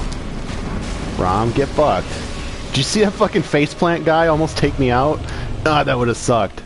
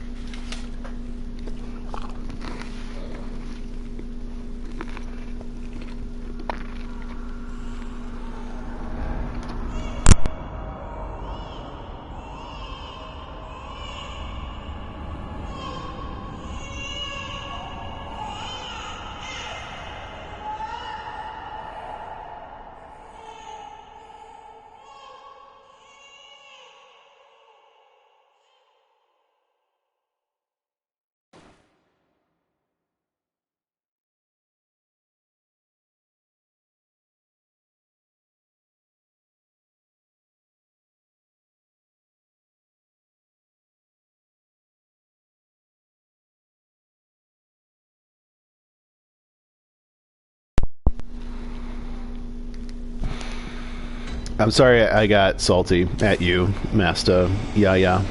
I just, well, I was getting my ass handed to me. So,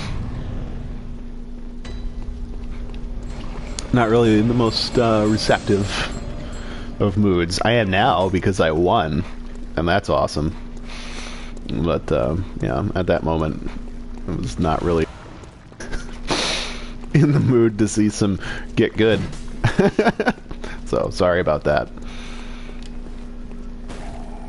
I do play Dark Souls 3. It's a great game.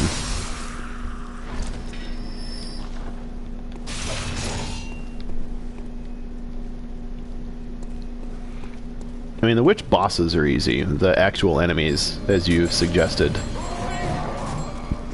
in the Chalices, are shitheads, and I hate every one of them. When the shadows that they summon kill you in 2 hits, they're kind of more of a challenge. And when they mercilessly hunt you down instead of just slowly walking at you, like, they actually run. Which is pretty fucking terrifying, if I'm being honest. Oh, I forgot the gem. I'm gonna have to go back. It's fine.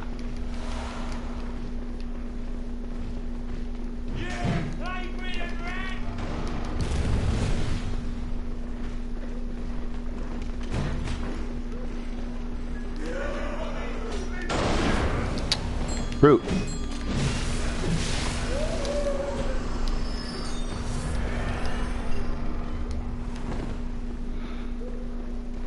I mean, sometimes, you know, get better at the game is the only advice you can give somebody. But I don't know. Not when you like have an actual specific example of like, hey, you should probably not go balls deep in Rom while it's surrounded by spiders and flailing like a silly thing.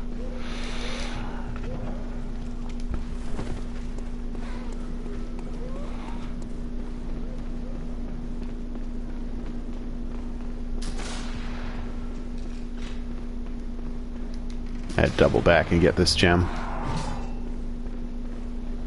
16.5 bolt gem.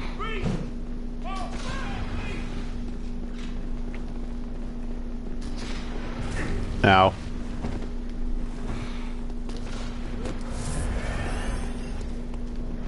Oopsie.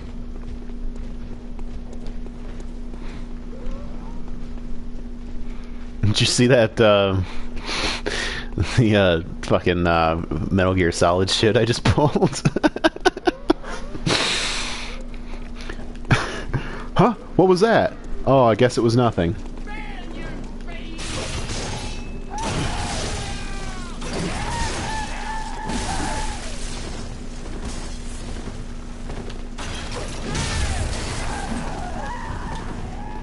I don't know why I'm fighting these guys.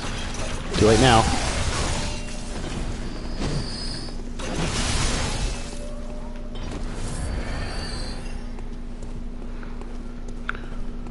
I'm not sure when I'm stopping the stream. I've been finding it to be pretty effective to just mute my mic every time I eat a pizza roll. So I might keep streaming because this is fun.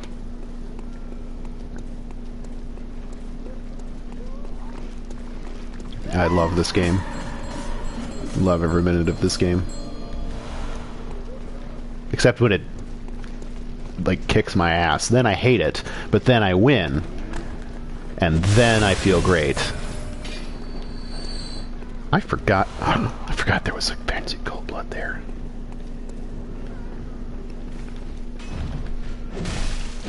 Right now it's like 7 o'clock here.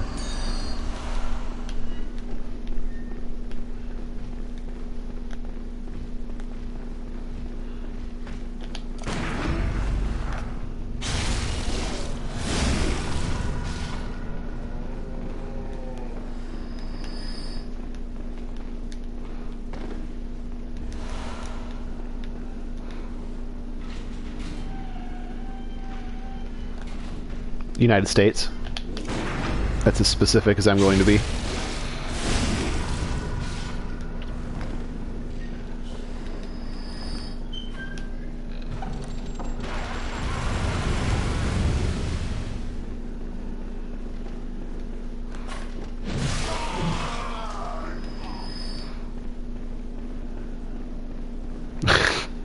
Figuratively. It's not the trauma really that is the enjoyment for me. It's the satisfaction after you overcome it. Not a euphemism.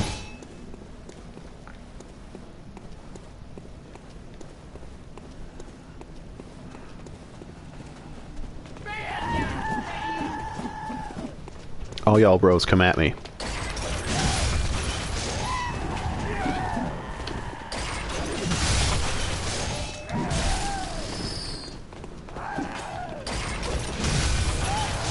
Bullshit.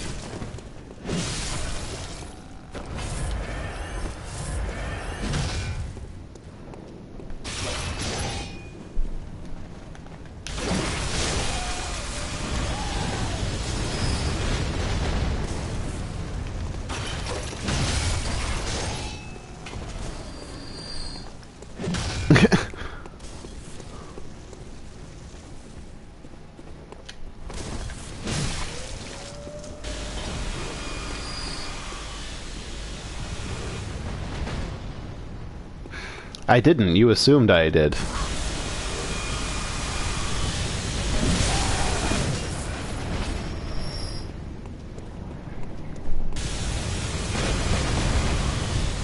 No, hose is offensive. You can't go calling people hoes.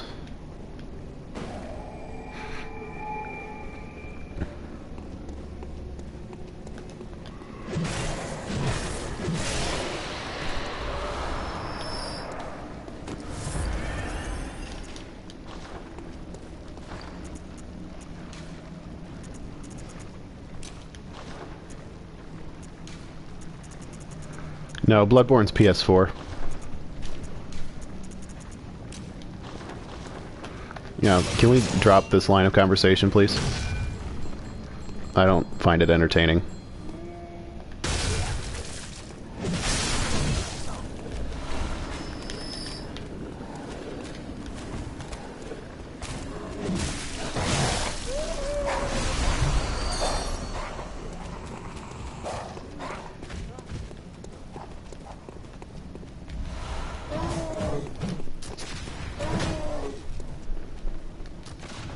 See you, Star Sparks. Thank you for hanging out.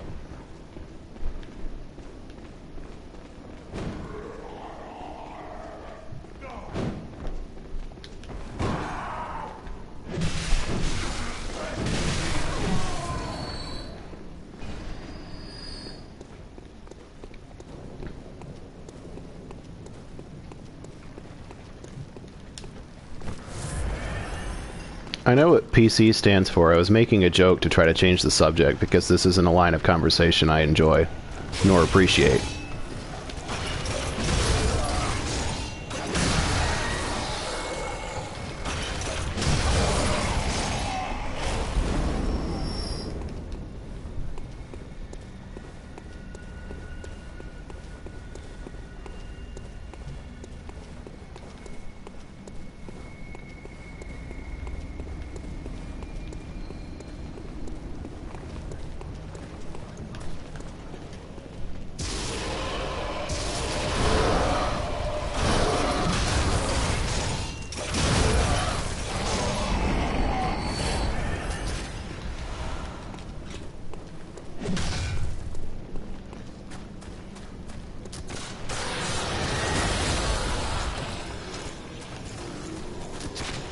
It's all good. It's just like that kind of stuff isn't funny to everybody, is all.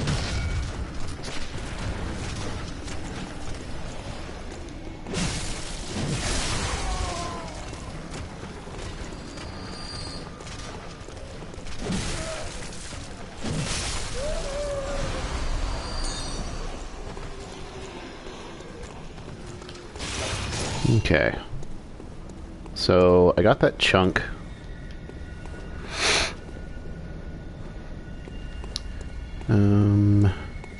Yeah, I think I just have to fight the hunters now.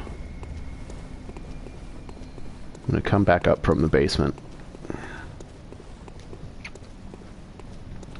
so that I can backstab the Tonitrus guy. Not Tonitrus. The guy with the plank. Whip. Nay. That guy.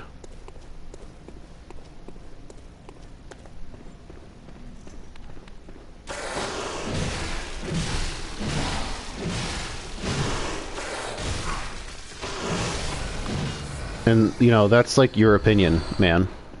Not everybody shares that opinion. So, I really don't appreciate continuing to discuss it after I've mentioned multiple times that I don't want to discuss that kind of thing here. So please, let's talk about Bloodborne instead.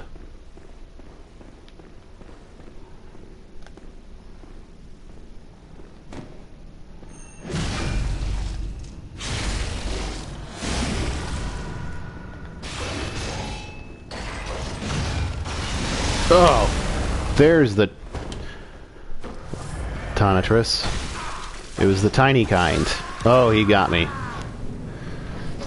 GG.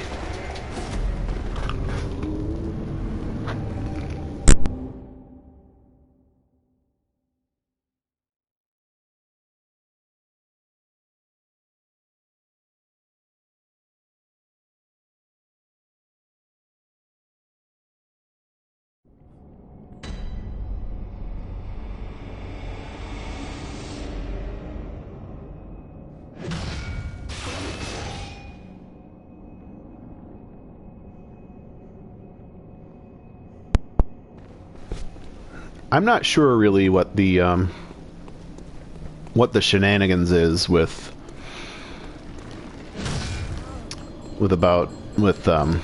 Rom and like all this shit not being here before you kill it.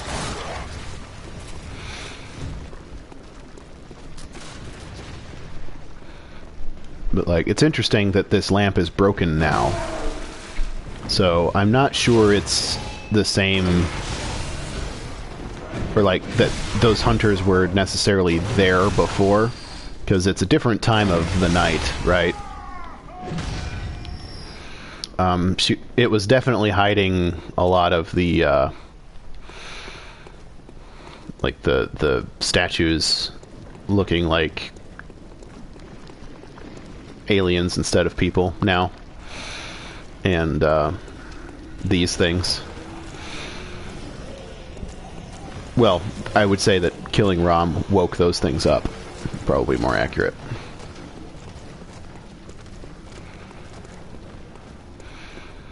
So I don't know, but it's important to remember that this is the night progresses as you complete certain objectives. So killing Blood-Starved Beast or opening the big gate in Central Cathedral Ward will progress it to nighttime, and then killing Rom progresses it a little further along to the Blood Moon part, right?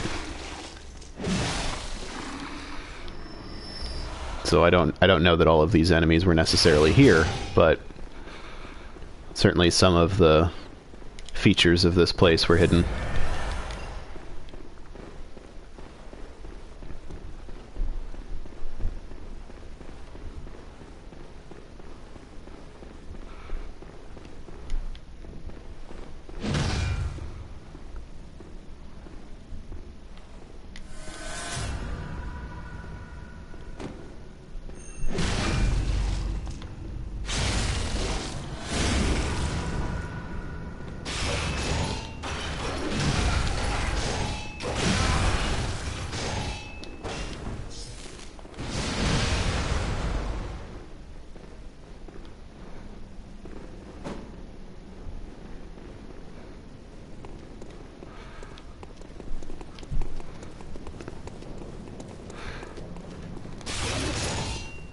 Hey.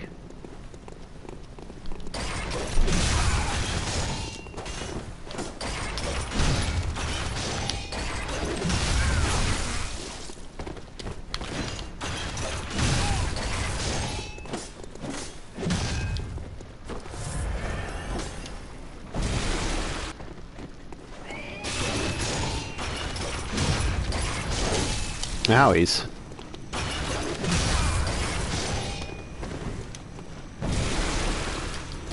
Reary.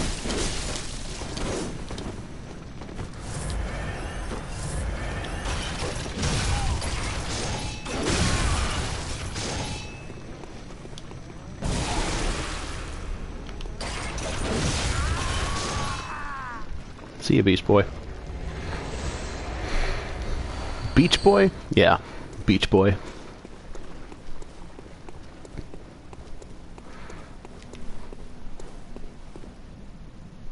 PS4 Slim has the same hardware specs, but playing Bloodborne, there are a lot of reports of, oh shit, playing Bloodborne on the PS4 Slim, and it's inexplicably slower. Like, the frame rate sucks for no apparent reason,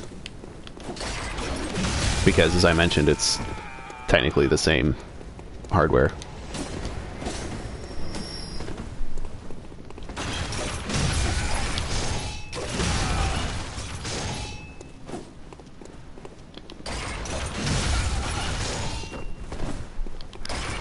I don't know about other games, but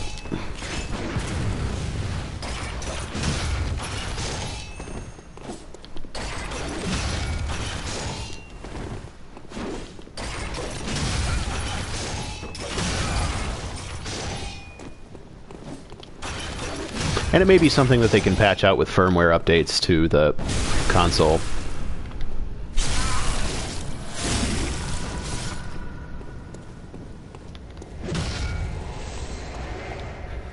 But since they're not patching the actual game anymore, that's pretty much the only hope for anybody wanting to play this game on a PS4 Slim.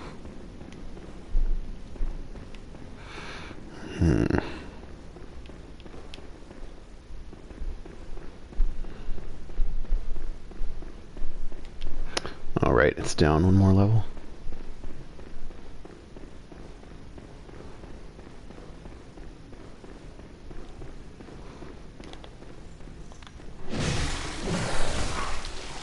Just get a PS4 Pro in November.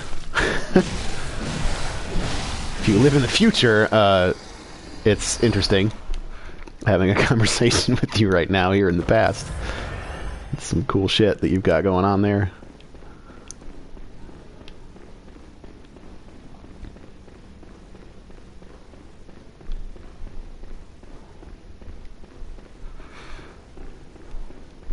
I mean, even if it's upscaled 4K, that's still pretty cool. They're just trying to get it out, right? Because they want a console to go with the 4K TVs. Just kind of like they brushed out the PS4 and the Xbone when, or not the, no, it was the 360 when HD TVs.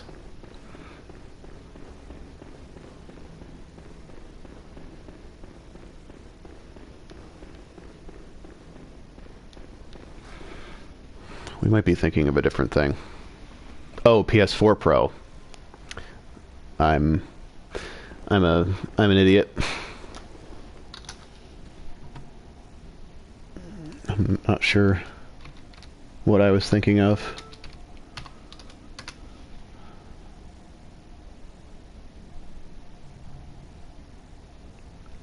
Oh, was it last November? Xbox Scorpion.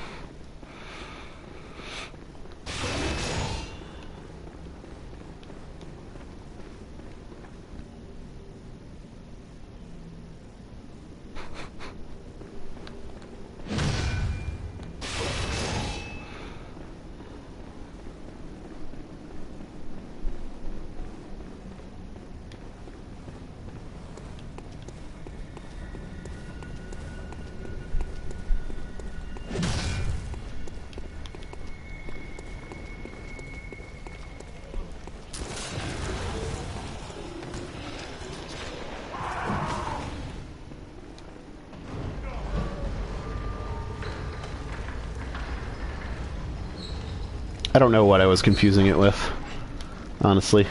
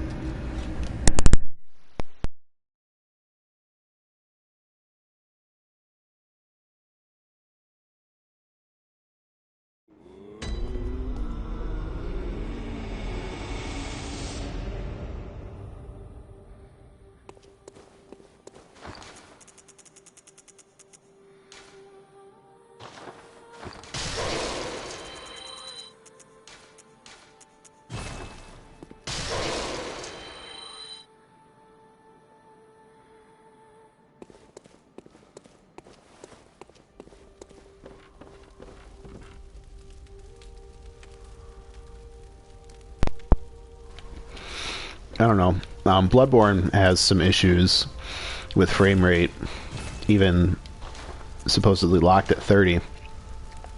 So I don't know that giving it, trying to give it 60 FPS would necessarily be a good idea. And I don't mind 30 FPS. I think it looks fine.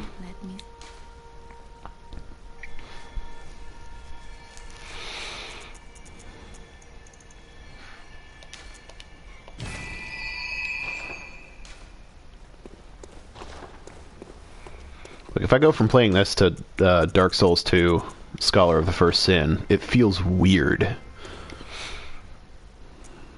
It's just like bizarre looking, kind of like watching a soap opera after watching regular TV, where soap operas have 60 FPS, right?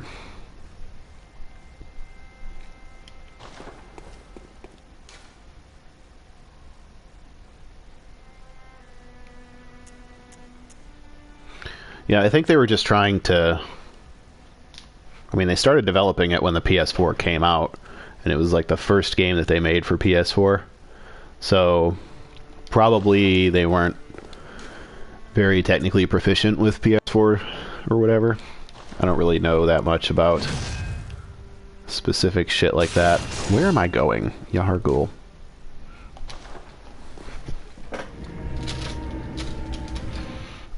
But,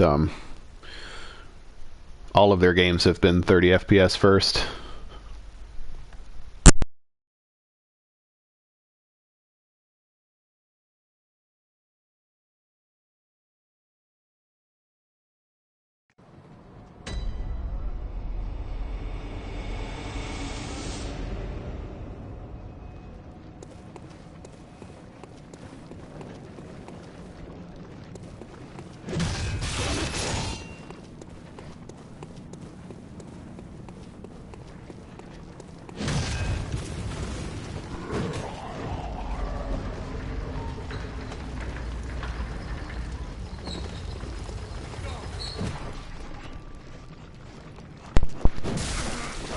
What? Impressive. Oh, lordy.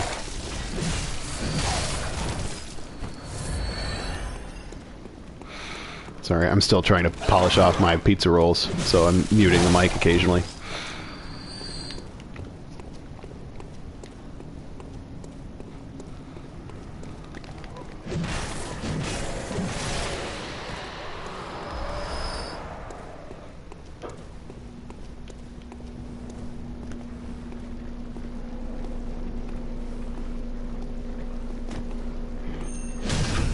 Got your butt. Hey, you know how his tail's a leg? Does that mean I was pulling his leg just now? I'm not playing an NG+. This is just NG still. I doubt I'll go to NG+. I don't really have a reason to.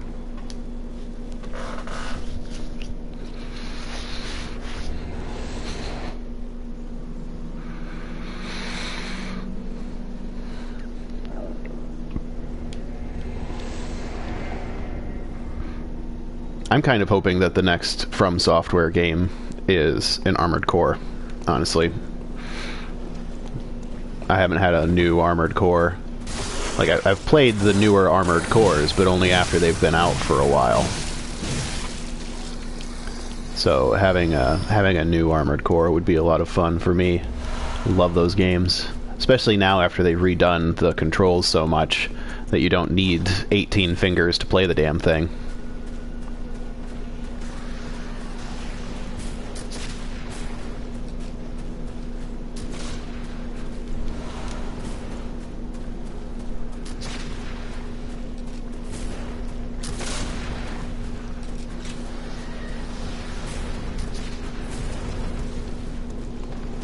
Oops, I need to go in the building.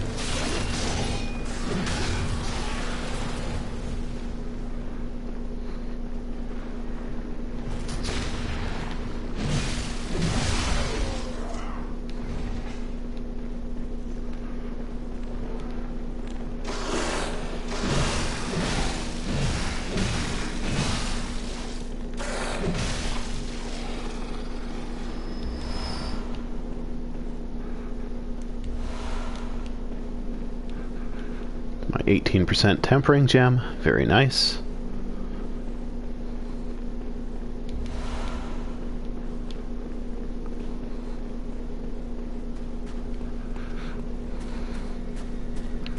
And this is the next path.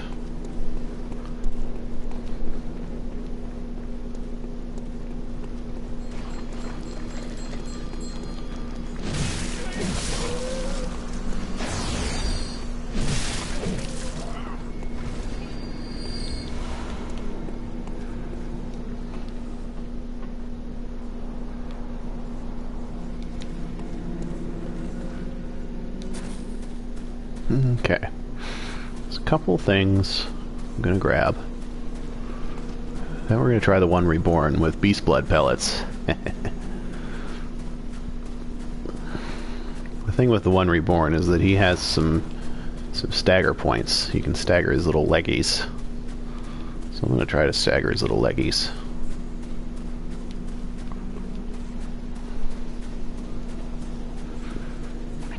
I mostly fight him with Arcane, though. So, as with most of the bosses thus far, I'm not very adept at killing them the old-fashioned way, so to speak.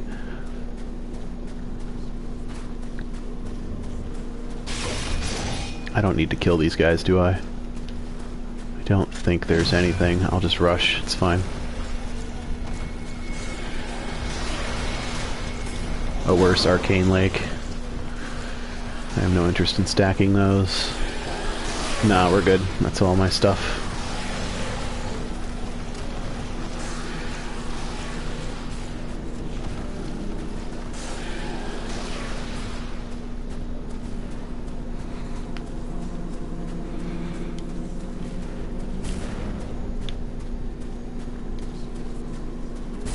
Ow.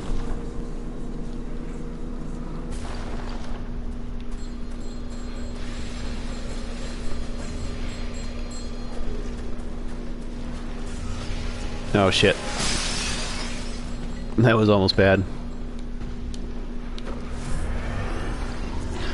Yeah, I wish that they had actually kept developing for this game. It really disappointed me because this game's fucking incredible. Everyone that plays it for a significant amount of time loves it. But like, it wasn't Dark Souls, and so after... Oh, Lord. After making this game, Miyazaki wanted to go back and do Dark Souls again. Like, after you made this amazeballs game, you just leave it. Like, if this had gotten... I'm glad that they did the old Hunters, because they said Bloodborne was originally going to have 2 DLC, and that they smushed them together, and we got the old Hunters. So, like, that's good. I'm glad that we got it. Because it solved a lot of the problems with the game with regards to weapon variety and stuff. And it feeling just sort of like not long enough, you know?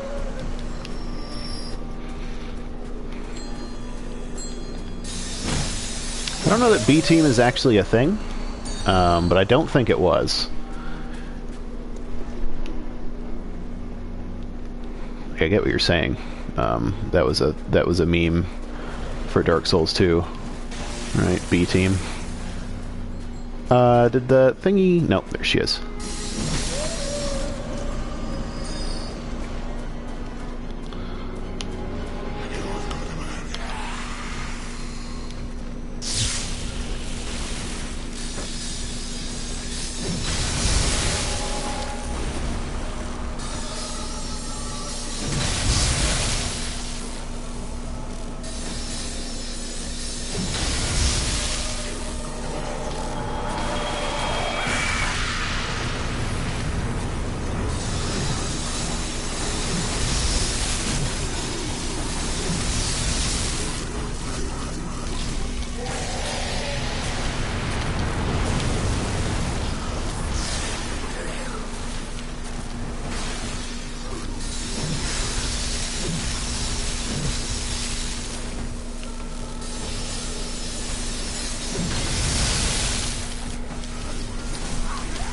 No, get out of there. Get out of there. Get out of there. Good lord.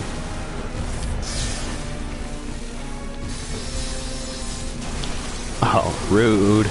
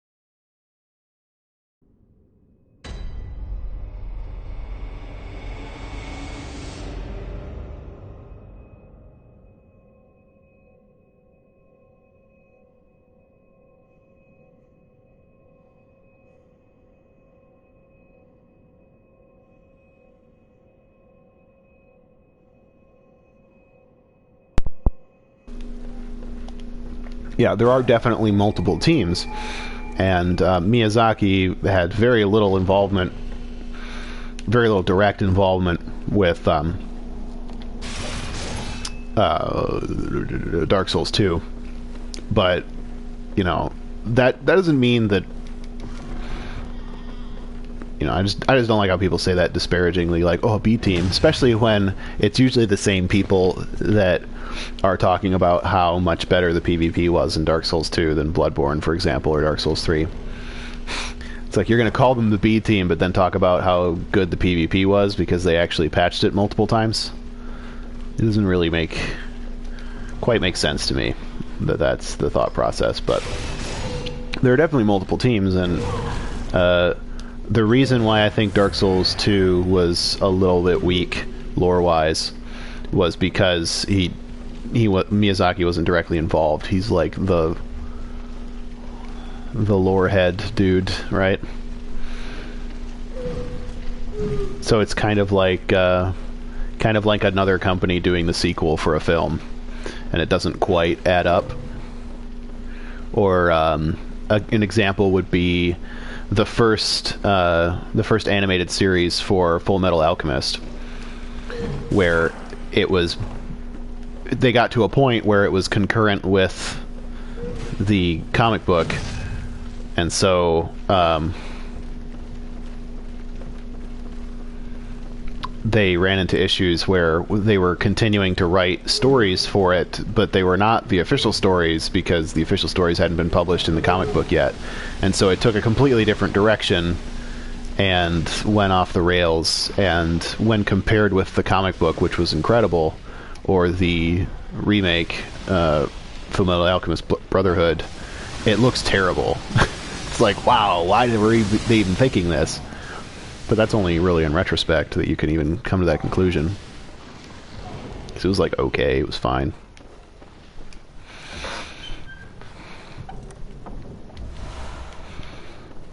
I wish that they had some of these people that were involved in the PvP in 2 involved in this game.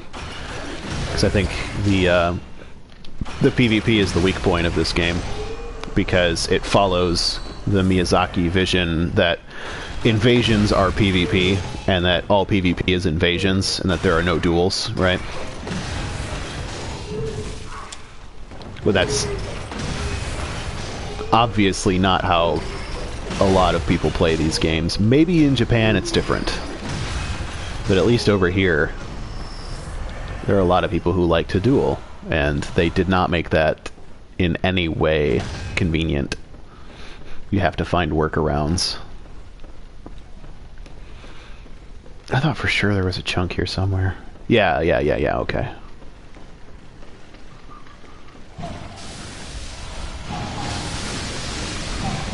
Like, I don't even mind the bells versus, like, the summoning signs. Because it in a certain way, it prevents you from, like, being griefed by the same person over and over. But then again, you don't have any sort of visual confirmation that you're gonna have somebody to play with, right? You just ring a bell and hope for the best. You can't tell if there's a bunch of summon signs around. The fact that they put an arena in the first DLC for Dark Souls 3 shocked me.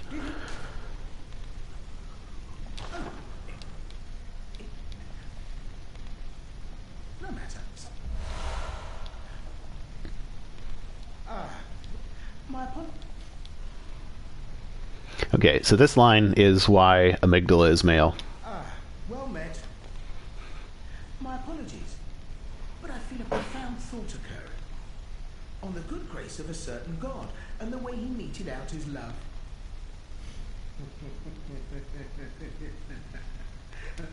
Referring specifically to amygdala. Or amygdala, as he calls it.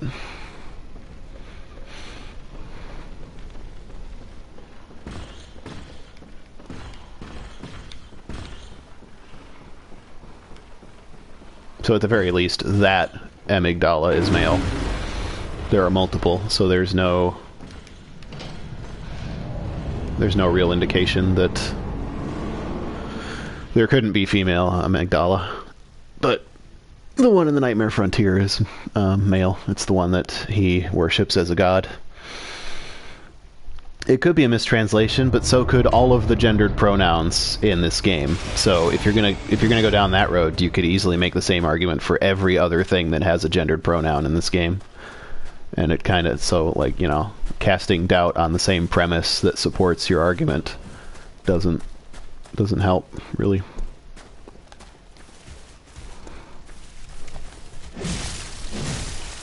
But pronouns are, they have interesting things where they have gendered nouns, like a lot of languages, and they also have different ways to refer to things either in a feminine or masculine way, regardless of the actual sex of the thing involved. So, like, sex and gender are separate things, particularly in language, primarily in language, because you can have gendered nouns and pronouns for things that are not sexual, such as a pen or a sweater. I learned German in high school, and they have gendered nouns, and so we had, like, der Bleistift, which is pencil or mechanical pencil, and that's a male noun. And then you have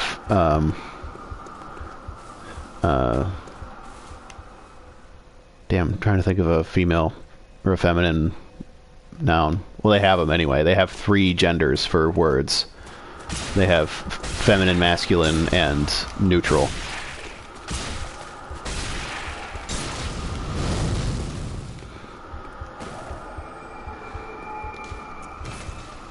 And interestingly, the word for girl, das Mädchen, is a neutral noun. The gendered article is neutral, even though it's literally referring to a female. I see Victor speaks German. Yeah, the article for Mädchen is das, which is neutral.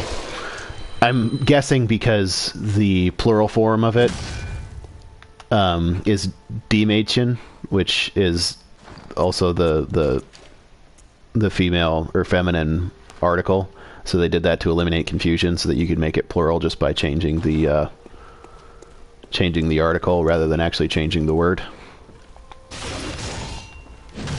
But still, so that it has a neutral article, but it's literally a female person. So it doesn't seem unusual to me that other languages could have similar incongruities that would make translation kind of difficult. So when people say that they believe that Rom is female because of an interview with Miyazaki where he refers to it using feminine language, I say that you could just as easily say that any of the things are misinterpreted, because it's not referred to in the game directly by any gender. Rom specifically isn't referred to by any gender in the game. So either that's outside knowledge that didn't make it into the game, or he was just like talking about it in a feminine way because he thought it was cute. It doesn't really necessarily mean that it was female. And then you have Patches referring to amygdala specifically as male. I don't know what the Japanese text is for that. But the game was also released in English first, so they translated it into English as they were developing it. So I don't know that that would just be a silly translation mistake either. That seems like a pretty big thing when Miyazaki's actually involved in partially in the English translation.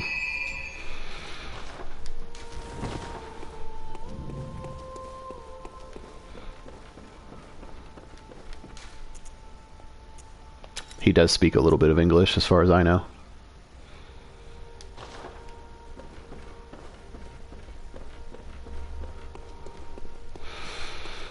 I don't know what the thingy is on the Altar of Despair that Ebrietas is crying over.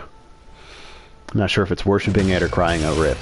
But they are both great ones. Rom became a great one, and Ebrietas was a true great one that got left behind into the material realm.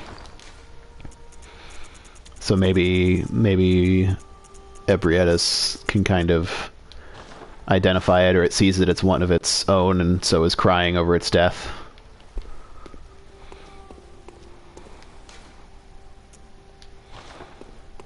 Or maybe Ebrietas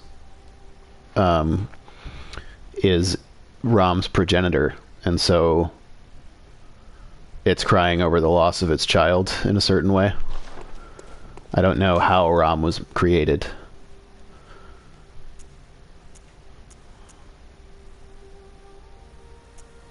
But the fact that there's a thing that looks just like Rom in Ebrietas' boss room is pretty interesting. I keep missing Gilbert. Thank you for reminding me.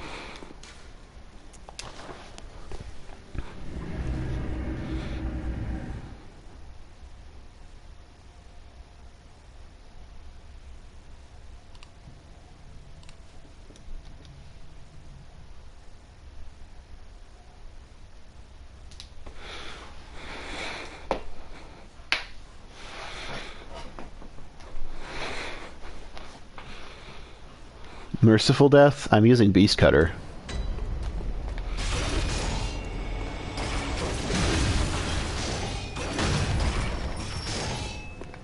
Is that merciful enough?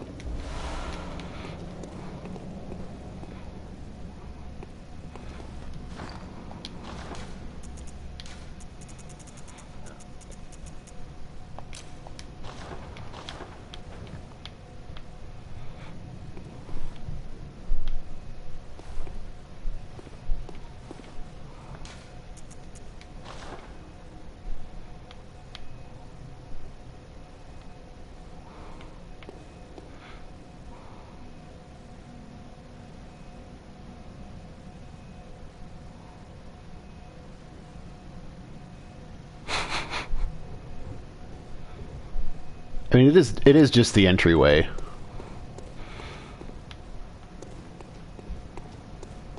Like, that's pretty cool. It never occurred to me to even look into it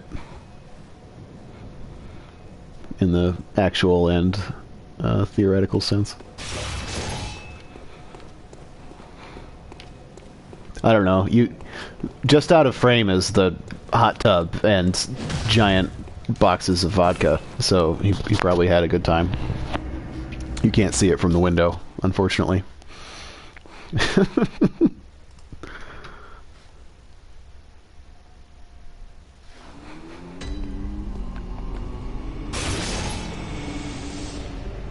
Okay, now what? Nightmare of Mensis. This area won't take that long, I don't think.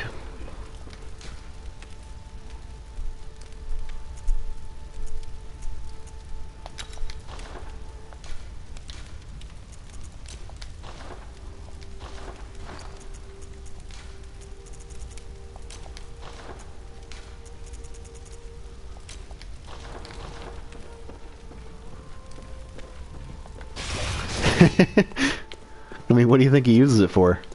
Seems legit to me. I need some frenzy clothes here.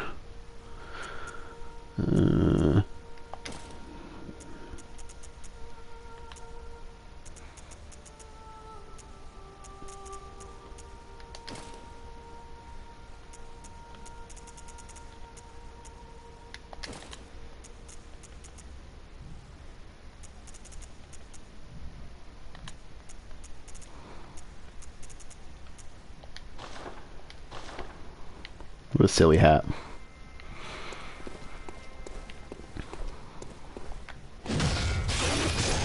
Oh, I can go talk to the crow. I'm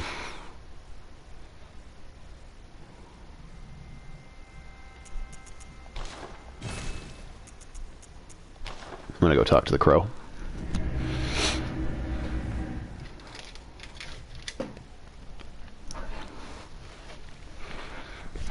Before I forget.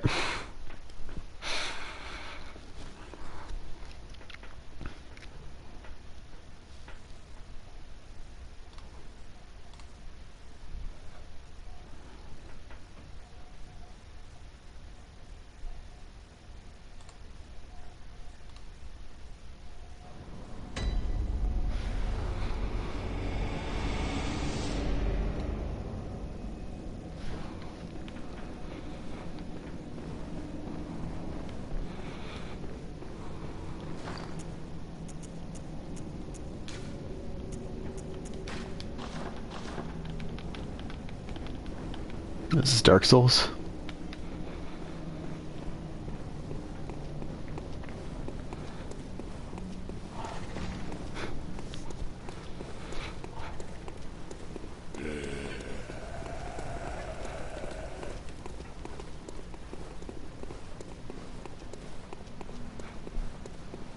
Beep beep.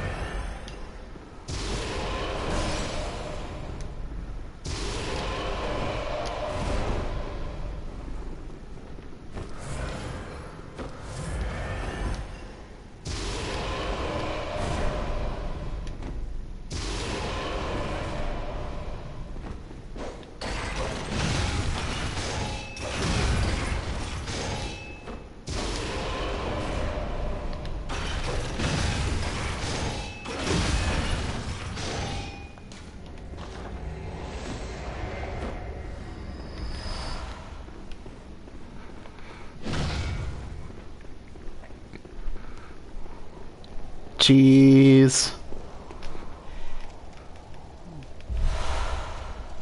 This too is. Well, Siderite is like moon metal. So that wouldn't really make sense. I think Phantasm Shell is plenty fine as an item. Why am I going down there? The lamp is right here. I'm a silly boy. Okay. See ya, Eileen.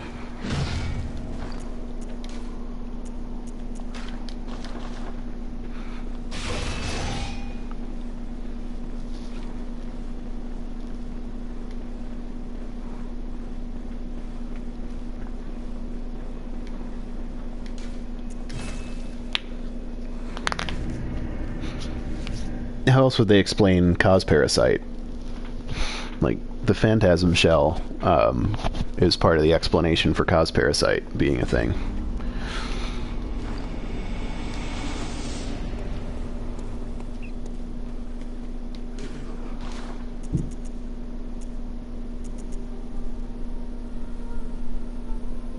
Only 40. Guess this hat is better. No, it's not.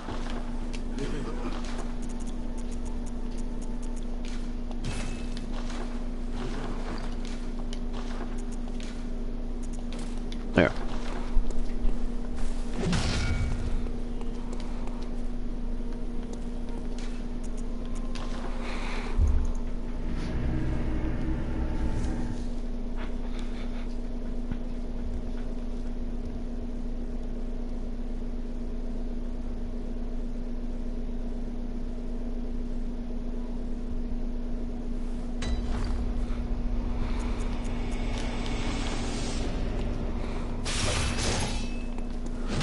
I almost ran off the ledge just there. Don't judge me.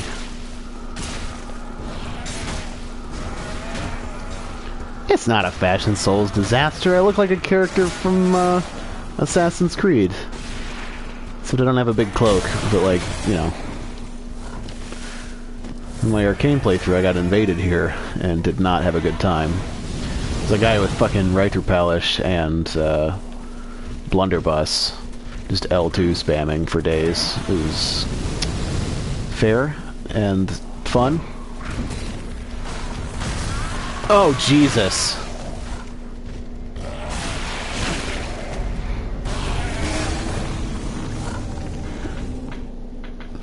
I deserved that.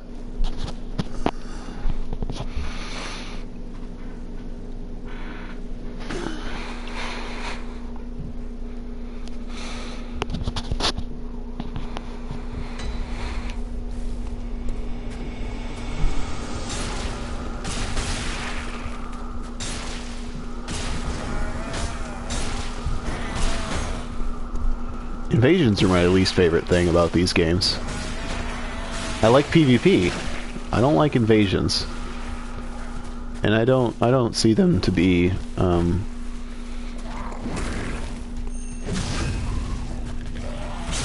like similar things. No. No. Well, I guess we're gonna kill the silver beasts because actually, no, I don't need them anymore, because I got that chunk. And now I just lost all my echoes, so that's fine.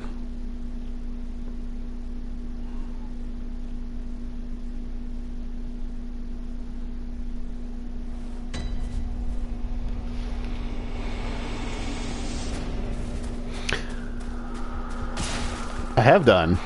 Haven't you been watching me run past them?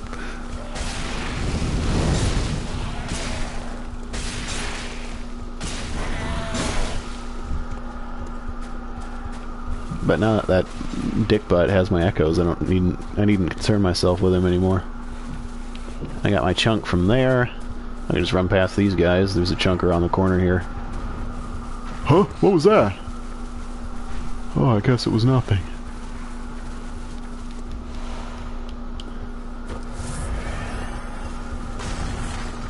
Nice try.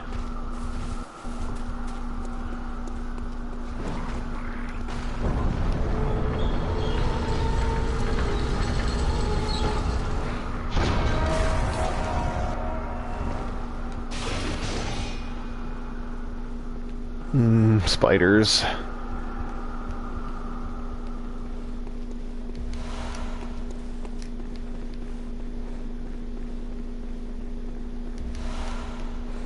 Spiders are my least favy.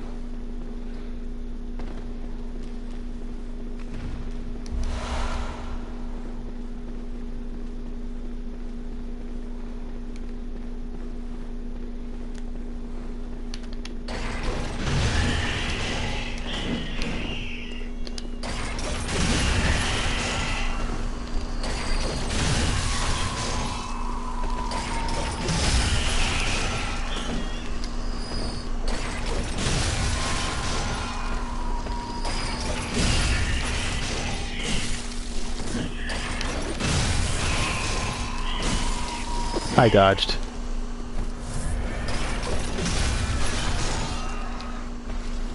Oh, Beast Cutter. Beast Cutter. Spider Squisher.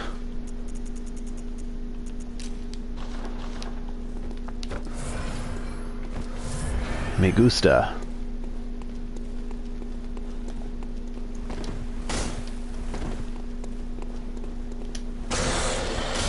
What?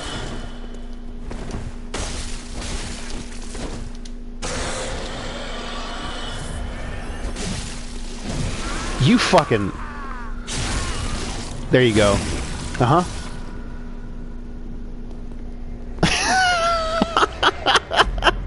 I can't be mad. Did you see what he did? Oh. Tasting my own fucking medicine. God.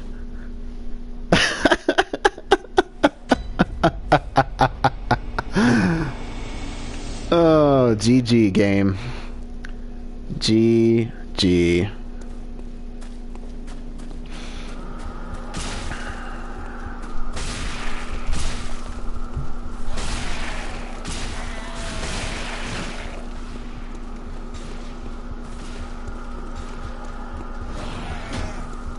That fucking gesture, though.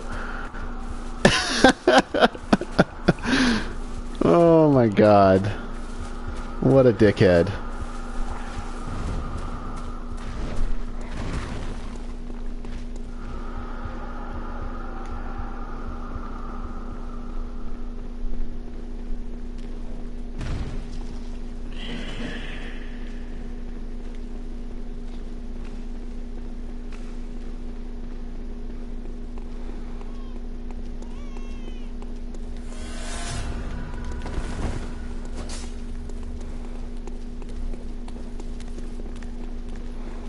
Mi scusi.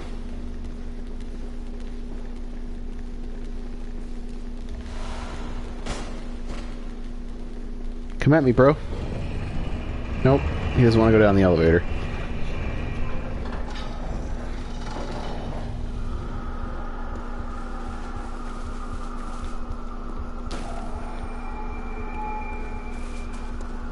Free echoes.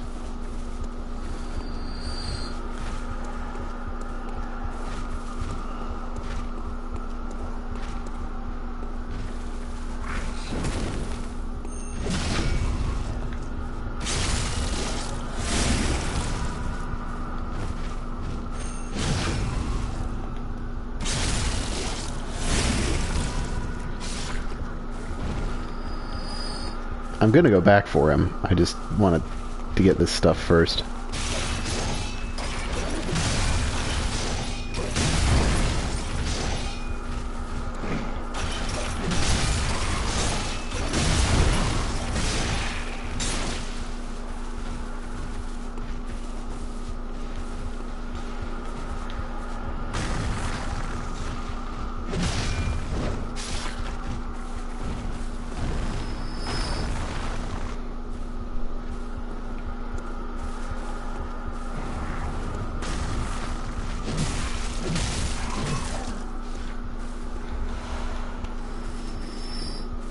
I thought there was a chunk too.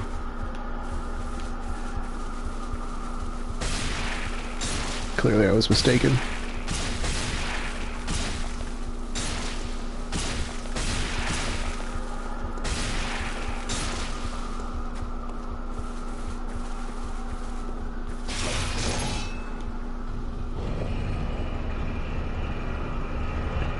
I probably will have Rosmarinus if I intend to PvP with this character. It's pretty damn good in PvP. I wonder if I can sneak up on... I can.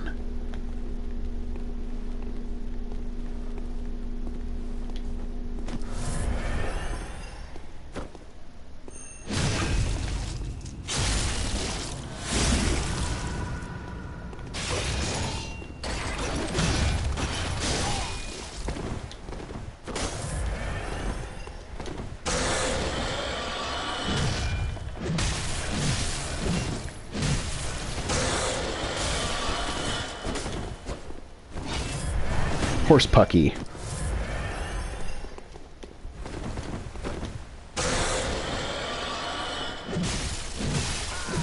See ya.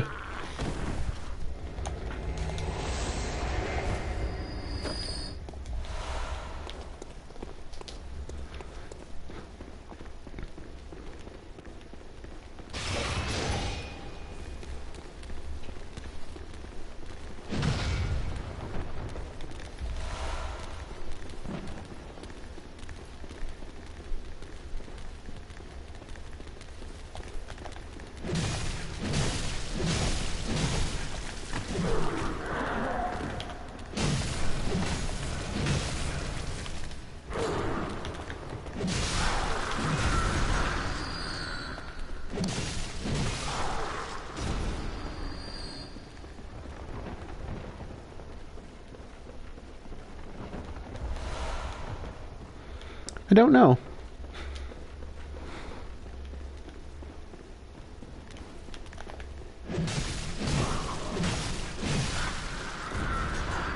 I know they're called Murgo's attendants, but I don't know what that means.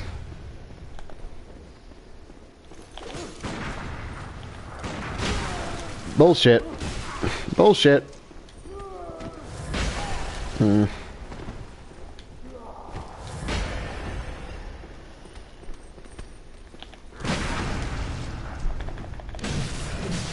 Horseshit.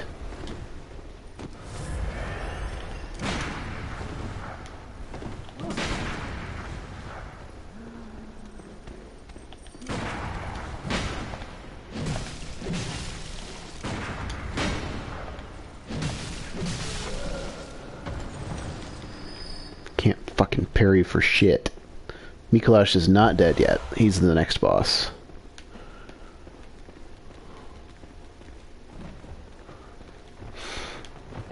Micolash Cagehead.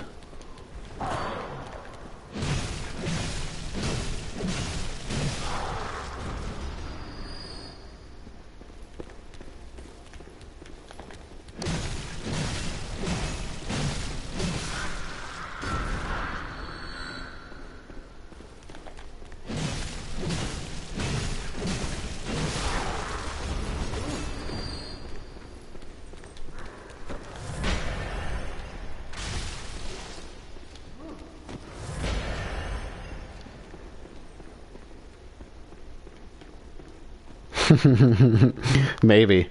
Maybe they knew what they were doing. Maybe they knew that meme would be a thing.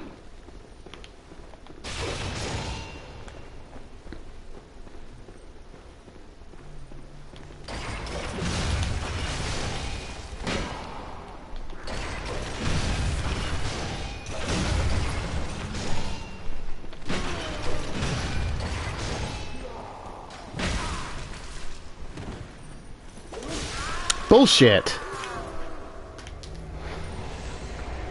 I don't even know how dodging works. Fucking...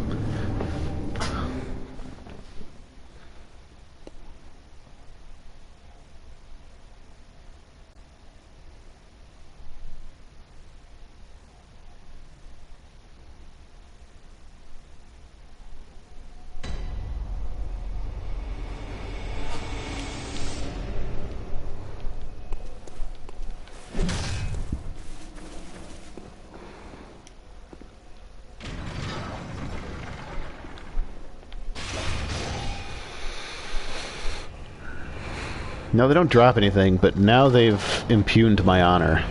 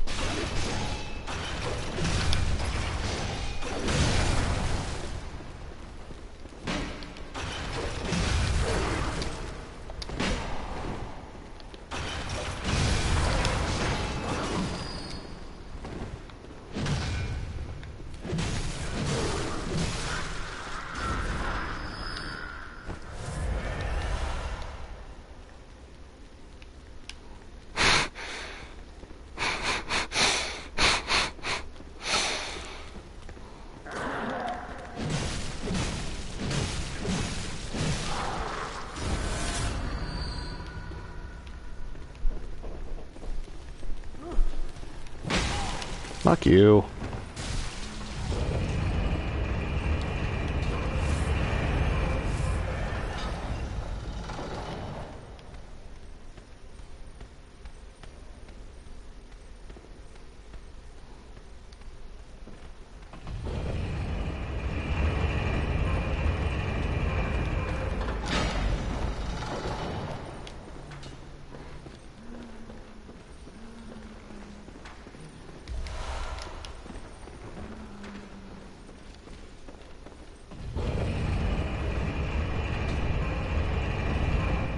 Maybe. That gets a vote of plausible from me.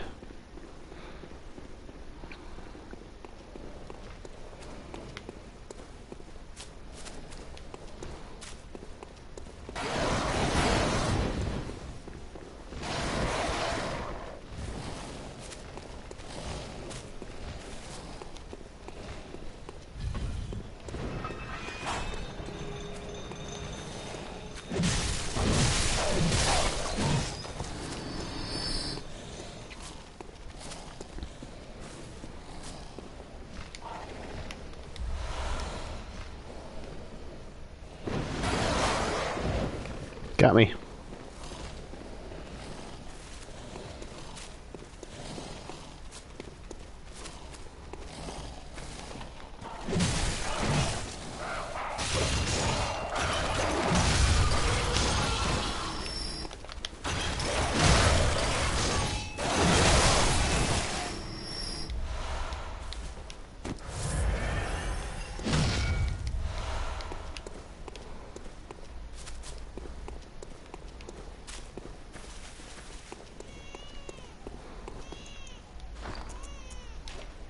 Oops, Beast Roar, yeah.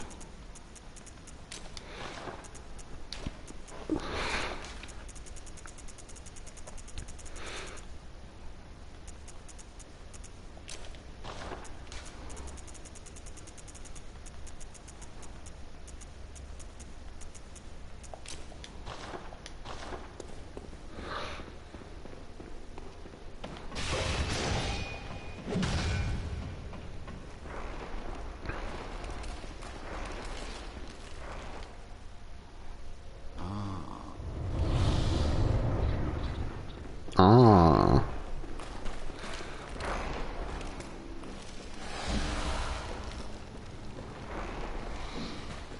Some say Cosm.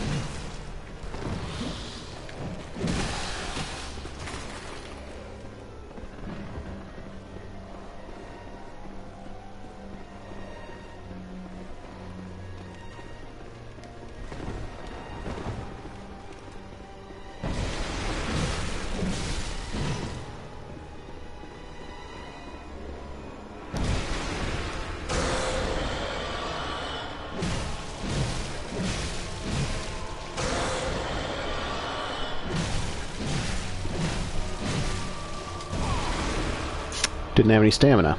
Can't use Beast Roar with no stamina.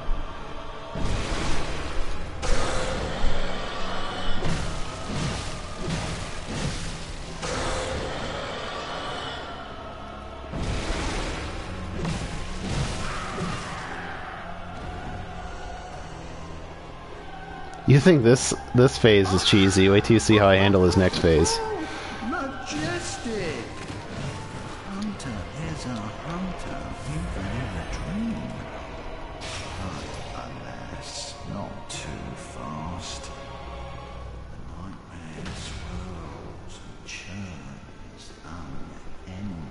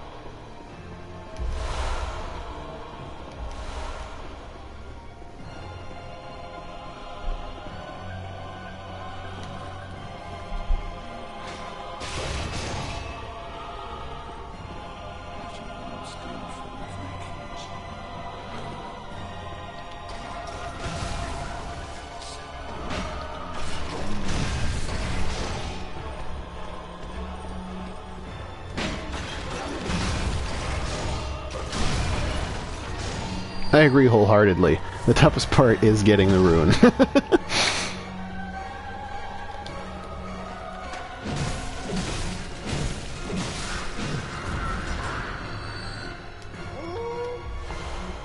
Especially when he does dialogue and you're trying to grab it. So if you run down here without killing the enemies, it's easy to get just borked. It's pretty fun. Fun is in quotation marks there.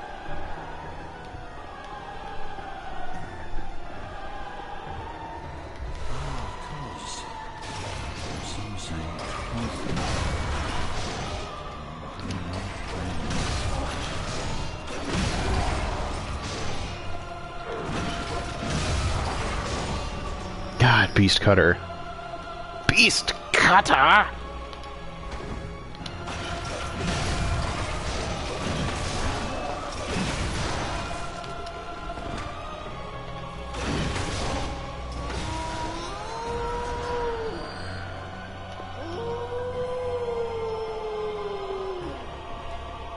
You're not a wolf, buddy. Yep. Oh, he's going right for it. Fuck yeah. I haven't had RNGesus this good in ages.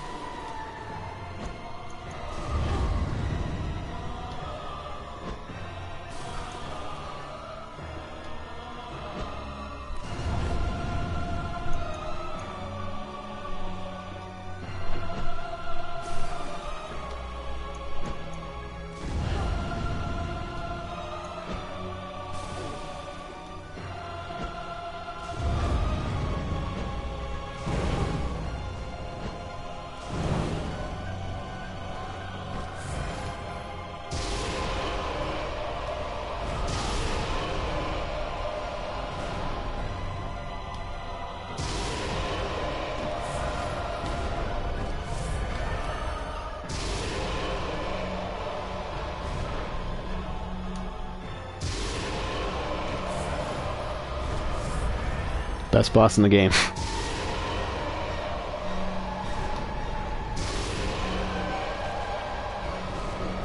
Hey, I only have 30 arcane, okay?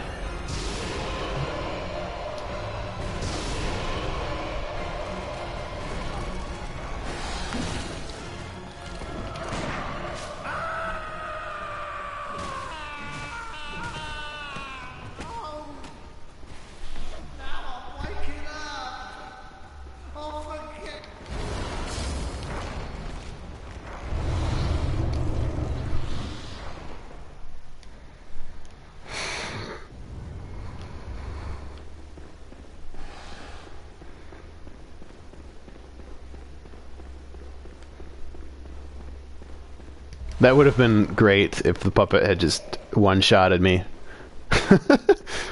Like, no, stop. This is not okay.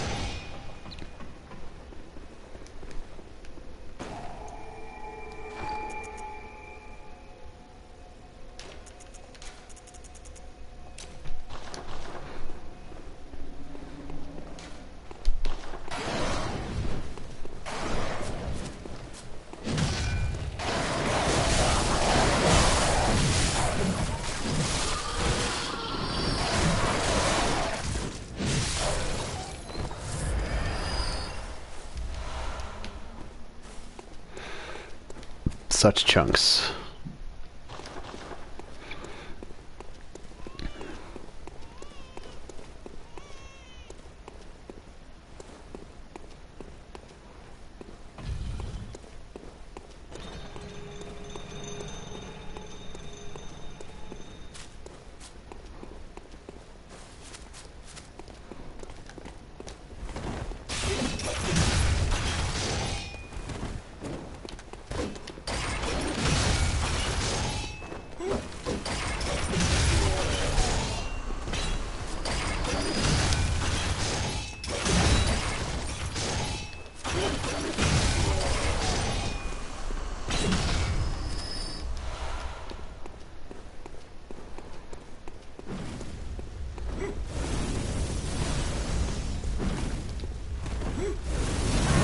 Oh, Riri!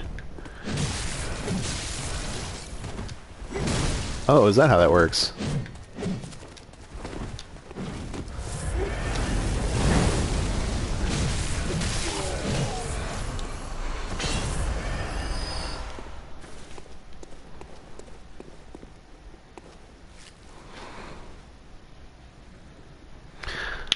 If you don't have enough Arcane, Abrietis is kind of difficult. I had a hard time doing it with only 40. I think I wasn't being patient enough mostly, but it's really hard in a physical build, I will agree with that. And then just being able to shoot Executioner's Gloves at its face really trivializes the whole experience. Simon's Bowblade, same thing. Shoot it in the face. Get a Visceral. Shoot it in the face some more. Big butt.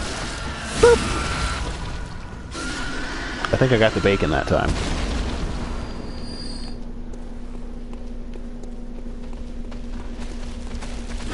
Okay, sprint, sprint, sprint, sprint, sprint.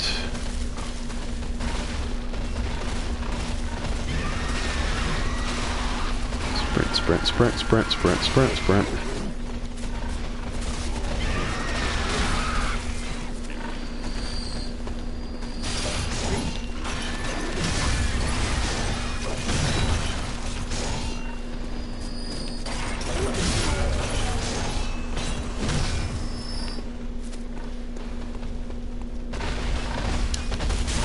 I dodged! I dodged! That is horseshit. But the good news is I sent the elevator down. Even though I don't start down there, but...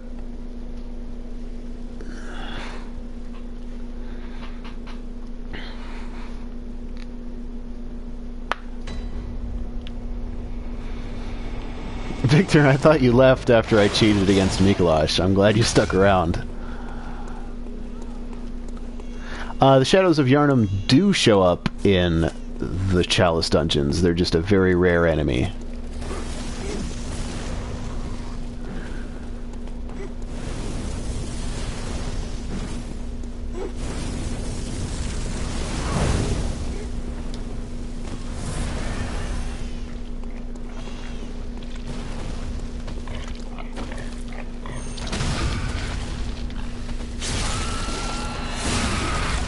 Yeah, there should be a thread on Reddit about it. I'm certain somebody found one. If I'm misremembering, I apologize. But I do seem to recall somebody having found them.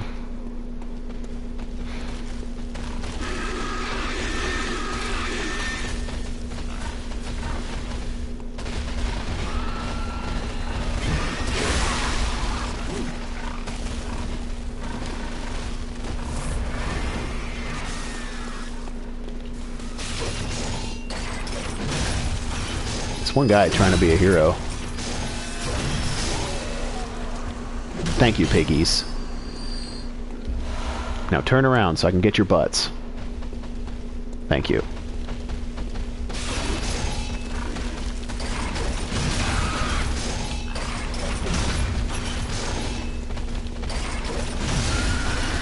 Got your nose.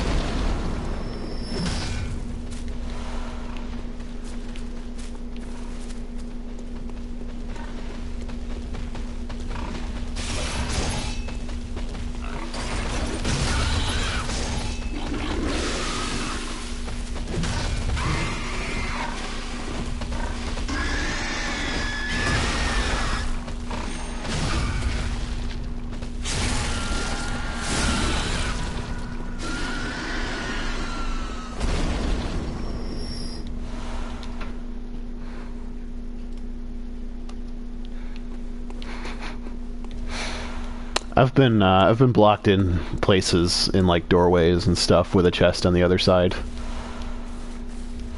It's pretty ridiculous. To me, that's part of the charm. The random stupid shit that goes on in the dungeons.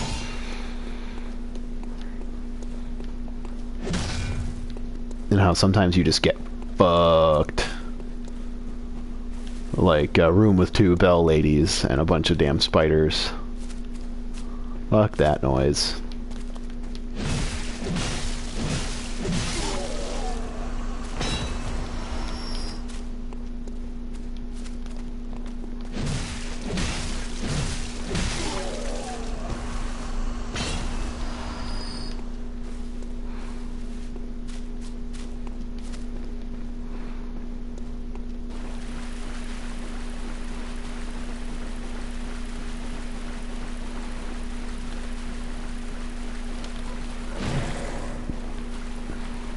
I mean, I get it, why people don't like Chalice dungeons, because they're kind of samey. But, like... I don't know.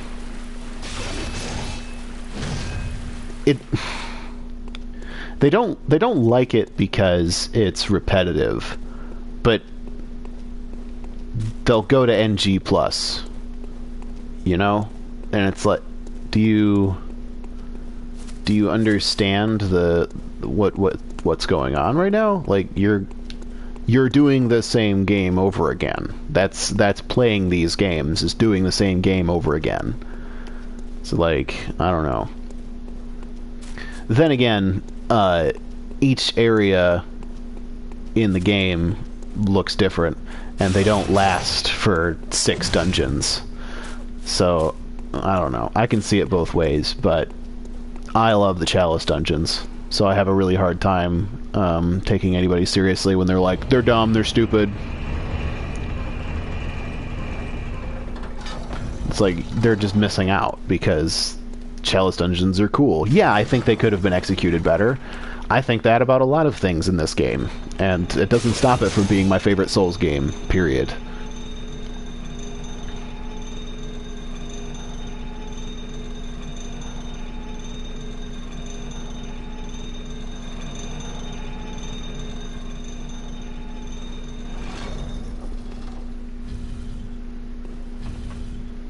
It's raining.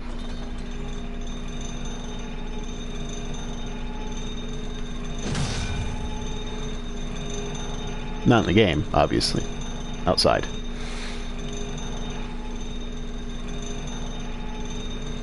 Holy shit, it's coming down, too. About time. We've had a drought around here.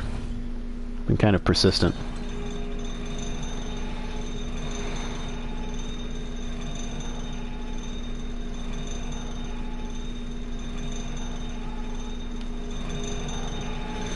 I don't know. I get the feeling there are a lot of Japanese players that adore the Chalice dungeons as much as I do. So, something like that, maybe better executed, hopefully, would make me really happy. But I'm not going to hold my breath or anything.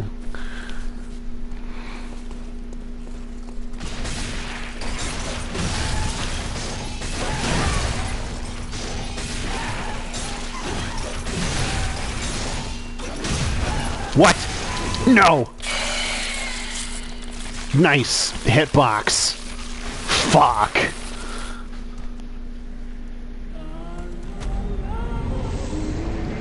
I almost had him too. Some horse shit. Missed him by an inch. Fucking pixels width. Ridiculous. Victor fucking... Oh.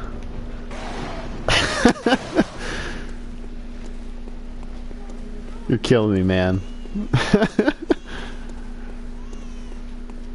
You don't have to farm Ritual Blood for. You need to drop 1 Ritual Blood for. Like, you kind of have to be unlucky to not drop that 1 Ritual Blood for. Because they drop from the damn Snatchers.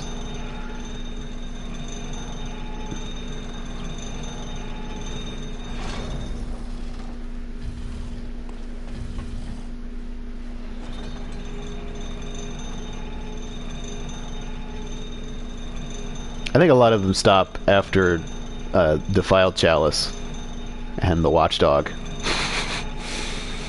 Because he's kind of a dick. To put it lightly. Defiled Watchdog is... He was a challenge for me my first time through.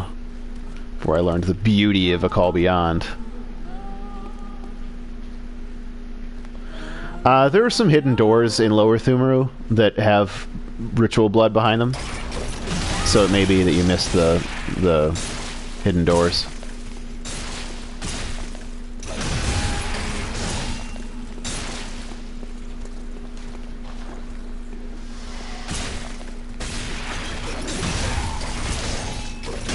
No! No! Ugh. Go away.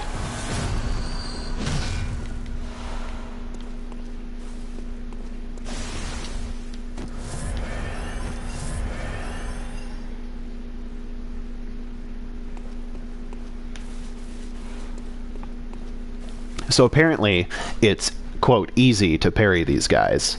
I've never been able to do it. I've tried it with a blunderbuss, and fortunately when you try to parry them with a blunderbuss and it doesn't work, they stagger and you can run the fuck away.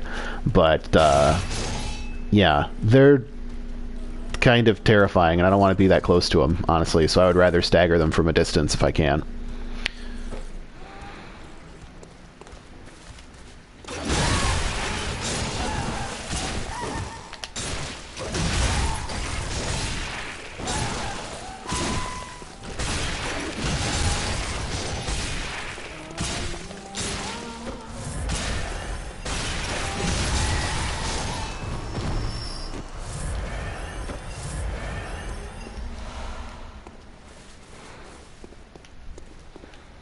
Yeah, I say easy because, like, easy is really subjective in these games. Oh yeah, dodging stuff's easy. Really? Cool. I'm glad that you are good at this game. Not everybody is. Now, killing shit with Flame Sprayer, that's legit easy, because you just point it at the thing and it dies.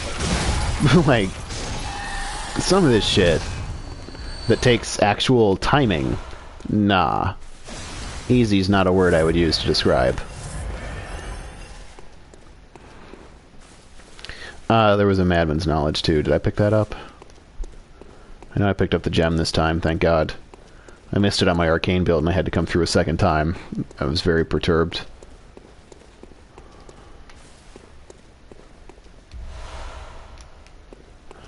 Maybe I got lucky. Let's look at the shitty curses. Oh, damn! Look at that! That is slick. Oh. Oh, me. Oh, my.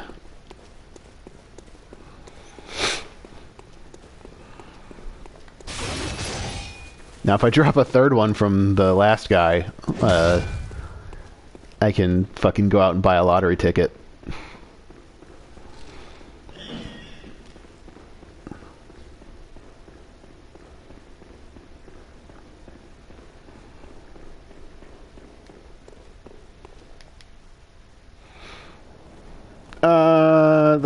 I know you're joking, but, like, item discovery does stuff. Bye-bye, brain. I'll miss you.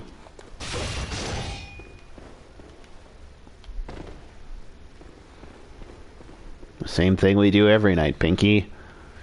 Try to frenzy the world.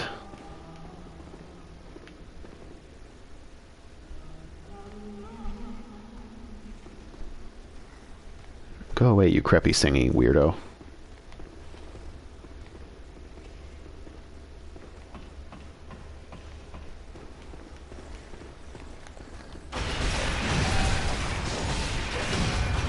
No, no, no, no, no, no, no, no, no!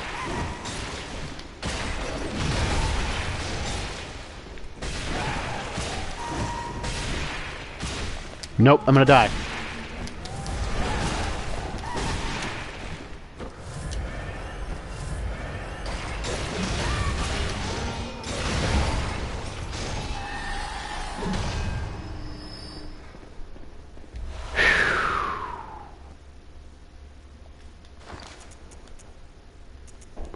Oh, so close.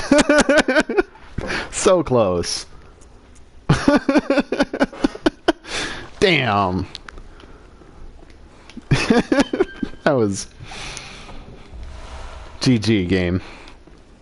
GG.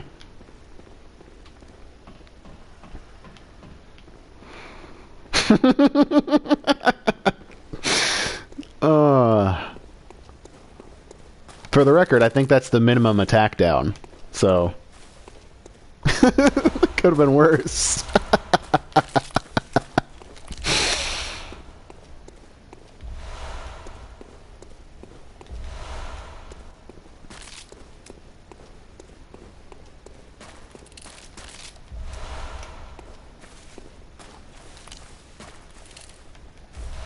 Now, here's the thing that I didn't understand. Have you ever come through this door from the other side and tried? Because, like, you get this door, you get this key in Micolash's shenanigans, right? And you come through this door, and, like, the brain is right there. And it's looking at you the whole time, and you're running through here in, like, frenzy and shit. And you're like, oh god, please. Oh god, please, no. What happened? And then you die. Like, why? To, like, make you go, I probably shouldn't be coming through this way.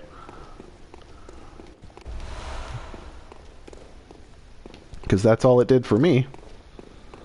It was like, this is clearly not the way this is supposed to go.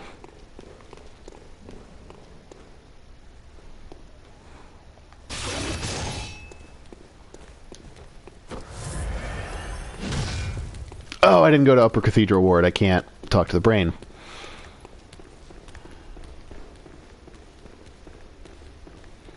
It's okay, I can go down the elevator here.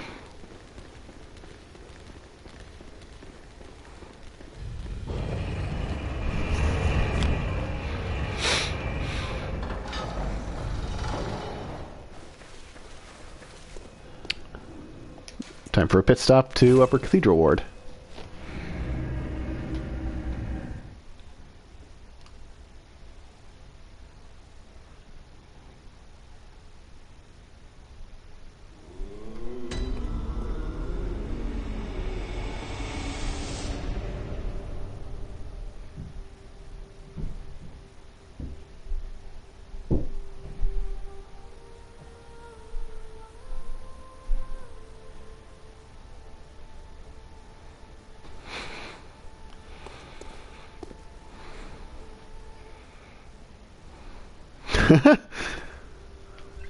Upper Cathedral Ward is spooky. What, you don't like the abandoned orphanage full of totally not children? Welcome home, good hunter. What is it? Very well, let me...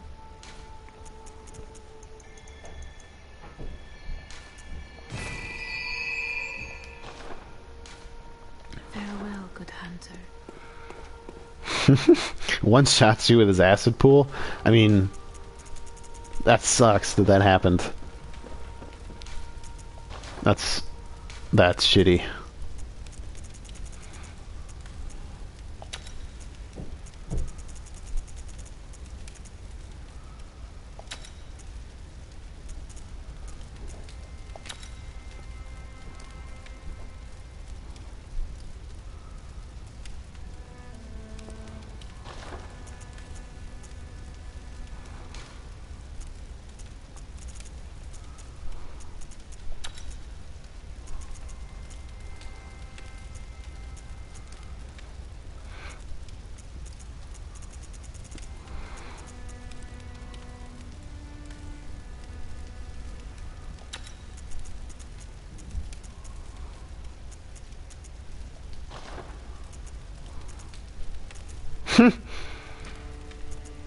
My fucking whirligig saw has almost as much AR as my beast cutter.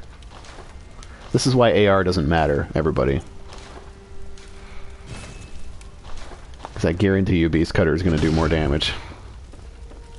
Except in two-handed mode. The two-handed mode of my whirligig saw right now would do the same damage, roughly the same damage as my beast cutter. The one-handed mode would deal like 70%, I think.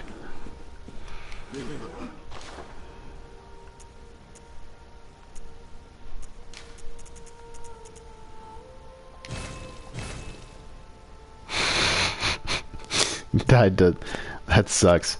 I can see that. Just like getting lost and not knowing which one's the fucking real Slim Shady, so to speak.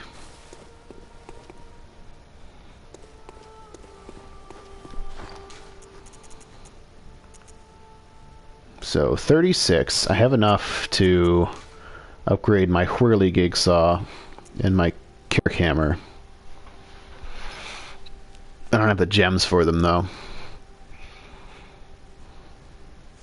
But whirligig saw would come in very handy against Rom in the dungeon. Beast Cutter not so much.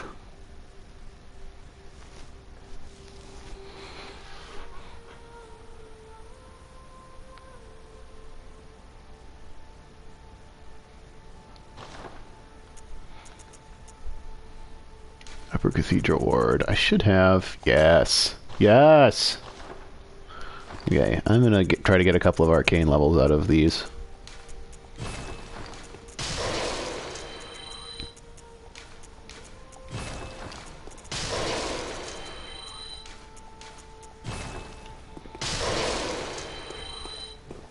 Welcome. What is...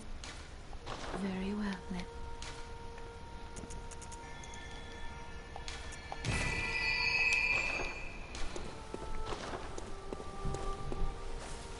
Okay.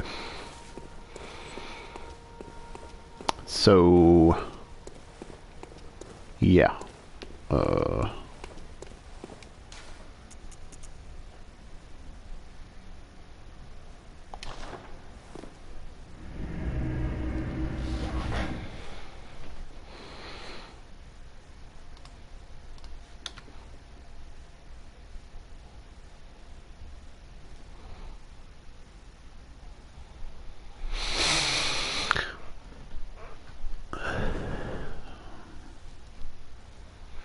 I'm not sure. I doubt it. I don't think the doll is real. Or, like, the doll in the dream I don't think is, like, actually a real thing. Because the dream is fake, right? It's just a place where Gurman got trapped.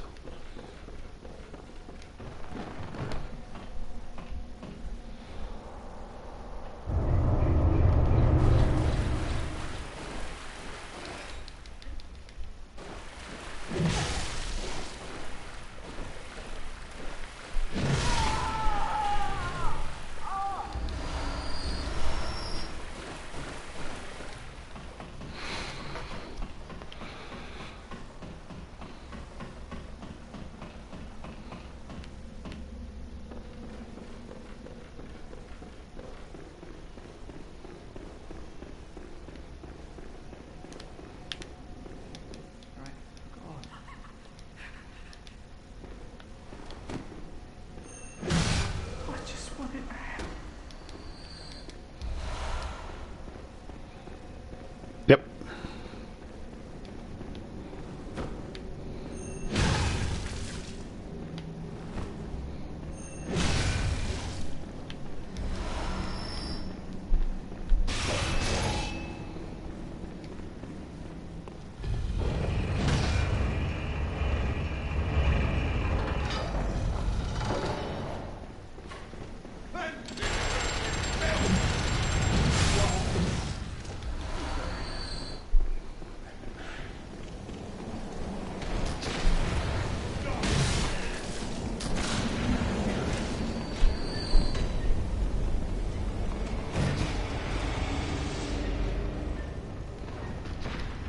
Rip Chapel Dweller.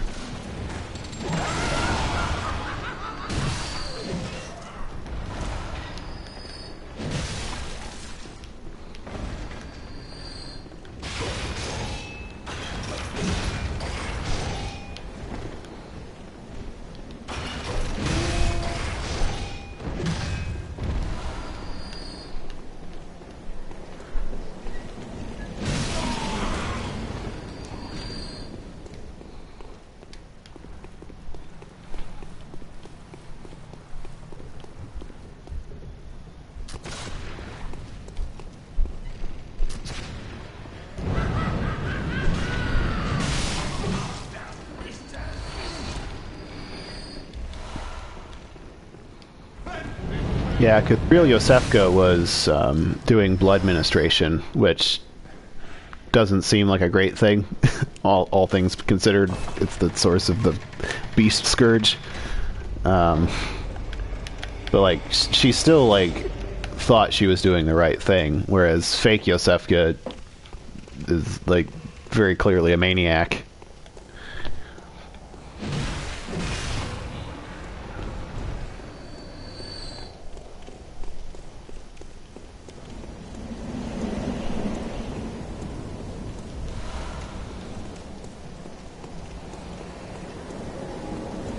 Fake Yosefka is a choir member. I don't know about the original Yosefka.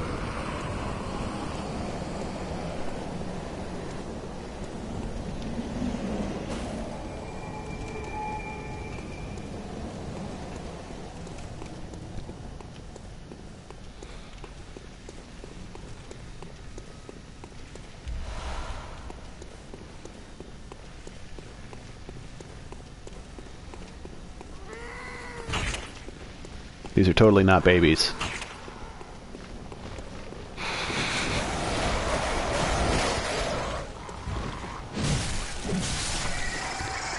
Yes, you find a Yosefka blood vial in the Nightmare of Mensis. And it's a little weird. It doesn't mean that it's her blood, but it does mean that it's from her clinic.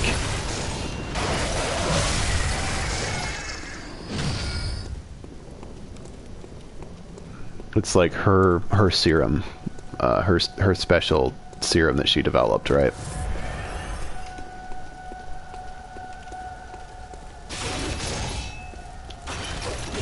You beat the third boss. Congratulations, Bloodstarved Beast, right? He can wreck you if you don't. He wrecked me several times on this character. I wasn't approaching the situation correctly. Like most bosses.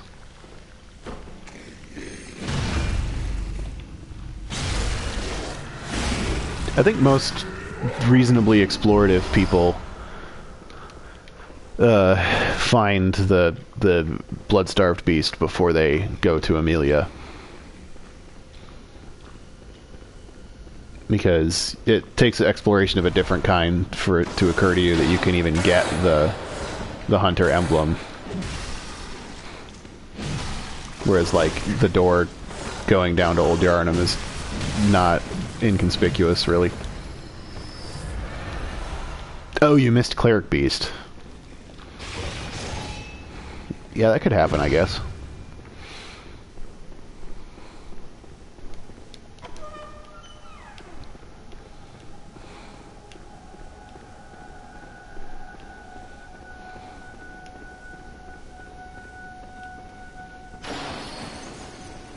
Y'all are gonna have a great time. By y'all, I mean the beasts. Let's whip out my torch and get a good look at this shenanigans. Come on. Where y'all at?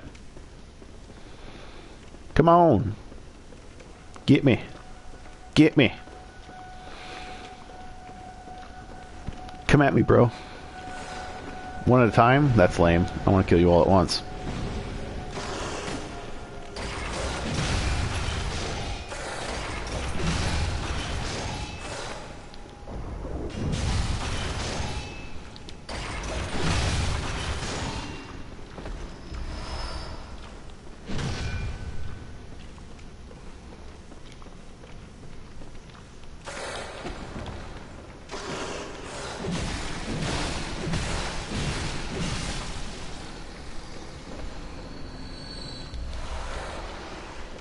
These guys drop chunks, but not terribly commonly. This was one of the early things that people tested item discovery on, and found that item discovery didn't affect your odds of getting chunks, and took this as indication that item discovery didn't actually do anything, which turned out later to be incorrect, testing it against different enemies, but at least for these guys, item discovery doesn't help you get chunks. It increases your odds of getting a drop per wolf. So statistically it would increase your chunks. but not because you have a higher odds of getting chunks. Does that make sense?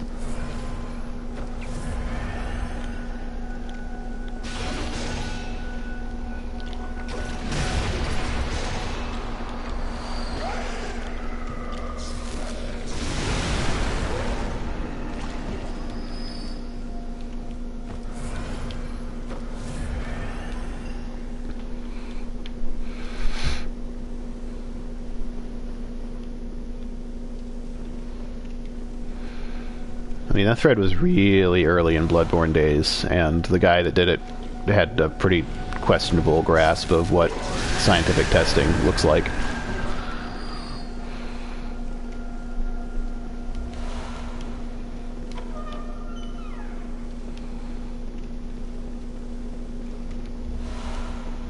Or what RNG distributions have a tendency to look like. But it does seem to be the case, looking at it after the fact, that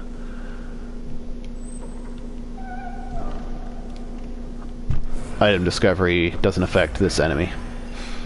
But I later tested brain suckers and found brain suckers in Chalice dungeons with a good amount of item discovery will drop gems 75% of the time instead of 25% without item discovery.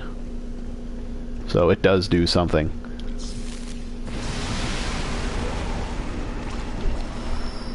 Just not for every enemy.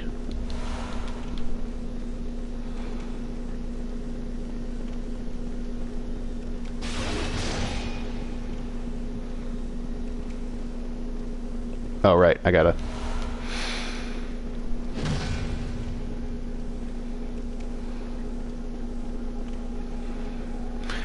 Yeah, but I don't think it's necessary.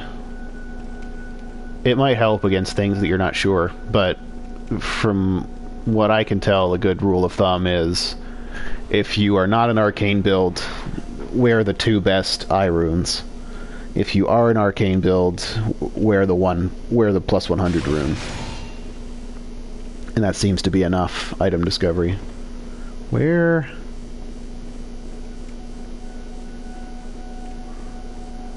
the bit with the key?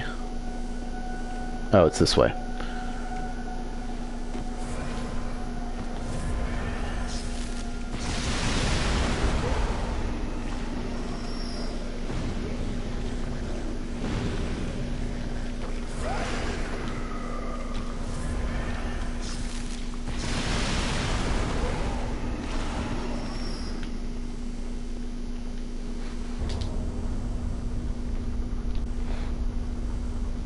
I mean, it's not going to hurt you to have all 3. But I'm not guaranteeing it's going to help either.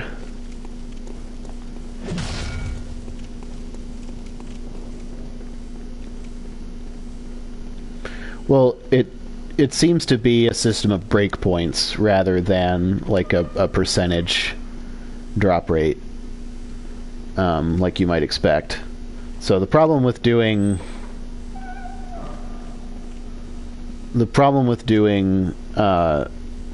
percentage increase to drop rates is that you end up making common drops more common, because you're just multiplying all of the drop rates by a certain percent, right? So there are a couple of ways you can implement it. One way is to actually just make common drops less common, which would statistically increase your odds of rarer things. You don't actually have to change the distribution. Or you can assign just completely different loot tables. And it appears to be, from my experimentation with it, if you have a certain amount of item discovery and you like satisfy a breakpoint, then enemies might have a different loot table when you kill them.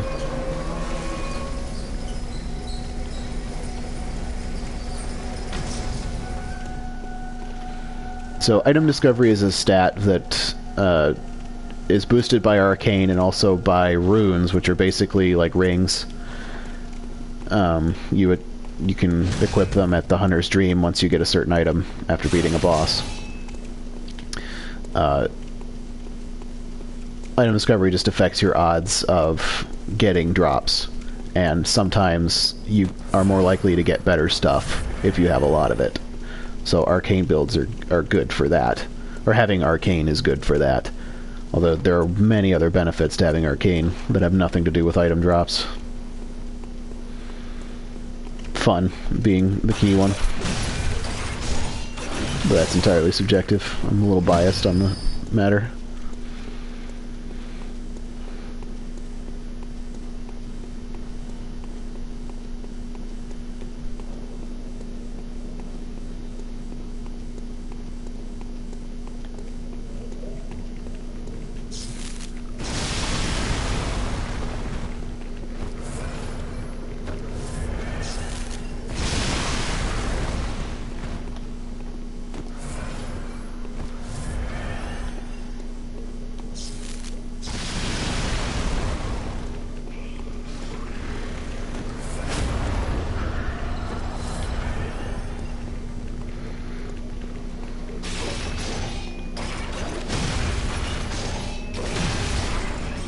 I love this game. That's how I'm still playing. Or maybe poorly is the answer you'd like to receive. How are you still playing? Poorly. Sorry, that is a stupid joke.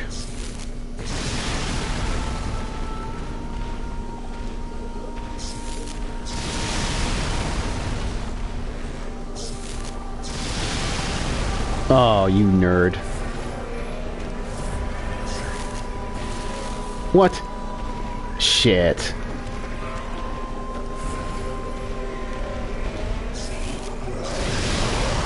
Haha. I win.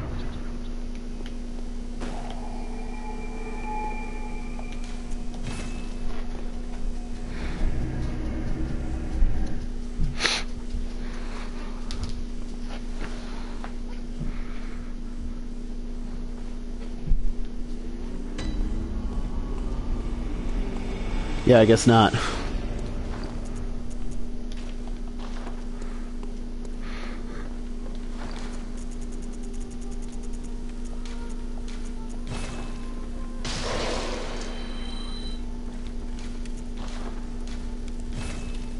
Oh man. Oh man. Oh man. Oh man. Oh man. Beast Cutter versus Ebrietis. Oh man.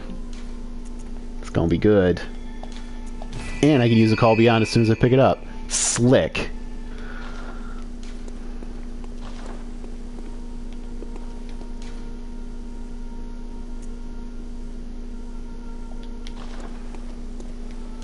Where am I going? Oh yeah.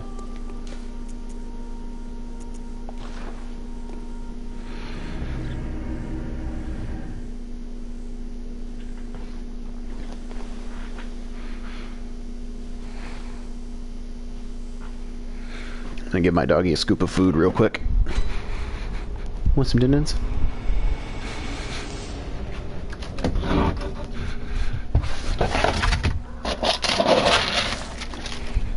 Dinner time.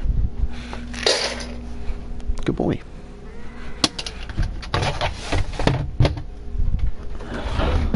What a good boy.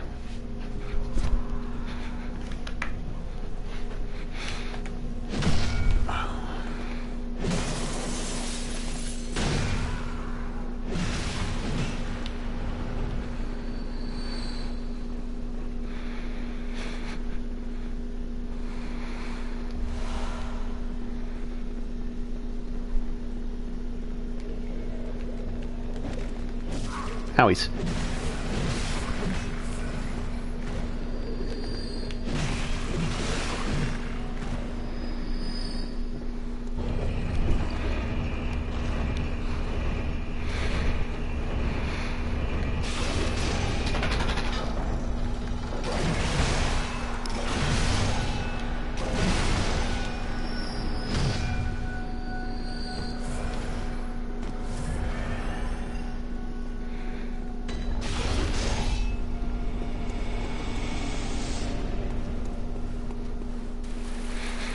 Hey girl. What's up? You don't have to cry.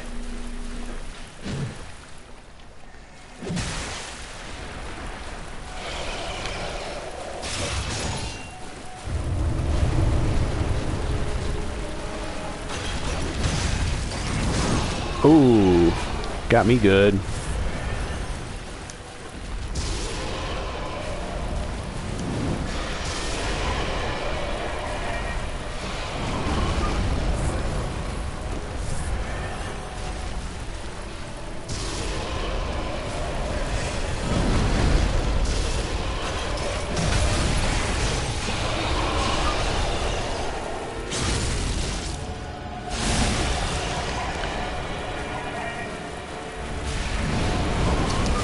Oh, I dodged the wrong way.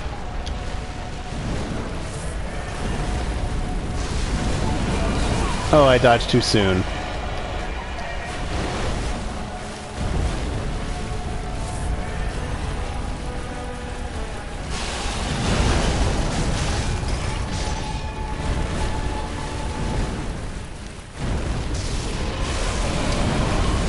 I dodged too soon again.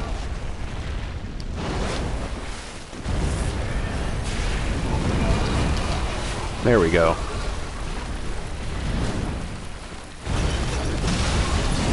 Oop.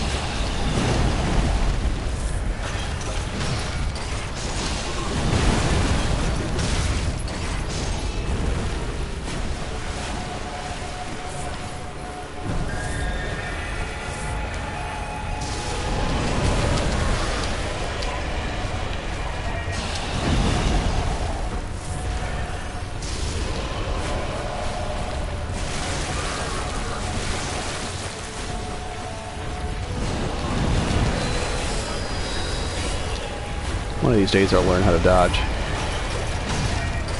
That's a lie.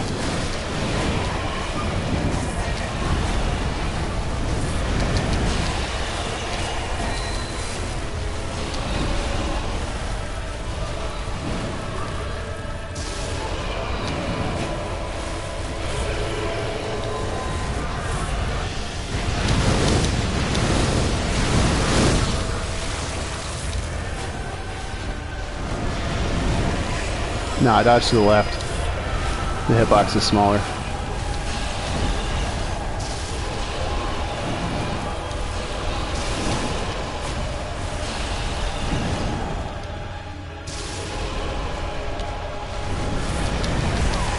Damn.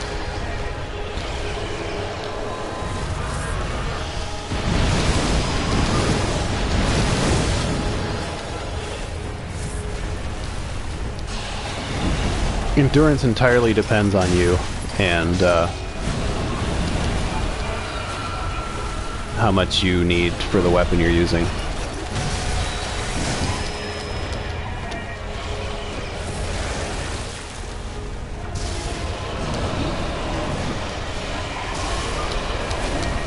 GG.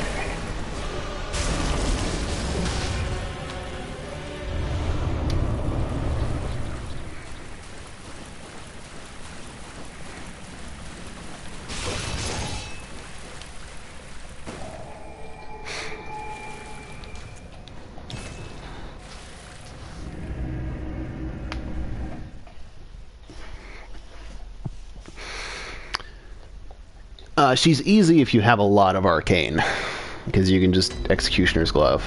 But particularly with that tool being split among 3 hits,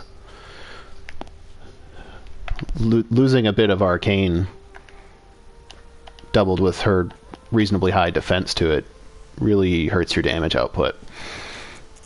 And it didn't help that I don't know how to time Beast Cutter against her.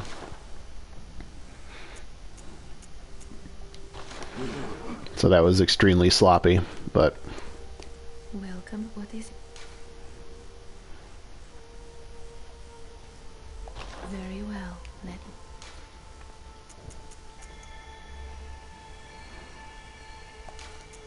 me... 50 Arcane is my goal.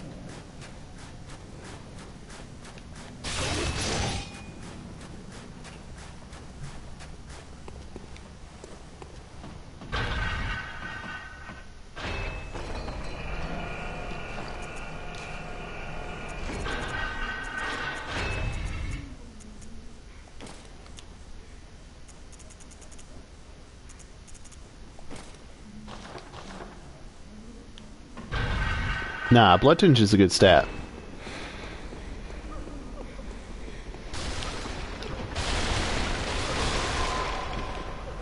I don't use it, but I don't use it on this character anyway. But I've had Blood Tinge characters before. If you're new to the game, probably wouldn't really hurt to just have your first character level up everything and try all the weapons.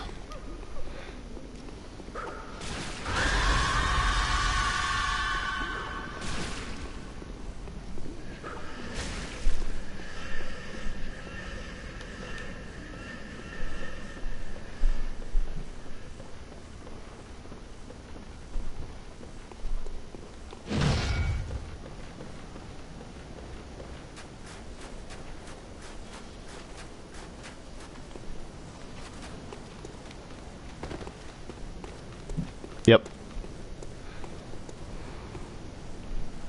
I skipped him the first time through.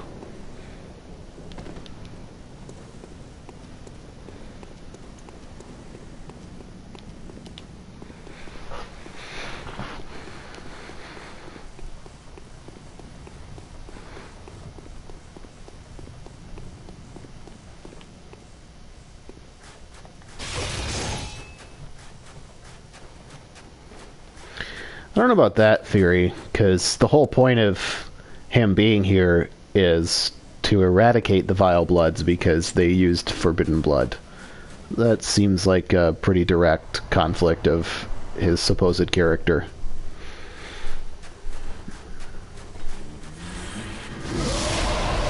Not like that would be the first time that's ever happened in literary works, but for the most part the characters in this game are pretty simple and straightforward.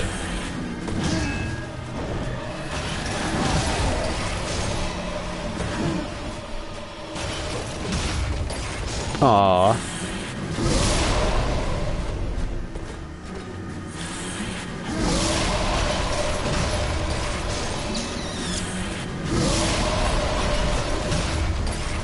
Damn, my spacing needs serious work.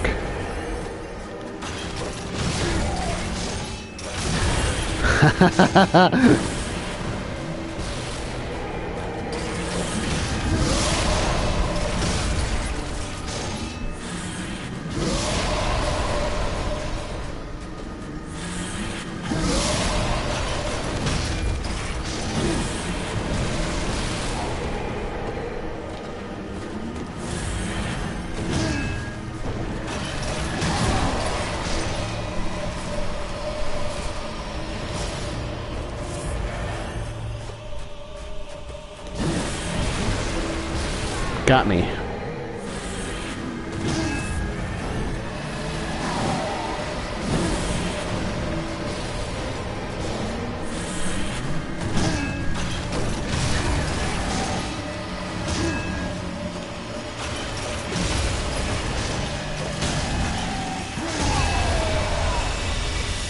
Ooh, I forgot to charge attack his back. I thought he was doing something else.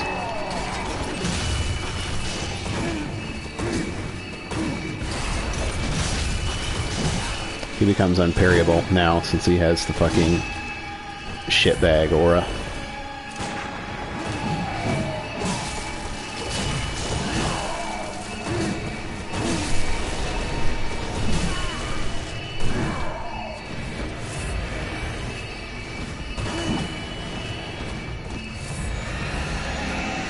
I thought he was doing that, because I forgot what it looks like.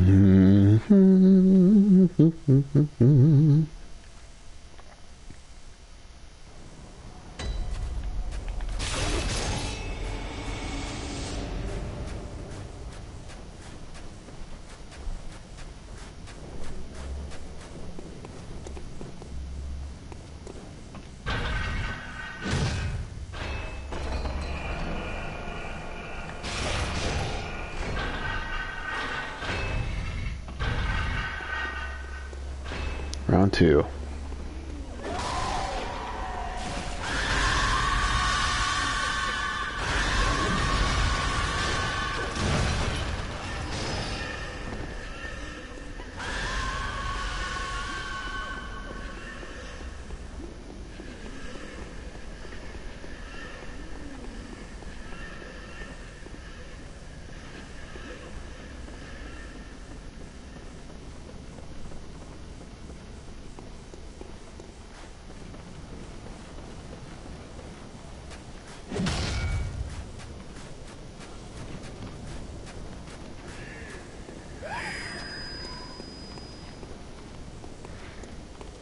So the Chalice ritual is basically you're paying some materials to open up a dungeon.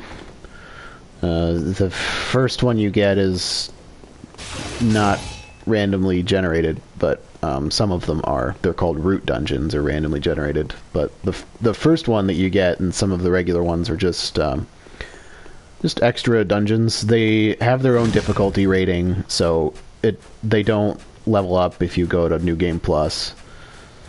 And basically, they're completely extra content. You don't really have to do them. The main reason to do them is some of the higher end runes can only be found in there, and blood gems are found in there as well. Some really good blood gems.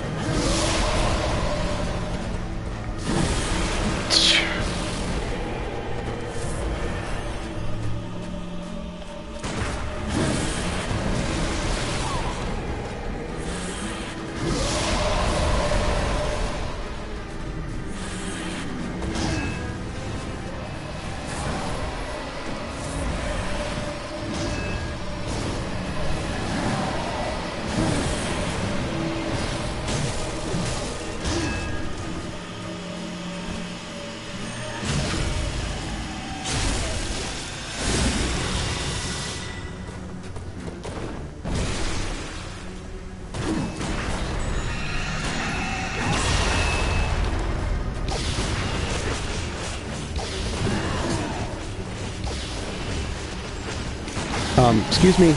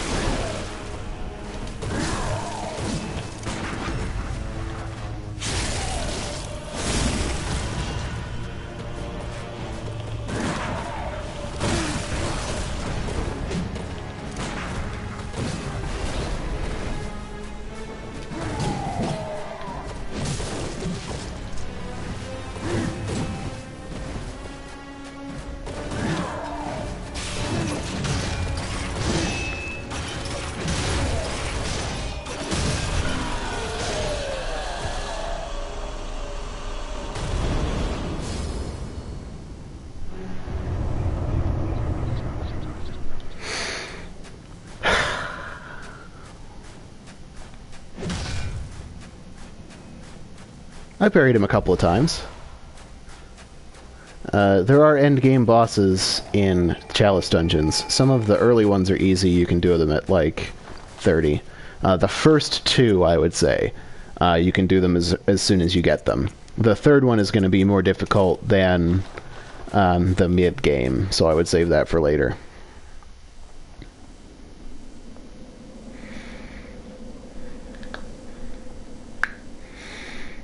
And then the last several are endgame content, on par with like NG plus in terms of difficulty, honestly.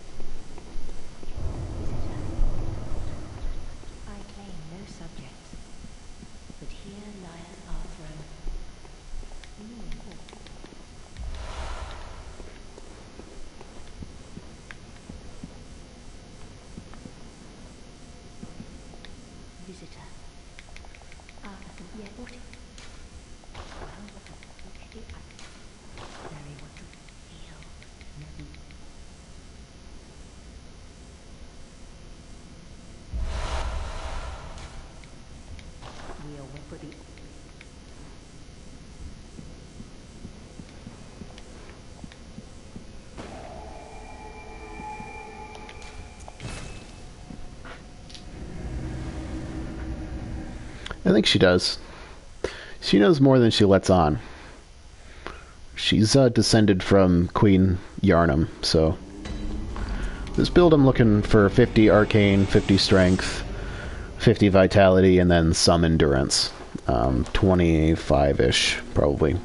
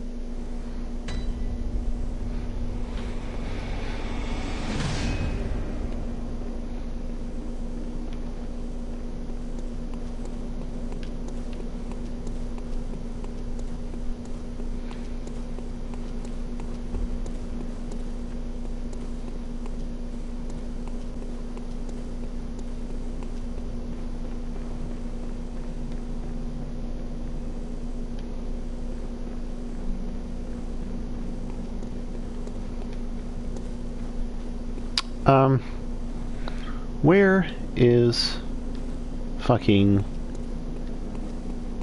Alfred? Brainsucker, right, okay. I'm gonna have 50... Are you referring to the amount of Arcane or Strength I'm gonna have? It's gonna be 50-50. Because I don't like the level 120 metagame. I go to 145. Because I like my hybrid builds to actually be hybrid builds instead of just pretending.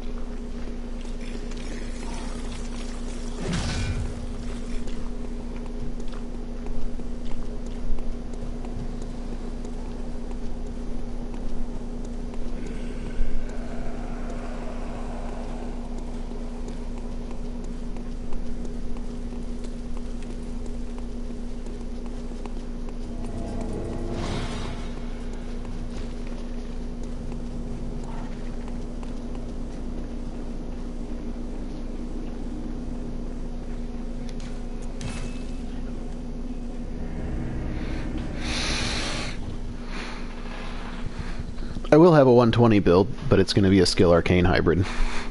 40 arcane, 50 skill. Technically just a skill build that can use all of the arcane tools if I want to.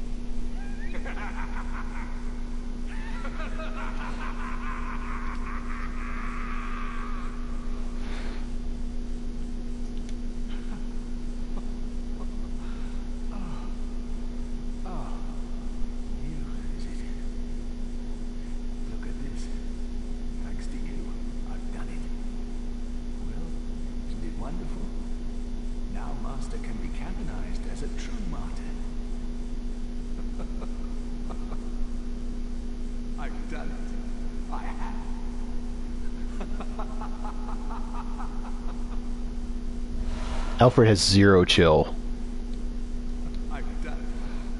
None.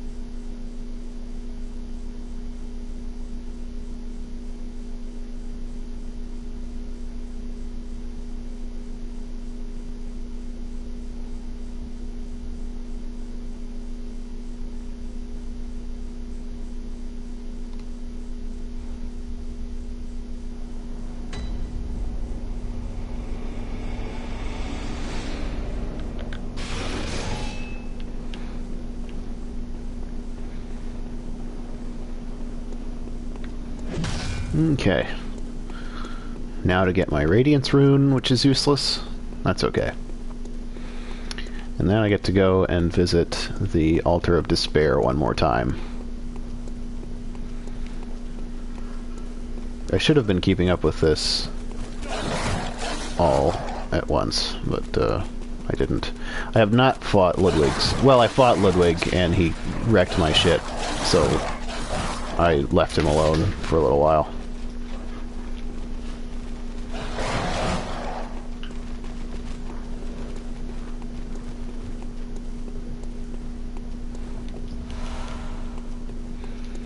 I think the old Yhar'gul lamp is closer now at this point. Oh lordy. Plus no.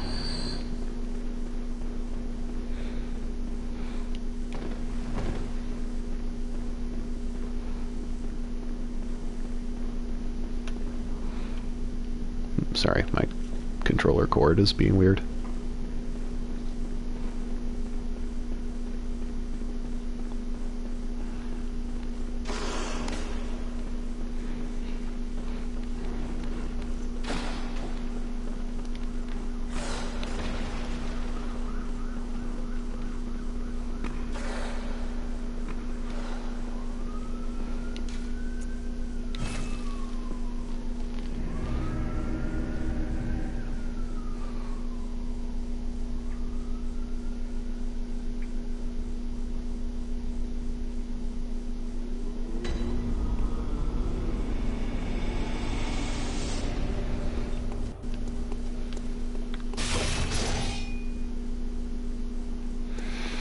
You can buy the key from the Hunter's Dream to get to Amelia, but you can also go from the Cathedral Ward lamp to the left, down the way that I just went and went to the lamp. And you can go through Old Yarnum and kill the blood-starved beast, and then you don't need to buy the key. You can come up through the back way. So after you kill the blood-starved beast, a door opens up on the right from the Cathedral Ward lamp, and going down that tower will bring you up the back way through Cathedral Ward. It's kind of roundabout, but it's cheaper than 10,000 echoes, and you'll make more than 10,000 echoes going down there.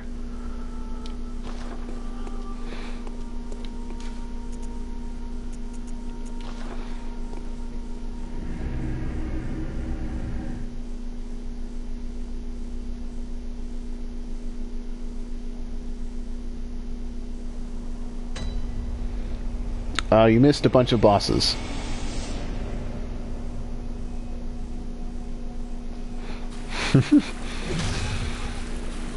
Mostly me losing to them.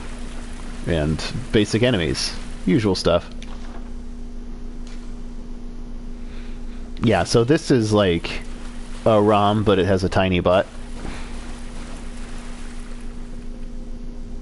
And weird long legs. I don't really know what's up with this guy.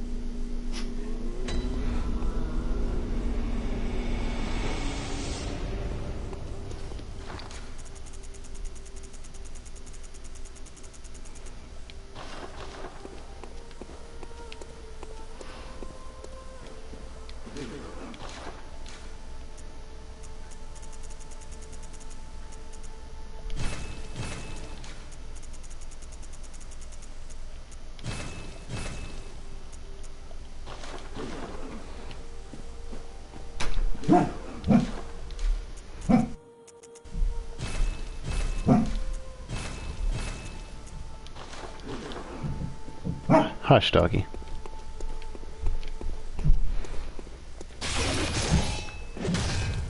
Okay.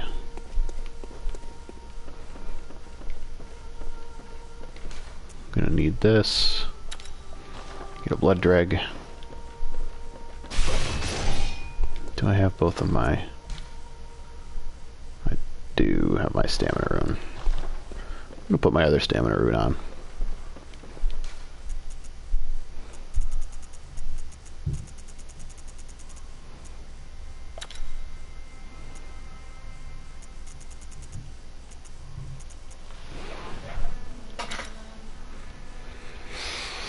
Does anybody remember where the other clockwise metamorphosis is? 10%?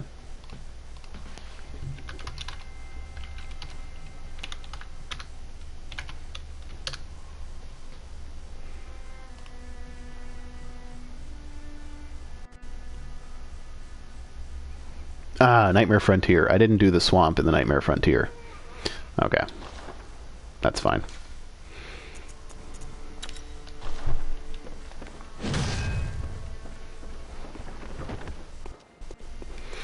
Yeah, he's an old-ass boxer. He's cranky and doesn't like when people are outside.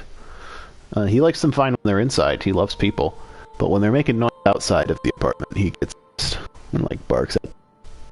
I can only assume that he's going, "Hey, you're gonna be noisy, get your ass in here, so I can lick you and lean up against you like a weirdo." That's my understanding of his lingo. Human, I don't.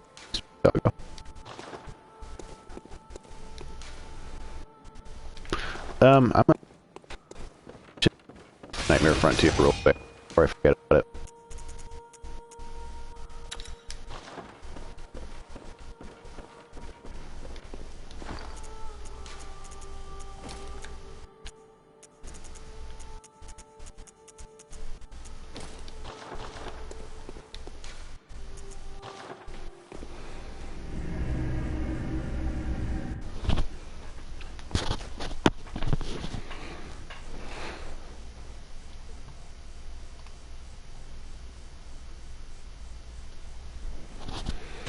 The audio might be spotty because I've been streaming for 6.5 hours. My internet's probably like, what's happening?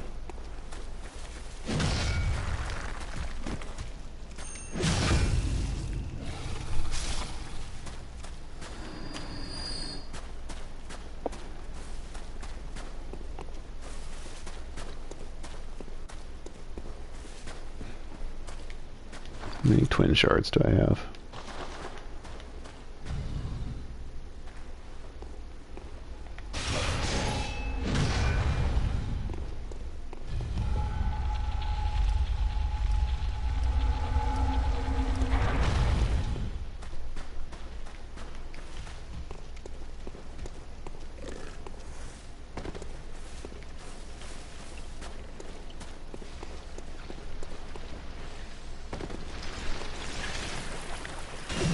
Where? I thought he was... Oh, here he is.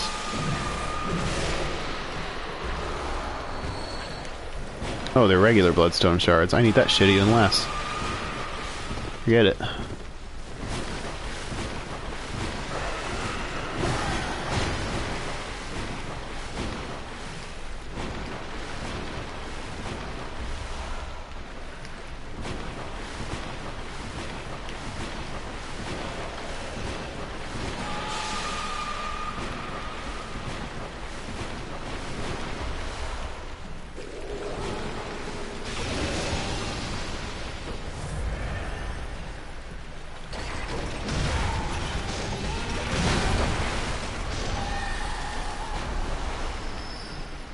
Aw, they drop cute pink gems.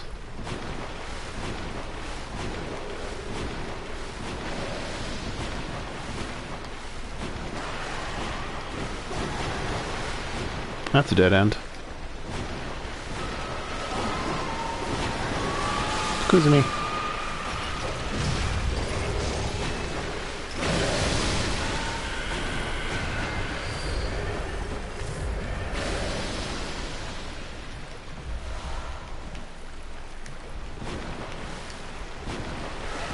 They do not drop Bastards of Lauren in the Frontier.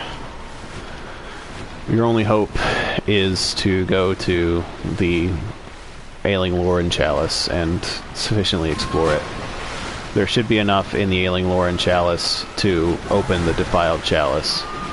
And then, oh shit, in Lower Lauren you'll have enough to open a fetid, rotted, cursed a cursed dungeon of your own later. You'll find the offerings for fetid elsewhere. Rotted.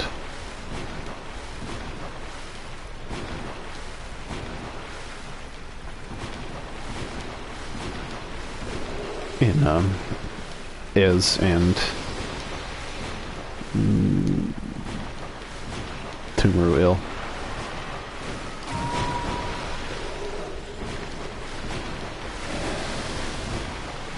An item. Oh, Riri.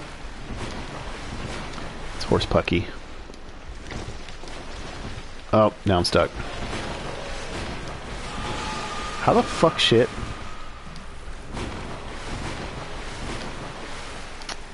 Please. Please game. Is that easy? Hush doggy.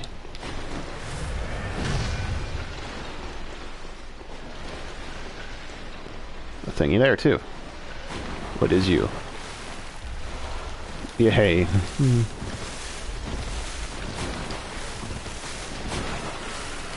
I should be able to roll up that. I say that every time.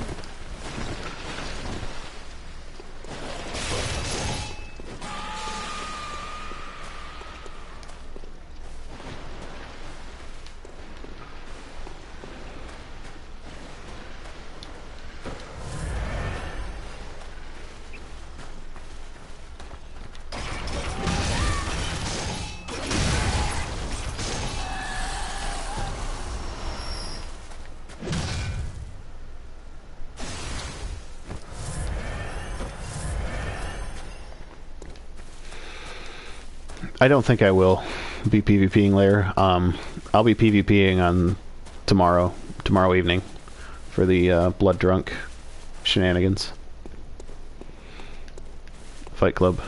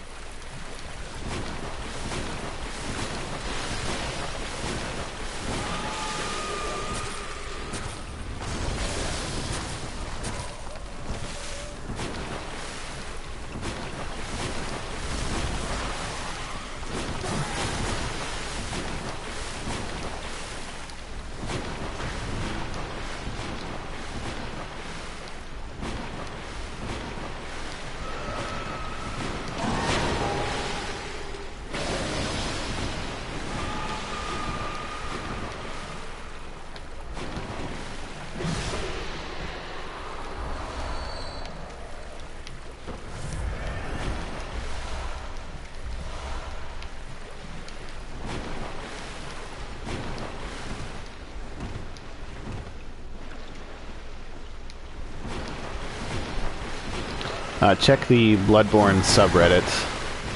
There should be a sticky about it. Should be one of the first 2 posts that shows up.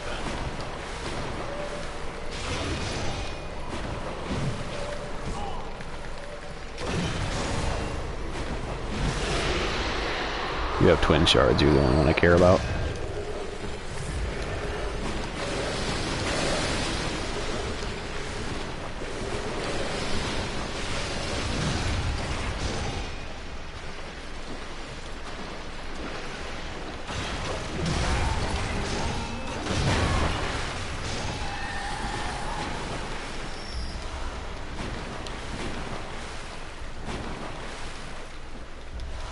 Yay.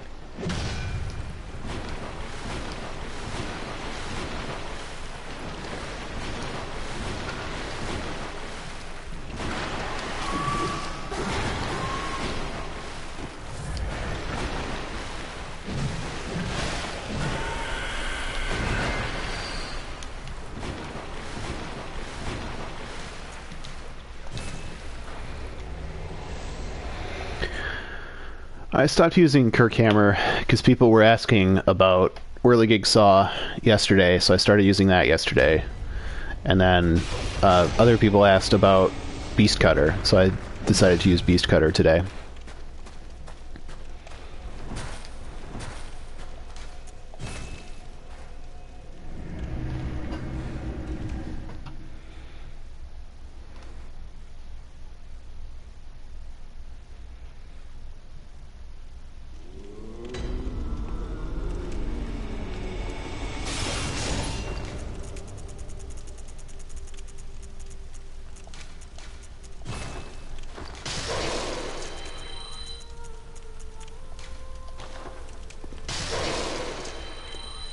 Welcome.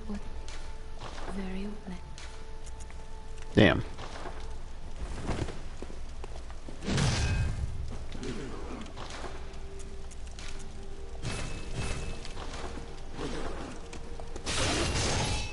Okay. And now, to pull a rabbit out of my hat, I mean...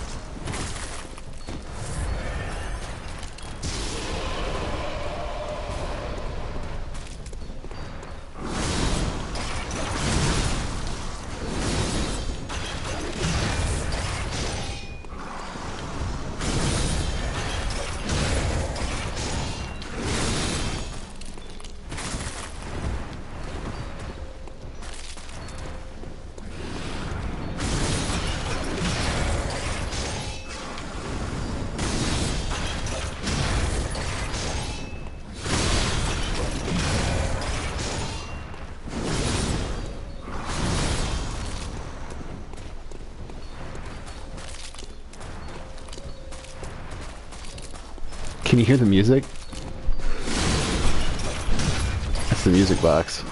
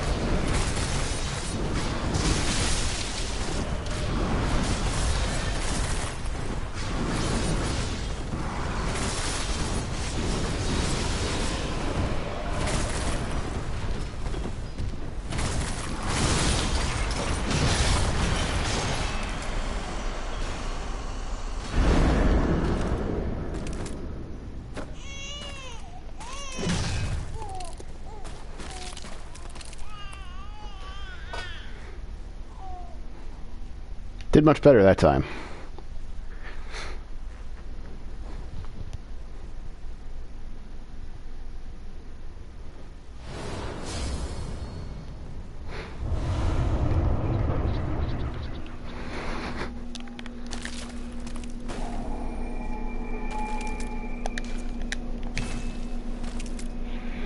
Yeah, it took me like 500 tries and I had to summon help.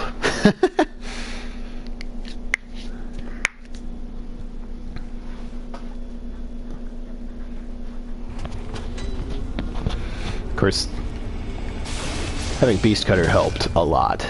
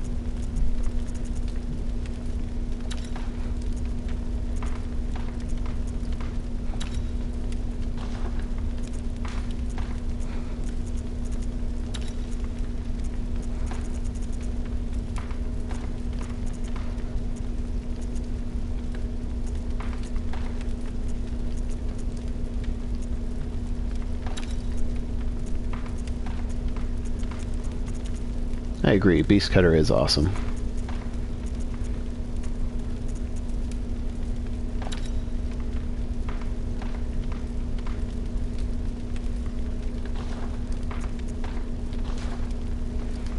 Okay.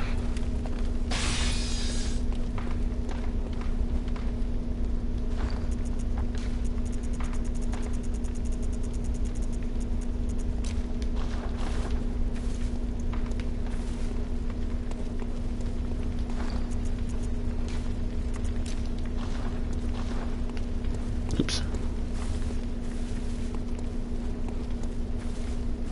Oh, spend some echoes, I think.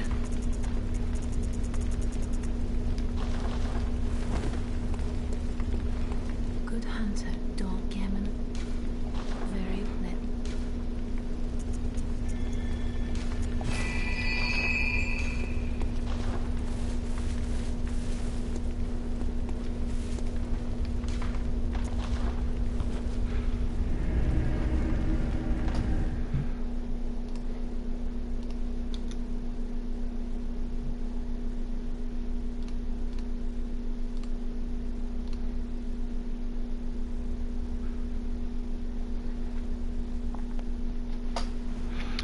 Yay, okay.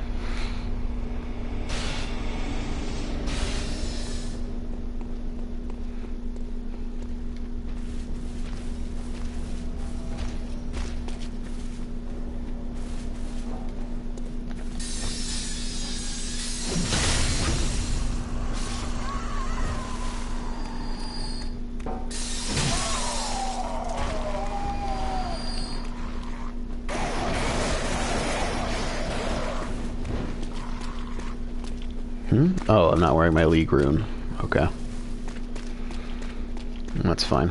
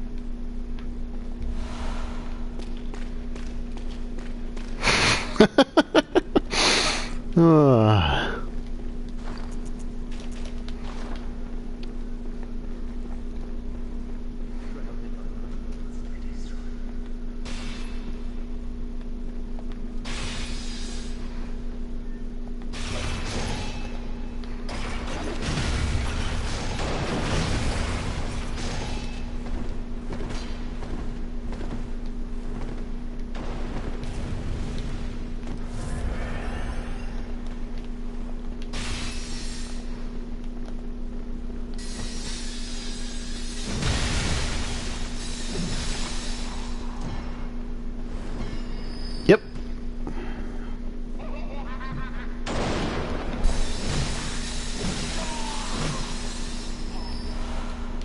And I very nearly have the gems to wield it. Not quite yet, but...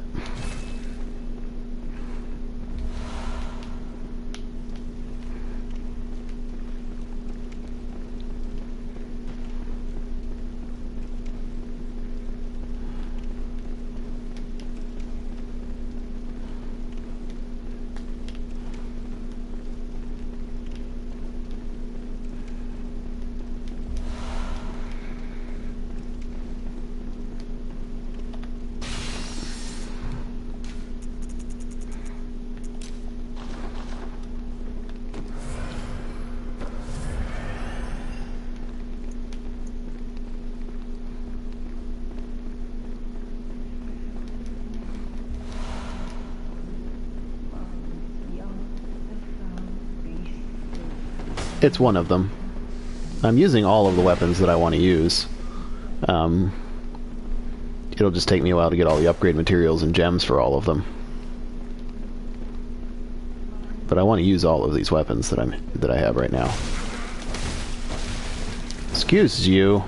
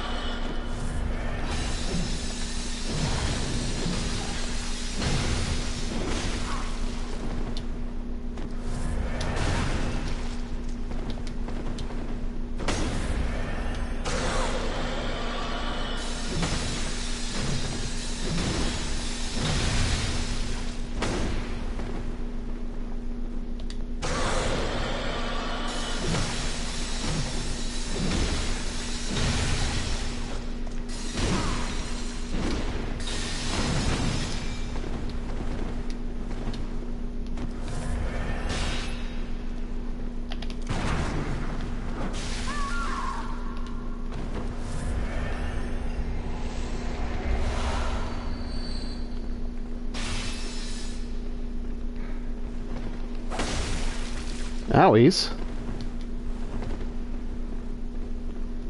Rude bitch. Lady.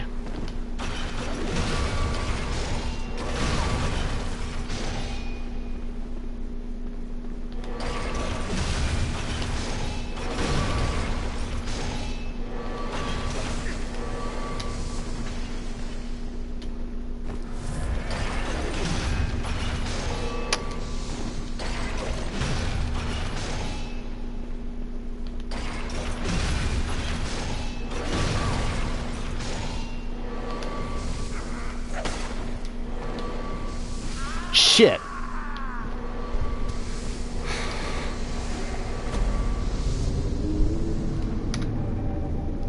Never do that against an arcane build. I don't know that one of these is Vicar Amelia.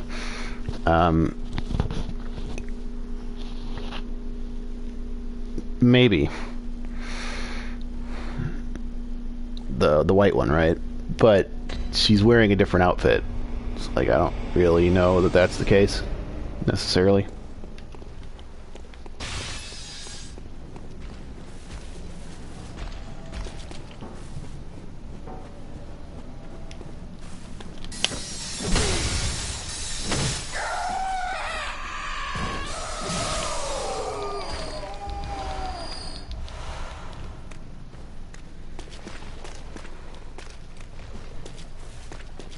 Good news is the one in black won't be there, so I only have to fight the one in white.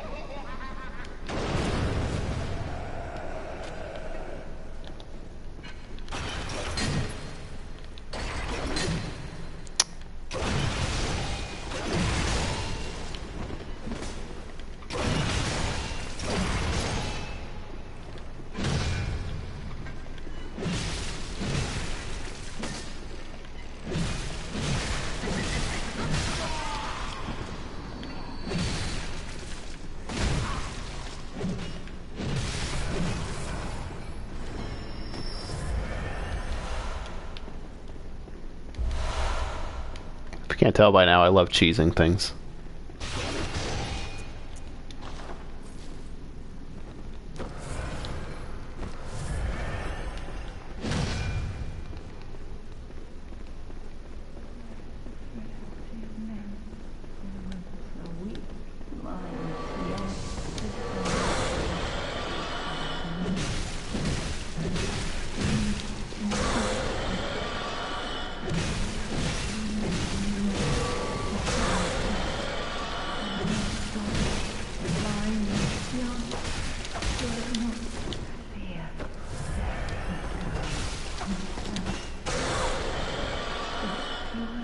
Go away. Quit creepily muttering at me.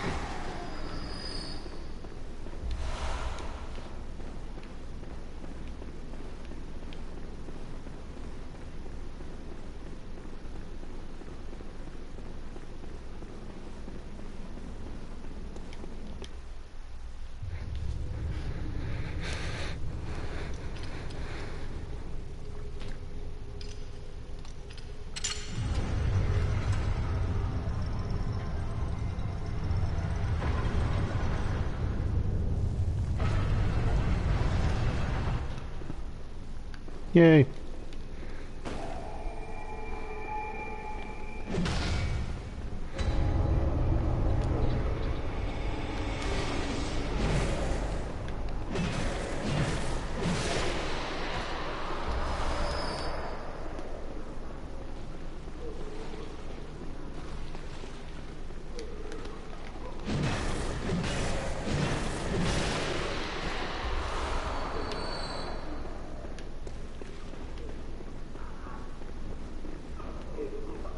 Plip, plop, plip, plop.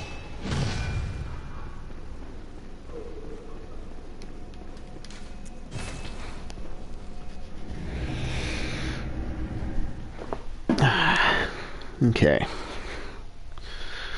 Well, I'll show off the moveset of this weapon. And then I think I'll be done for the night. So this is Holy Moonlight Sword. One-handed mode is like pretty standard.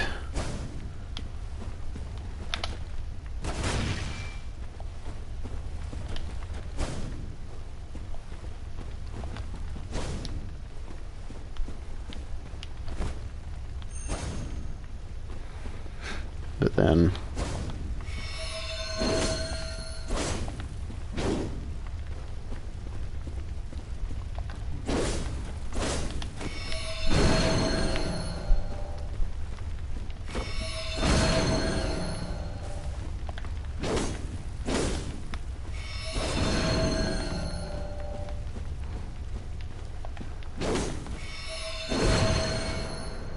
magic stuff. It's gonna be cool. I don't have the gems for it right now, but when I do, it's one of my favorite weapons. So I intend to use all of these weapons. This is another interesting weapon.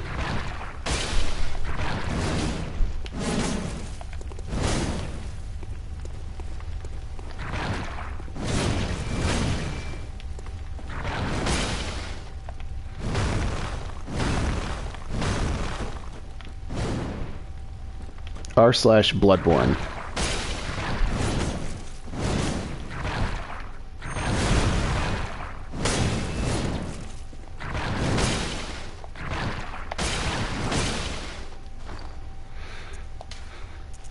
But yeah, these are just some of the things that I'm going to be using.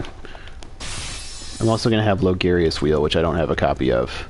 That'll be coming. I'll be getting that from the Chalice dungeons because the best imprint is not the one that you find in the normal game. No, I'll probably use all this stuff too. Yeah. So, thanks to everybody who showed up today. Had a great stream today. You like the whirligig? It's pretty damn cool.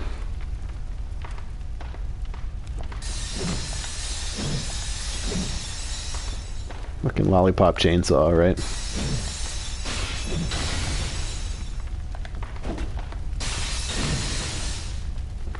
But I've been streaming for 7 hours, and my doggy needs to go out, and I'm going to eat some food and stuff. So, thanks everybody for hanging out. Have a great night.